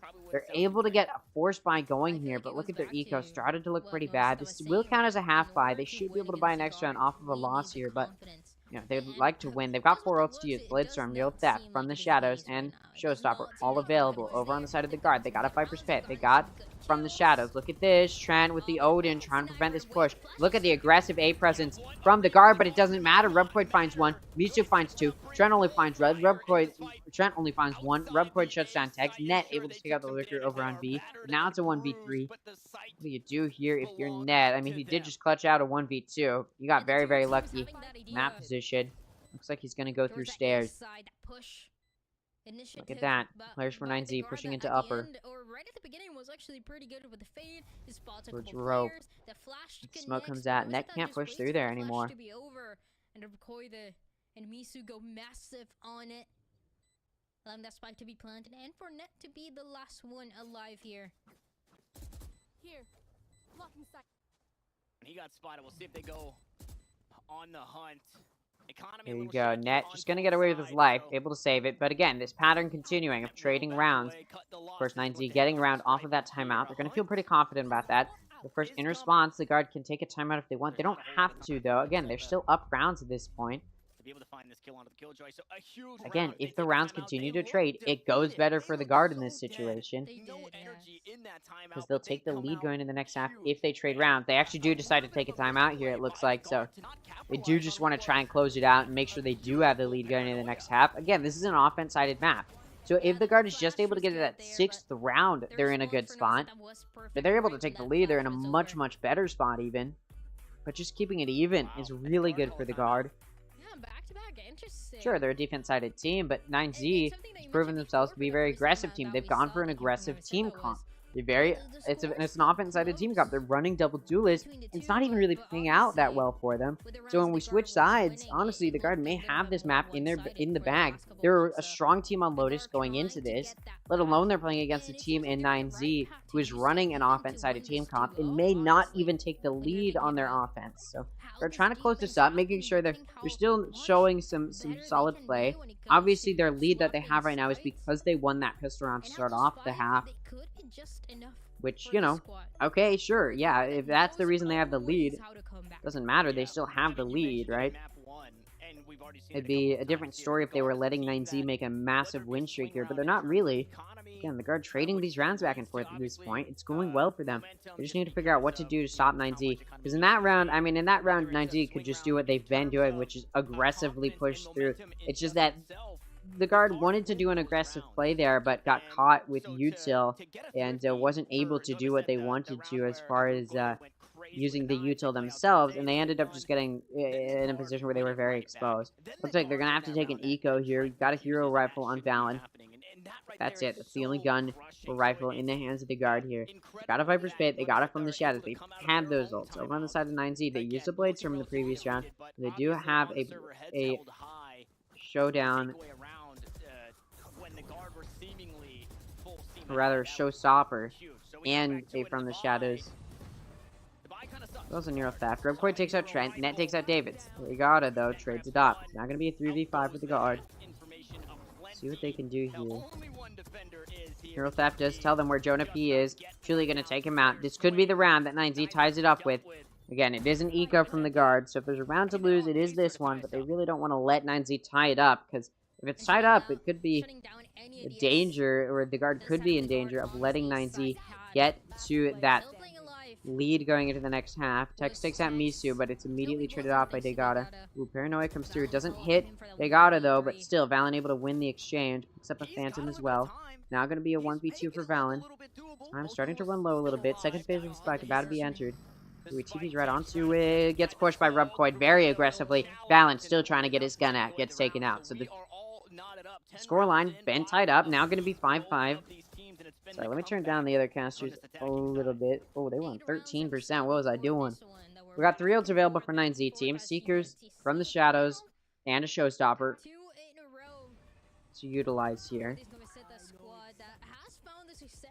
The guard has had this Viper's Pit, had this from the shadows up for so long.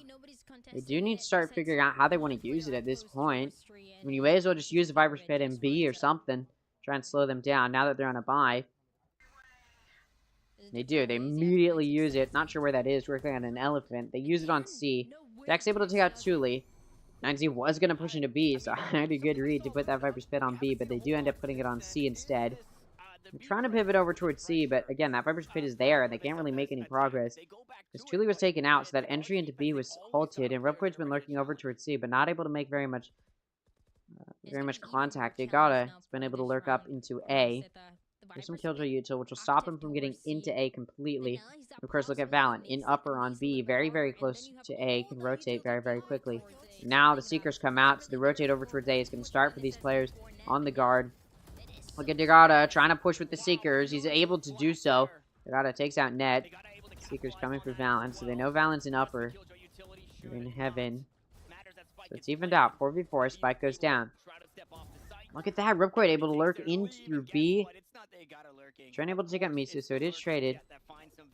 They do know that Jonah was over on C, so you can tell Ripcord doesn't want to get flanked. 3v3. Time starting to tick down. The guard does have to start this retake. Look at Jonah now coming in through breakable. He does take out one, looking for more. Oh, he knows where Rubcoid is. Doesn't. What on earth? Trent completely misses Tgrd.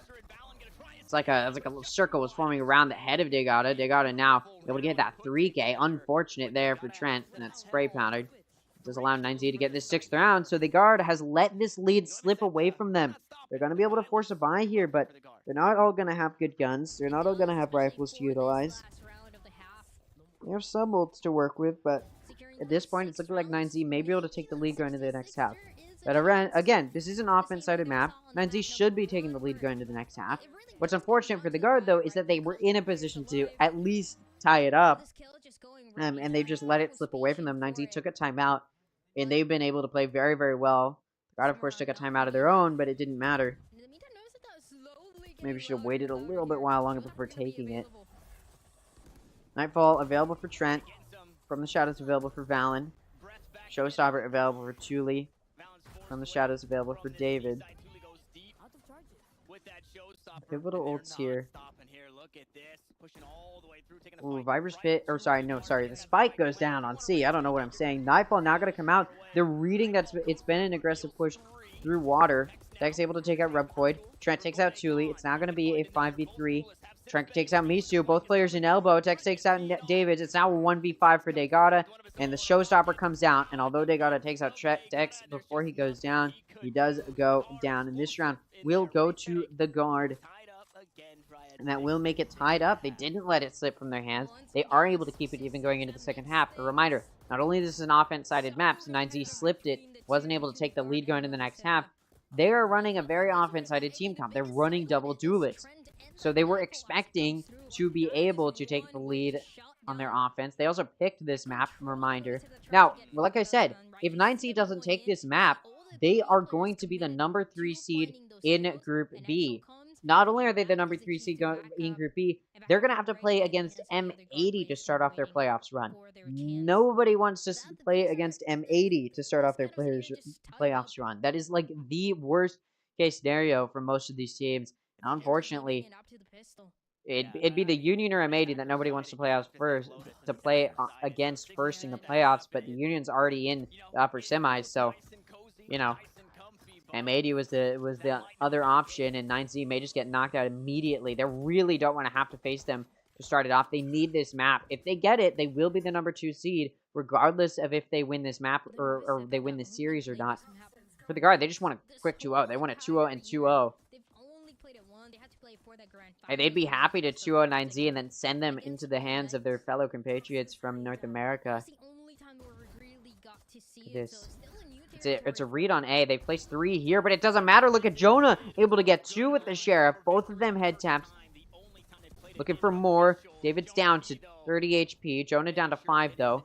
Look at Tgrd getting pushed. It looks like the guard wants to pivot over towards B, and Valen takes out Tgrd, making the site clear. Jonah still lurking towards stairs. Could push into CT if he wanted. That Cypher trip no longer going to be a factor. What's there in stairs? Look at this. Look at how aware David's is, but it may not matter. I mean, you got to start this retake. Misu, of course, in that C-link. Through CT. Tough spot. Ooh, no, not going to catch Trent out. And Trent able to take out David's as well. Double kill there in combination. The double kill from Jonah P. Flawless round for the guard to start off their pistol, and they take an early lead. And again, offense-sided map, so the guard is in a really good spot here, especially considering they went into this tied 6-6, and 9Z is running an offense-sided team comp, so they're in a tough spot on this defense. I mean, you'd hope that they have something up their sleeves. That's why they run double duelists. You'd hope that maybe they can pull something out on this defense, but it's not even going to be close to easy for them to figure out.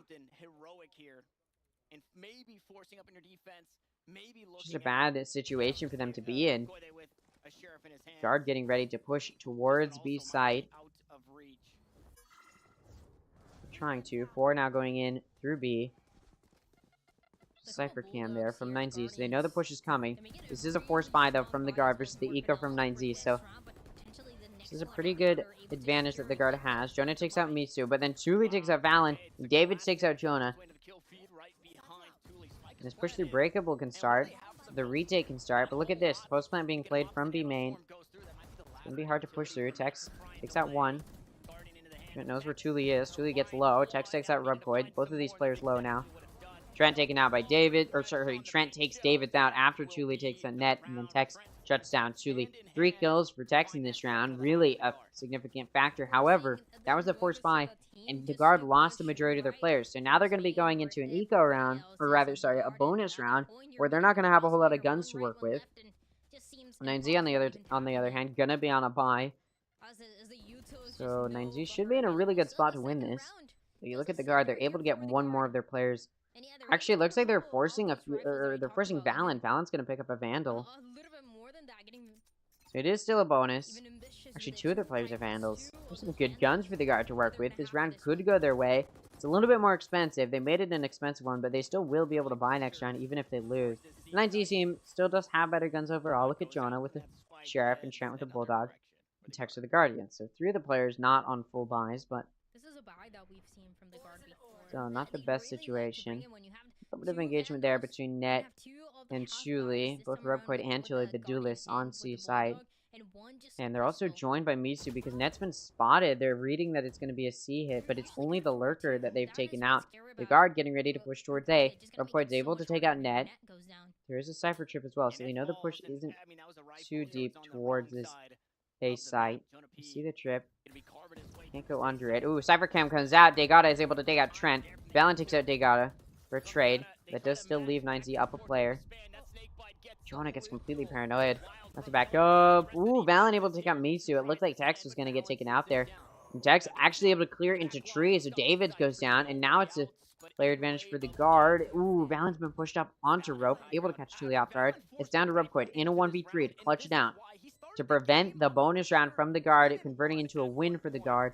It's very clear 9Z, running a double duelist, has a more offensive team comp, is in a tough spot, and hasn't really been able to play this very well on their defense, just simply because they don't have a defensive util. They've only got 1 controller, hasn't really been doing a good job of finding that controller util.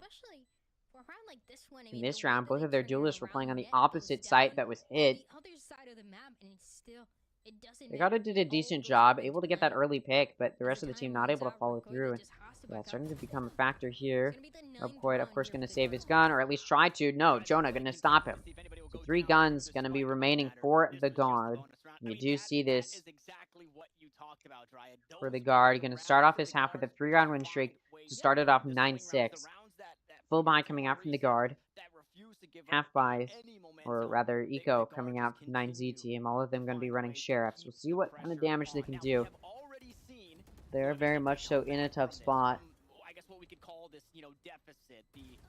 With the morale being a bit lower, with them not necessarily having the wind in their sails. I don't know what Net is yelling. He keeps yelling over to the enemy team. Would say, stop yelling at the enemy team and focus on your own play, but he's doing really well for his team. Look at this. Ooh, Tex able to dodge that shot. There's a 5v5 at this point. Look at the guard getting ready to push towards C.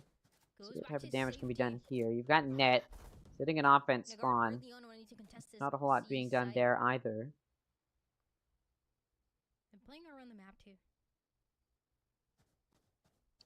Look at the guard getting ready to turn their attention more towards B. Now there's a duelist on either side of this map. 9Z is weirdly placed 2 on B, 2 on C, and only 1 on A, despite it being probably the easiest site for the offense to push through. There's only going to be 1 player that the guard has to push through, and it is Thule. Uses some util to try and push these players back. Not really going to be able to do so, though. Guard going to be able to push up here. I mean, it's still a nervous hit that would the worst buy, right? Only with the sheriffs, and they're usually good for a couple kills with it, but it still means they have to play back. Look at this. The guard getting ready to push towards B. Now under fire. The guard looking to end this way. Spike to be planted. Getting on the site, they're able to get through Breakable and onto the site. So Spike goes down. Reminder, it's an eco from 9Z, so at this point, they're just going to be trying to get some kills. Maybe not win the round, although it's still possible in theory. Ooh, nice flick from Rubcourt onto Jonah, who is full blinded. Trent going to take out Tgrd. It is traded by Misu. Then Tex mows them down. Misu and Davids go down. 2-for-1 special. Where Valen goes down. Tex still alive. In fact, the Showstopper comes out here. Ooh, Rubcourt swings right into net. Showstopper comes out, and Tuli goes down without Tex dying. So the eco from 9Z does result in 3 players dying from the guard, but still a round win. So that's 4 in a row now for the guard to start off this half, and a timeout going to be called by 9Z team. Again, I always say this, no question why. They just struggled in this half. They're starting to struggle. A reminder, on Ascent, that second half, although it was a little bit of a different situation. Actually, it was a pretty similar situation. What happened on Ascent is the guard started on the side that did not have the advantage. He started on the offense. On Ascent, the defense has the advantage. The guard was able to keep it even. Then they switched sides, and the guard took the win, and they didn't drop a single round on their defense, which was the side with the advantage. In this case scenario, look what's happened. The guard started on the side that did not have the advantage on the defense. They were able to keep it even. We switched sides. So far, the guard keeping it flawless. Could we be seeing a repeat of what happened on the previous map? I don't think 9Z would want that to happen, where they're able to get something on their first half, and then just struggle on the second half.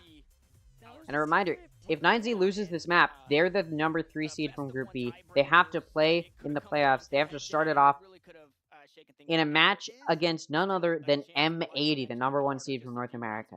And it's being proven from 9Z and from Fusion that these Latin American teams don't really compare very well to the number 1 and number 2 teams from Brazil and North America.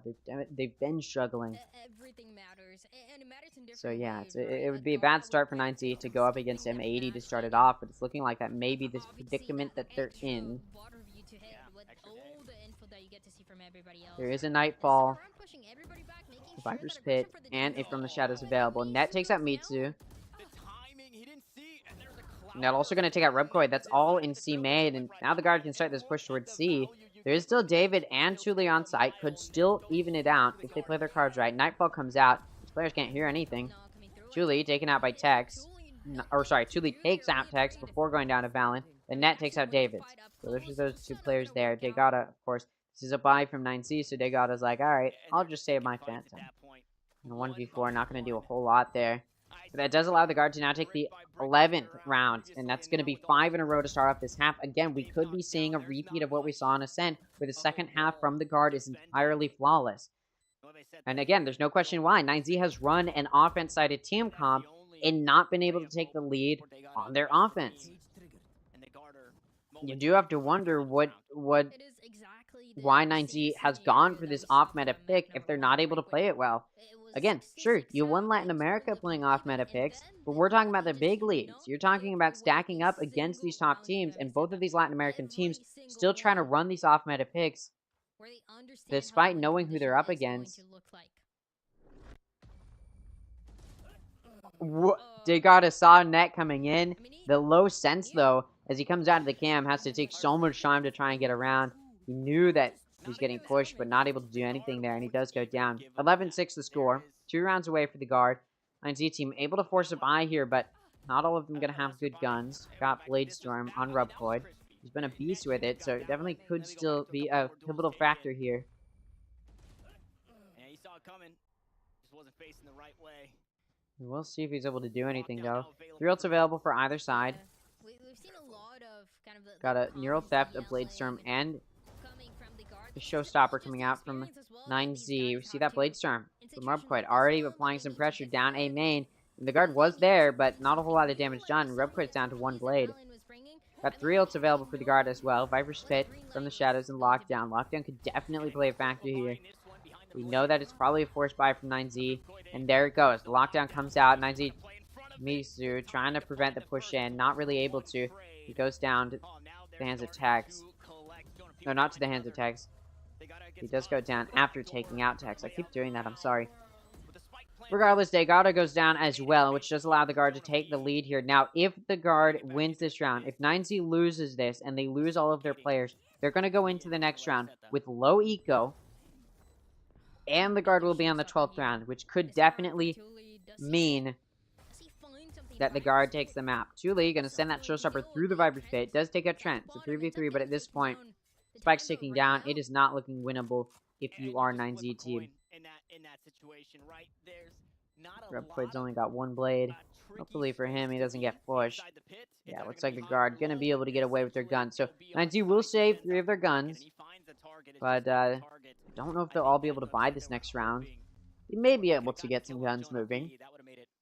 For those players who did end up dying, they should be able to get some guns. This is definitely an awkward spot, though.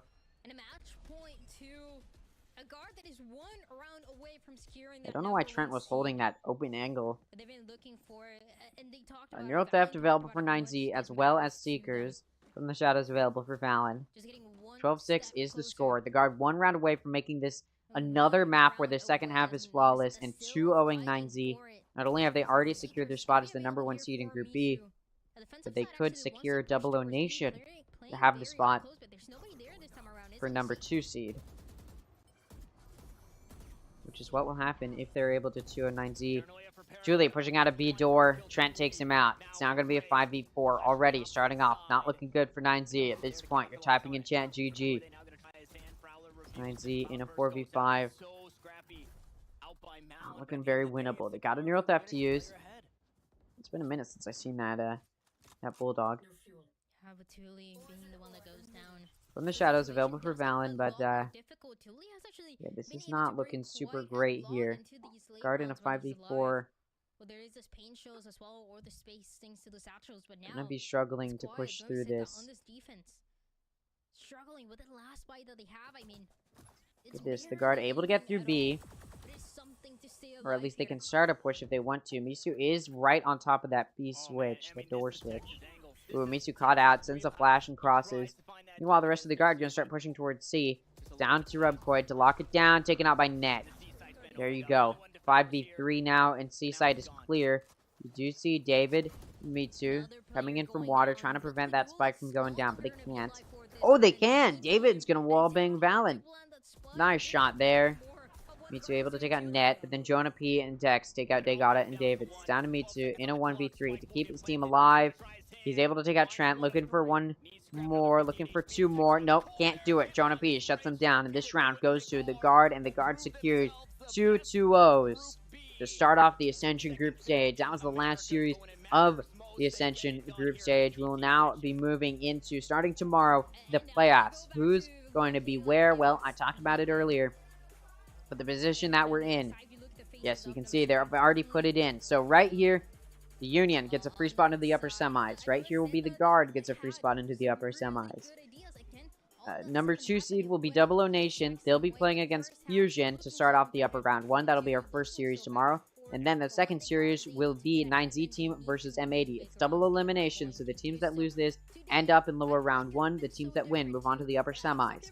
These 4 teams rather, will face each other. The losers join the losers of the upper round 1 in the lower round 1. The winners move on, or sorry. Then we go to the upper final, where the winners of the upper semis have made it. The winner moves on to the grand final. The loser goes to the lower final. Then we do lower round 1. The winner moves on to lower round 2. The winners of lower round 1 move on to lower round 2, or the lower semifinals. The losers are out of Ascension. They have to try again in their respective challengers next year. Winners move on to lower round 2 or the lower semis. They play each other. The loser has to try again in next year's challengers. The winner moves on to the lower final, where they face the loser of the upper final. The winner of this match moves on to the grand final. The loser has to try their hand in next year's challengers.